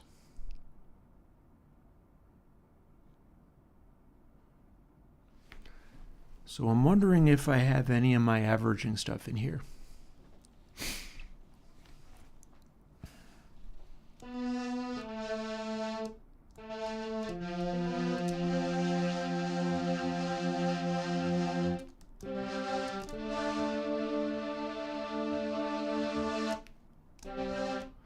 Well, we could play with this.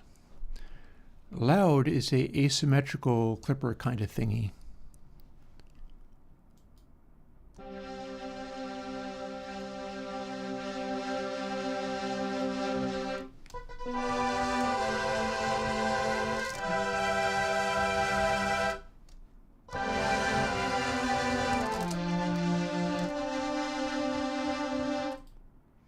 So slew, still full slew clamping.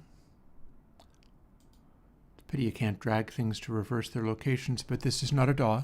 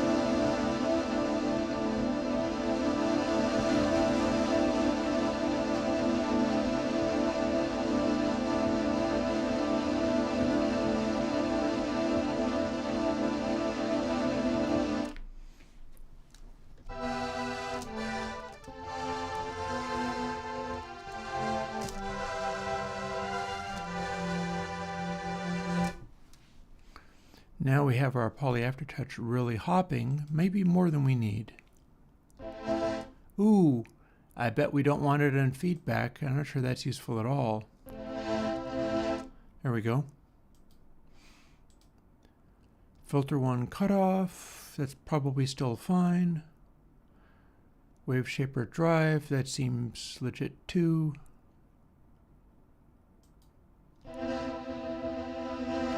Although it may be a little aggressive.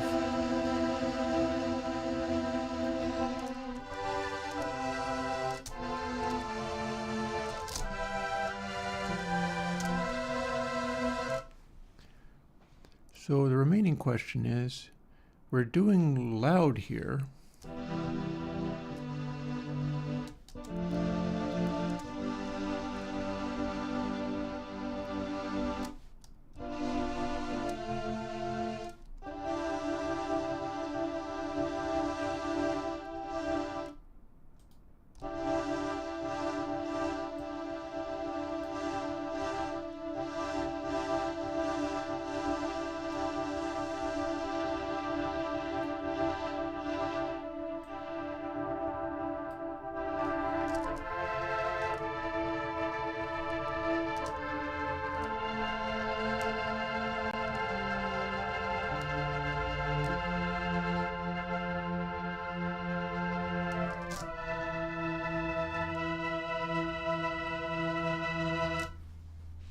Getting there. Getting there. We are on the Do a Mellotron and Surge challenge. I think I've had my last coffee for the day, and we're just diving into this for a while because it became a fun thing. Well, we can do a bandpass with one more Airwindows plugin. The one it defaults to, in fact.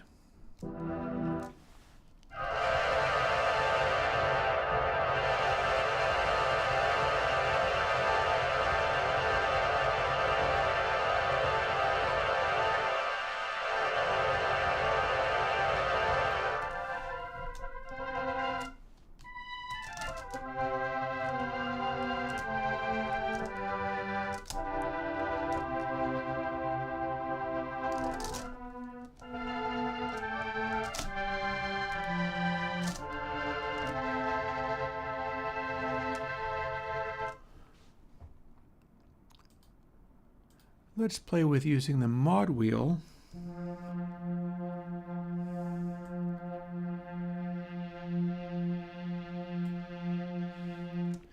as a horn to string modulator.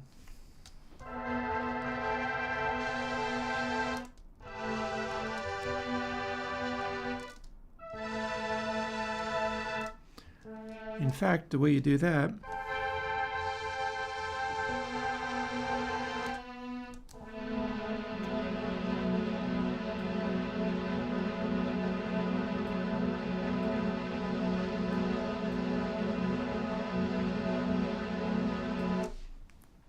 is you cut off the resonance as well, because the resonant thing is the horn-like thing.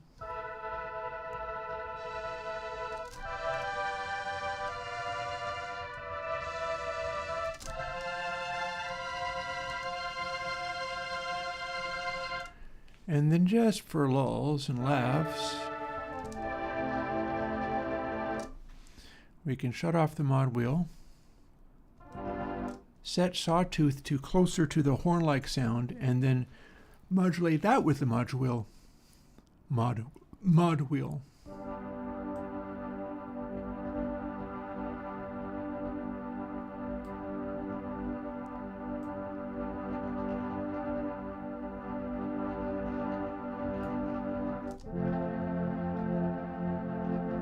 It's very dirty sounding, this.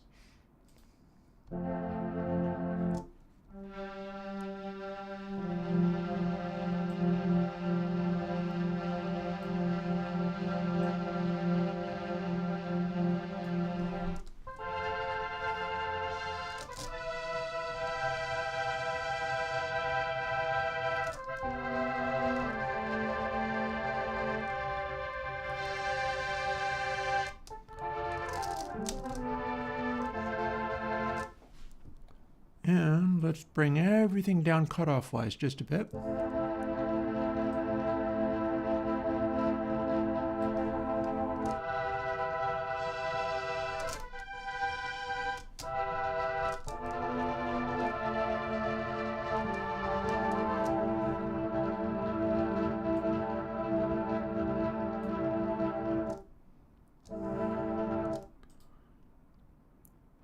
Up to our density.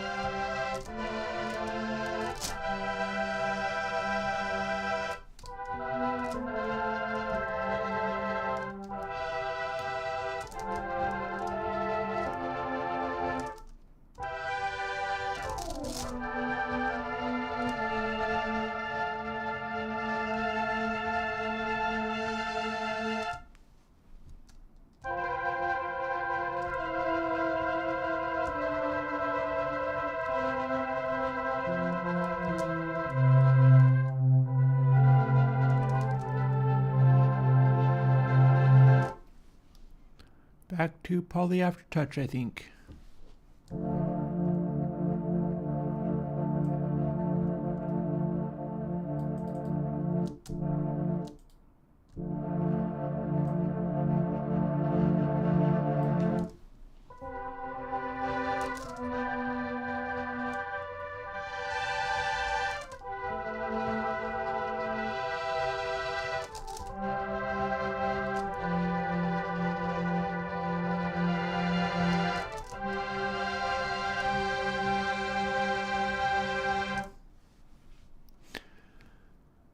And lastly, let's do one more thing. So we're running loud. I'm not sure if we need that. Let's see what it's doing.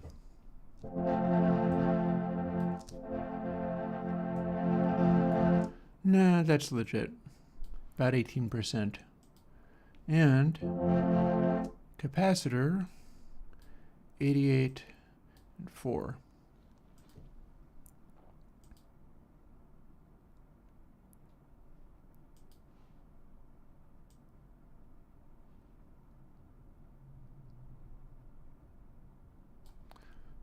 Load there.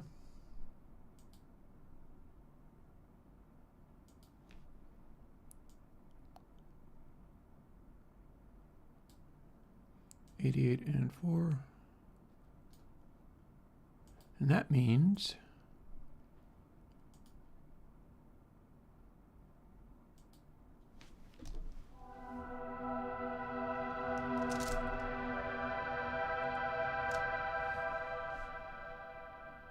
everybody's favorite galactic.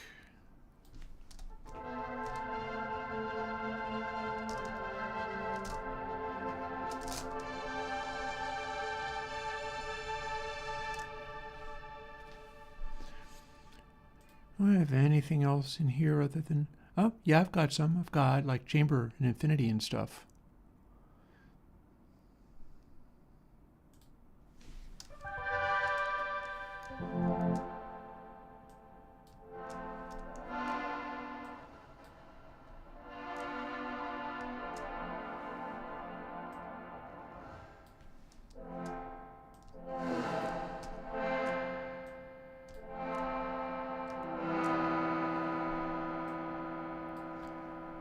It apparently has infinite sustain.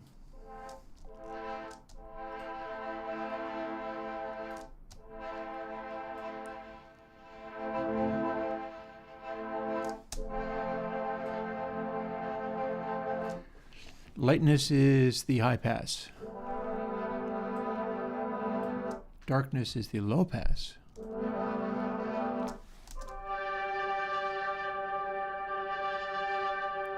goes like this.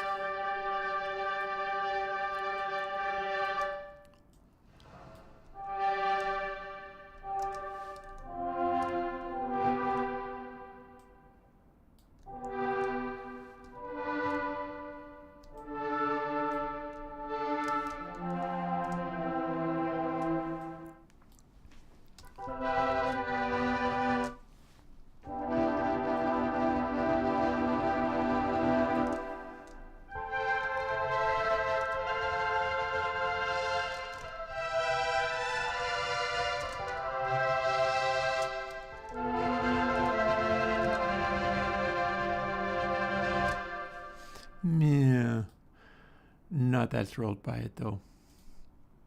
Back to our Galactic.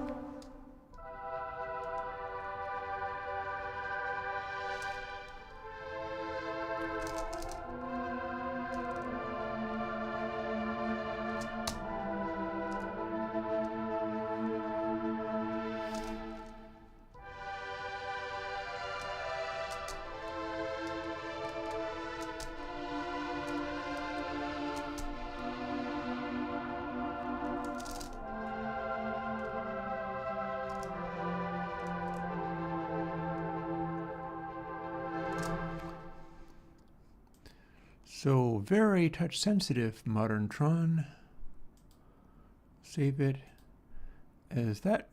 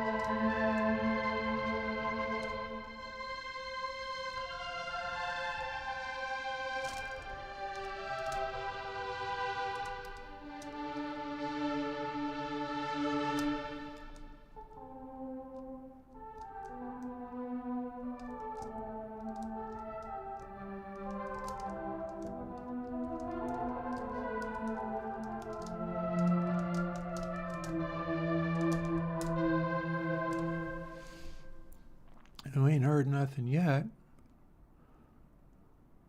Let's see what my options are.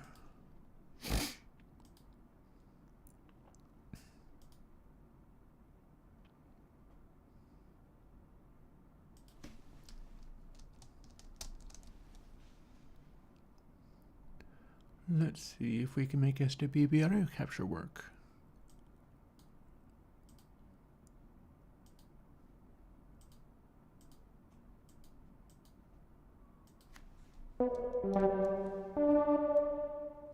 Oh, we've just flipped it. Okay.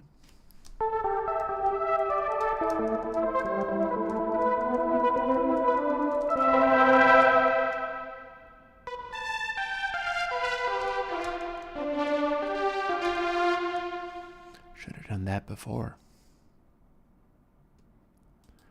And now I need to set it so that I can hear it.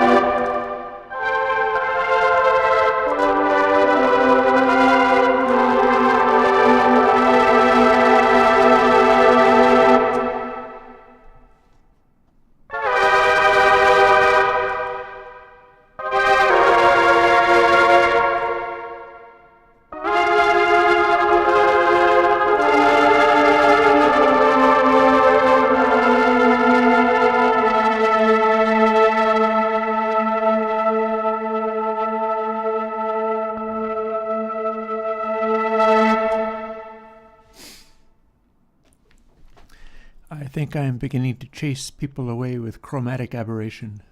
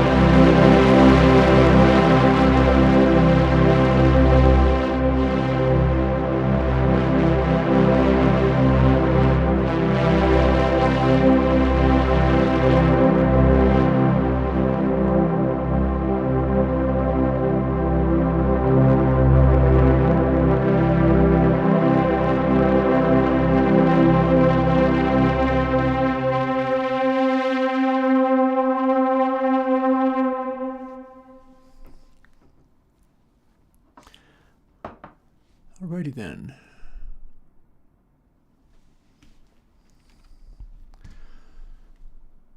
Let's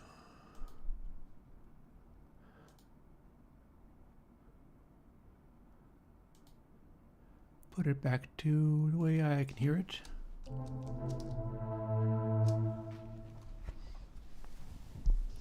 And put that aside. So that was an unanticipated pleasure. We got all Mellotrony with surge up in this place. Let's go back to some of our studies.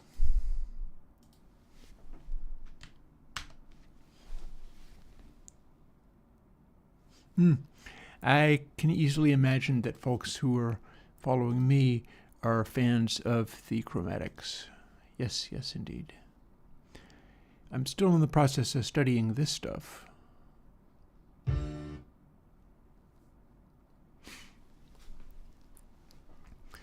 So we're going to write down the answer to some of these things. This is the original vinyl version of Misunderstanding by Genesis, which is also off of Duke.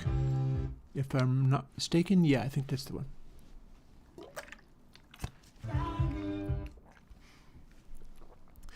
You can probably identify this song from the briefest snippets, but you wouldn't have heard it like this, because this is the vinyl version. And anything on streaming or anywhere else is going to be not only the CDs, but the remixes.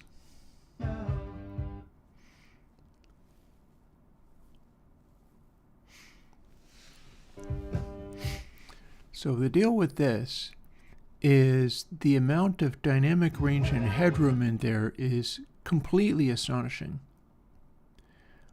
A lot of stuff is going to want to make the RMS loudness go up to about 12 dB down.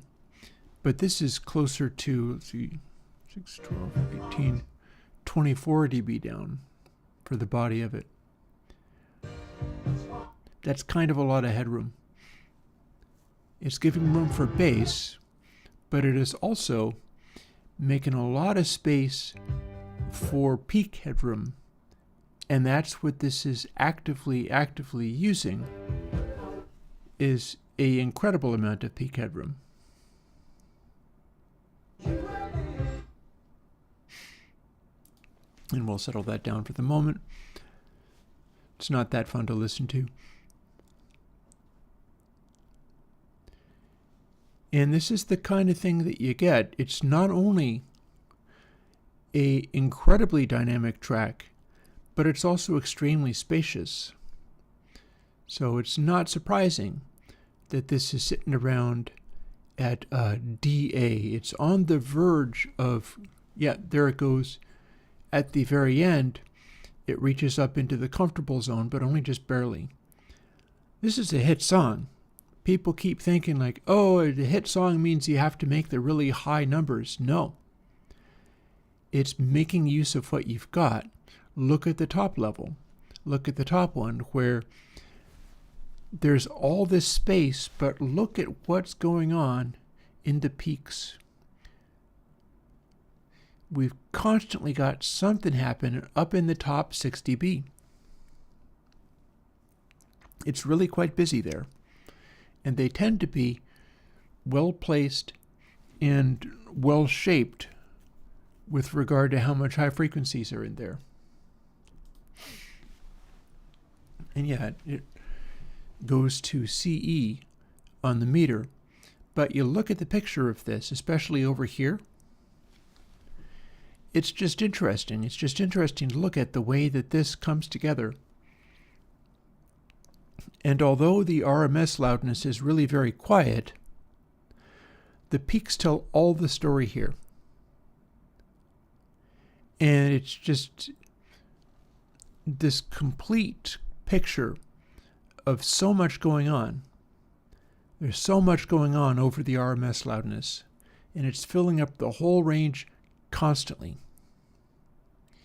In fact, a lot of the loudest peaks are actually brighter than they need to be. So there's glitter, there is detail going on in this, as well as all of the, sonority and soulfulness indicated by the blue dots occurring across the full range of the audio. It's like the sound is made entirely out of peaks without any RMS. And that's not wrong. That's more or less how this is constructed. So CE, we'll call that a CE.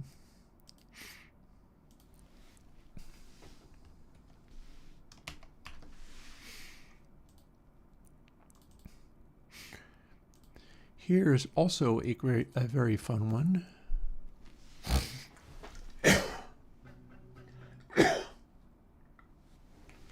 Excuse me.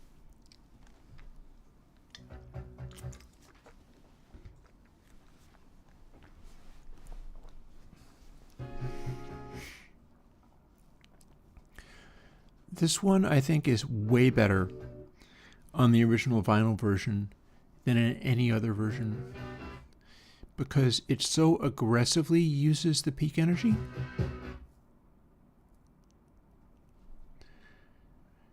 Like, take a minute while we go through this. Look at what it's doing on the meter. This is Turn It On Again, of course, by Genesis. This is not a gentle song.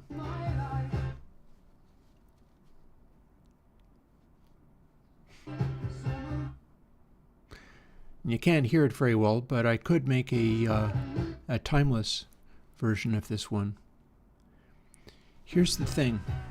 Remember how I say that the evenness of distribution of these peaks and how fully they establish themselves is the important thing.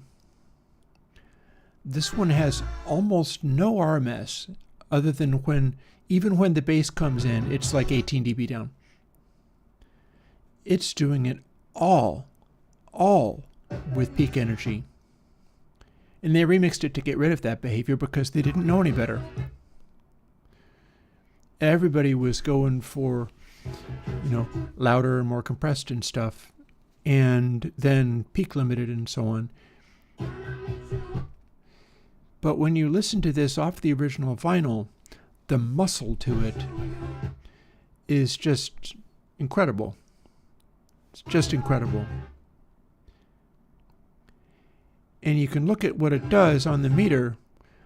This is hard to beat even if you know what you're doing. Even if you're trying to do exactly this, that makes it very difficult to do. It's all about the evenness of the distribution of the dots, having stuff happening They say you can't hear peak energy, but this track makes you hear peak energy, because just about everything is firing on all cylinders and existing almost entirely in the realm of peak energy.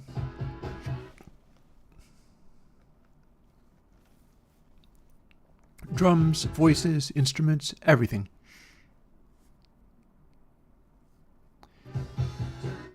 And it's another one where the arrangement is bringing in more and more elements as it goes. It's likely to rise, might even rise to the B level, because we've got these things happening. And then you've got, like In the Air Tonight, you got Phil Collins bringing in yet another thing at the very end.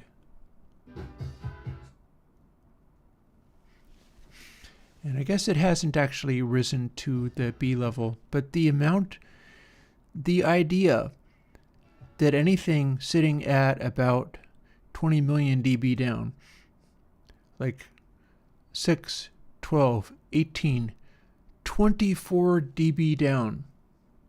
You know how they usually go for LUFS 15? Would you believe LUFS 24? LUFS minus 24 or thereabouts. And this thing kicks your head in. It is a powerful, powerful song. And this is how that's done. It's the density of,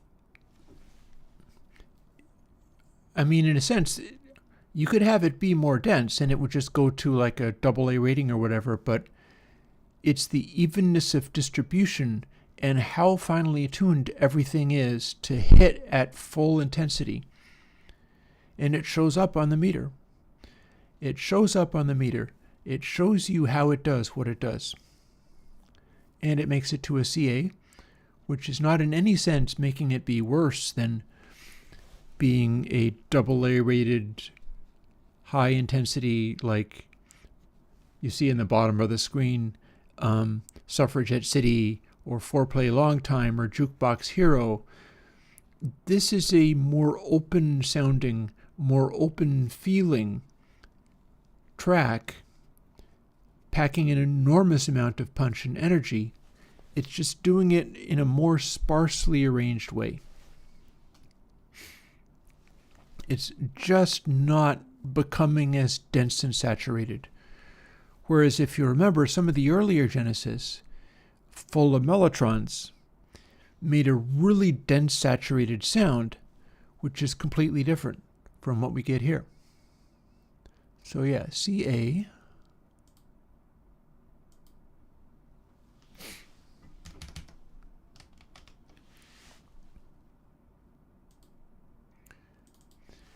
And if you want a open and unsaturated track, this is off of Wind and Wuthering, if I remember correctly. And it's called Your Own Special Way. It's one of those really mellow, gentle ones.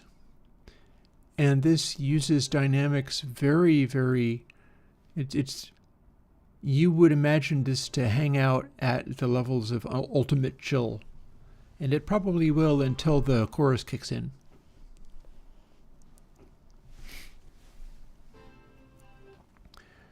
It's just very quiet, just very gentle. You used to be able to put stuff like this out on the radio. Even if they didn't have compression, when it lights up with the blue spots, you still hear it, even if it's quite quiet. Remember that even if things are very quiet, if it goes to this, the peaks in that sound are only 12 dB down. You register it even if the background is like 36 dB down. Even the peaks are only about 12 dB down. That's not so inaudible. It's all about whether the singing, whether the events of the song are impassioned enough to reach through the quiet of the introductory part. And then the loud part kicks in, And as is characteristic of wind and weathering, it's very well tuned in. It's tuned in darker than Duke. The album Duke is quite a bit brighter than this. But you can see that it's still hitting those resonant sonorities. And in fact, it's hitting them up in the mid-range. It's not actually giving us that much bass. You see that in the bottom meter. The bottom meter shows you where everything is loud. And wind and weathering gets pretty loud in the mid-range and the lower mid-range. It's not even really showing that much in terms of really deep bass. Duke does. Duke gives you some really deep bass, but this one, no, it feels very 70s. It feels early 70s almost.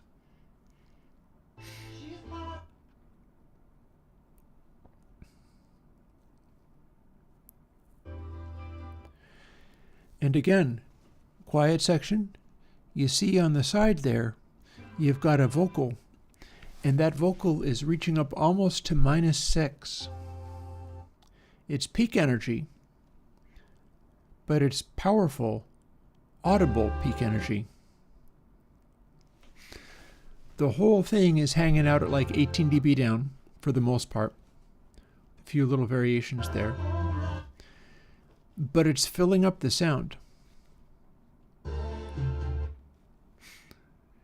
Now, if you're going to do this, something like this and set it in a modern context, what you'd probably want to do is let it bloom a little bit more. Pretend that it's like a early 60s or something. So this space right up at the top, don't need that.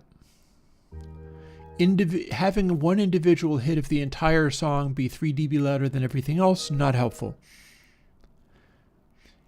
And you let it bloom up until these parts extend up to the top, but you don't really need to do it much farther than that. And you certainly don't want to start stepping on the amount of space in here where the sound blooms. At the very end, we are going to get the loudest part. It's going to find its way back up to loud fullness, but right now it is hanging out at like 36 dB down, and quite happy to do it. If a vocal came in, the vocal's peaks would start peaking up to around 6 dB down. Not the RMS, the peaks would poke out. I'm talking like an old Apple II programmer, the peaks and the pokes.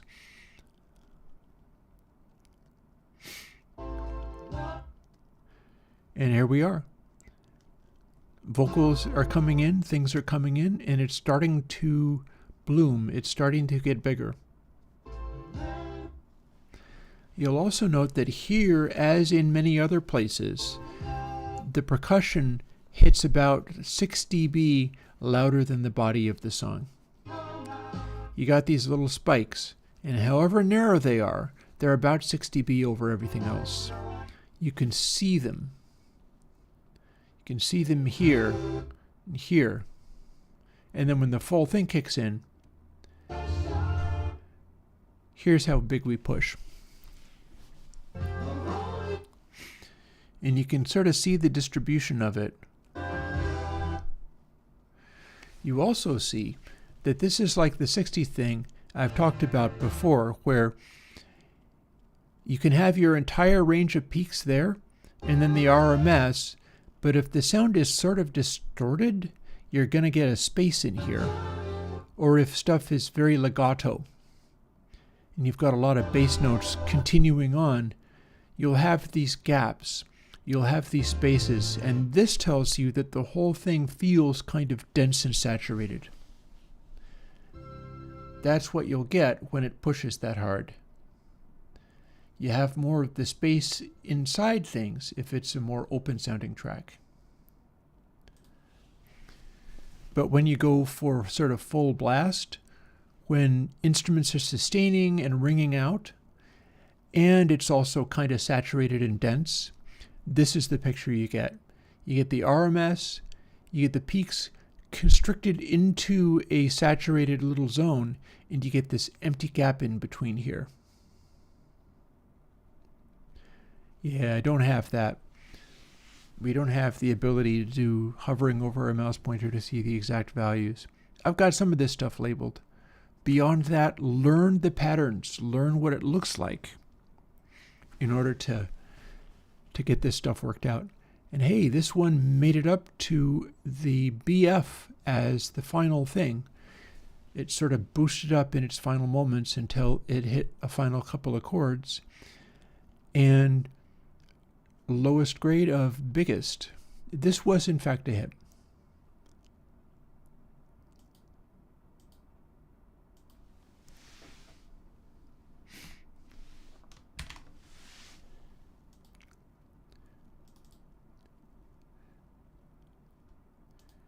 Time for something completely different. Little Joni Mitchell.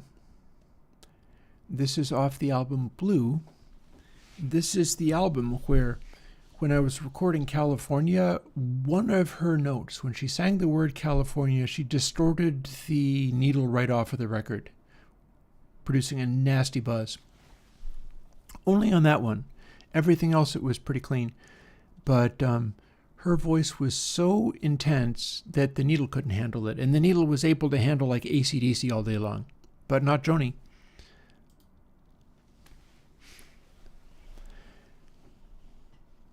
And I've not measured this one before, or any of these. All of these I have actually normalized to -1 dB.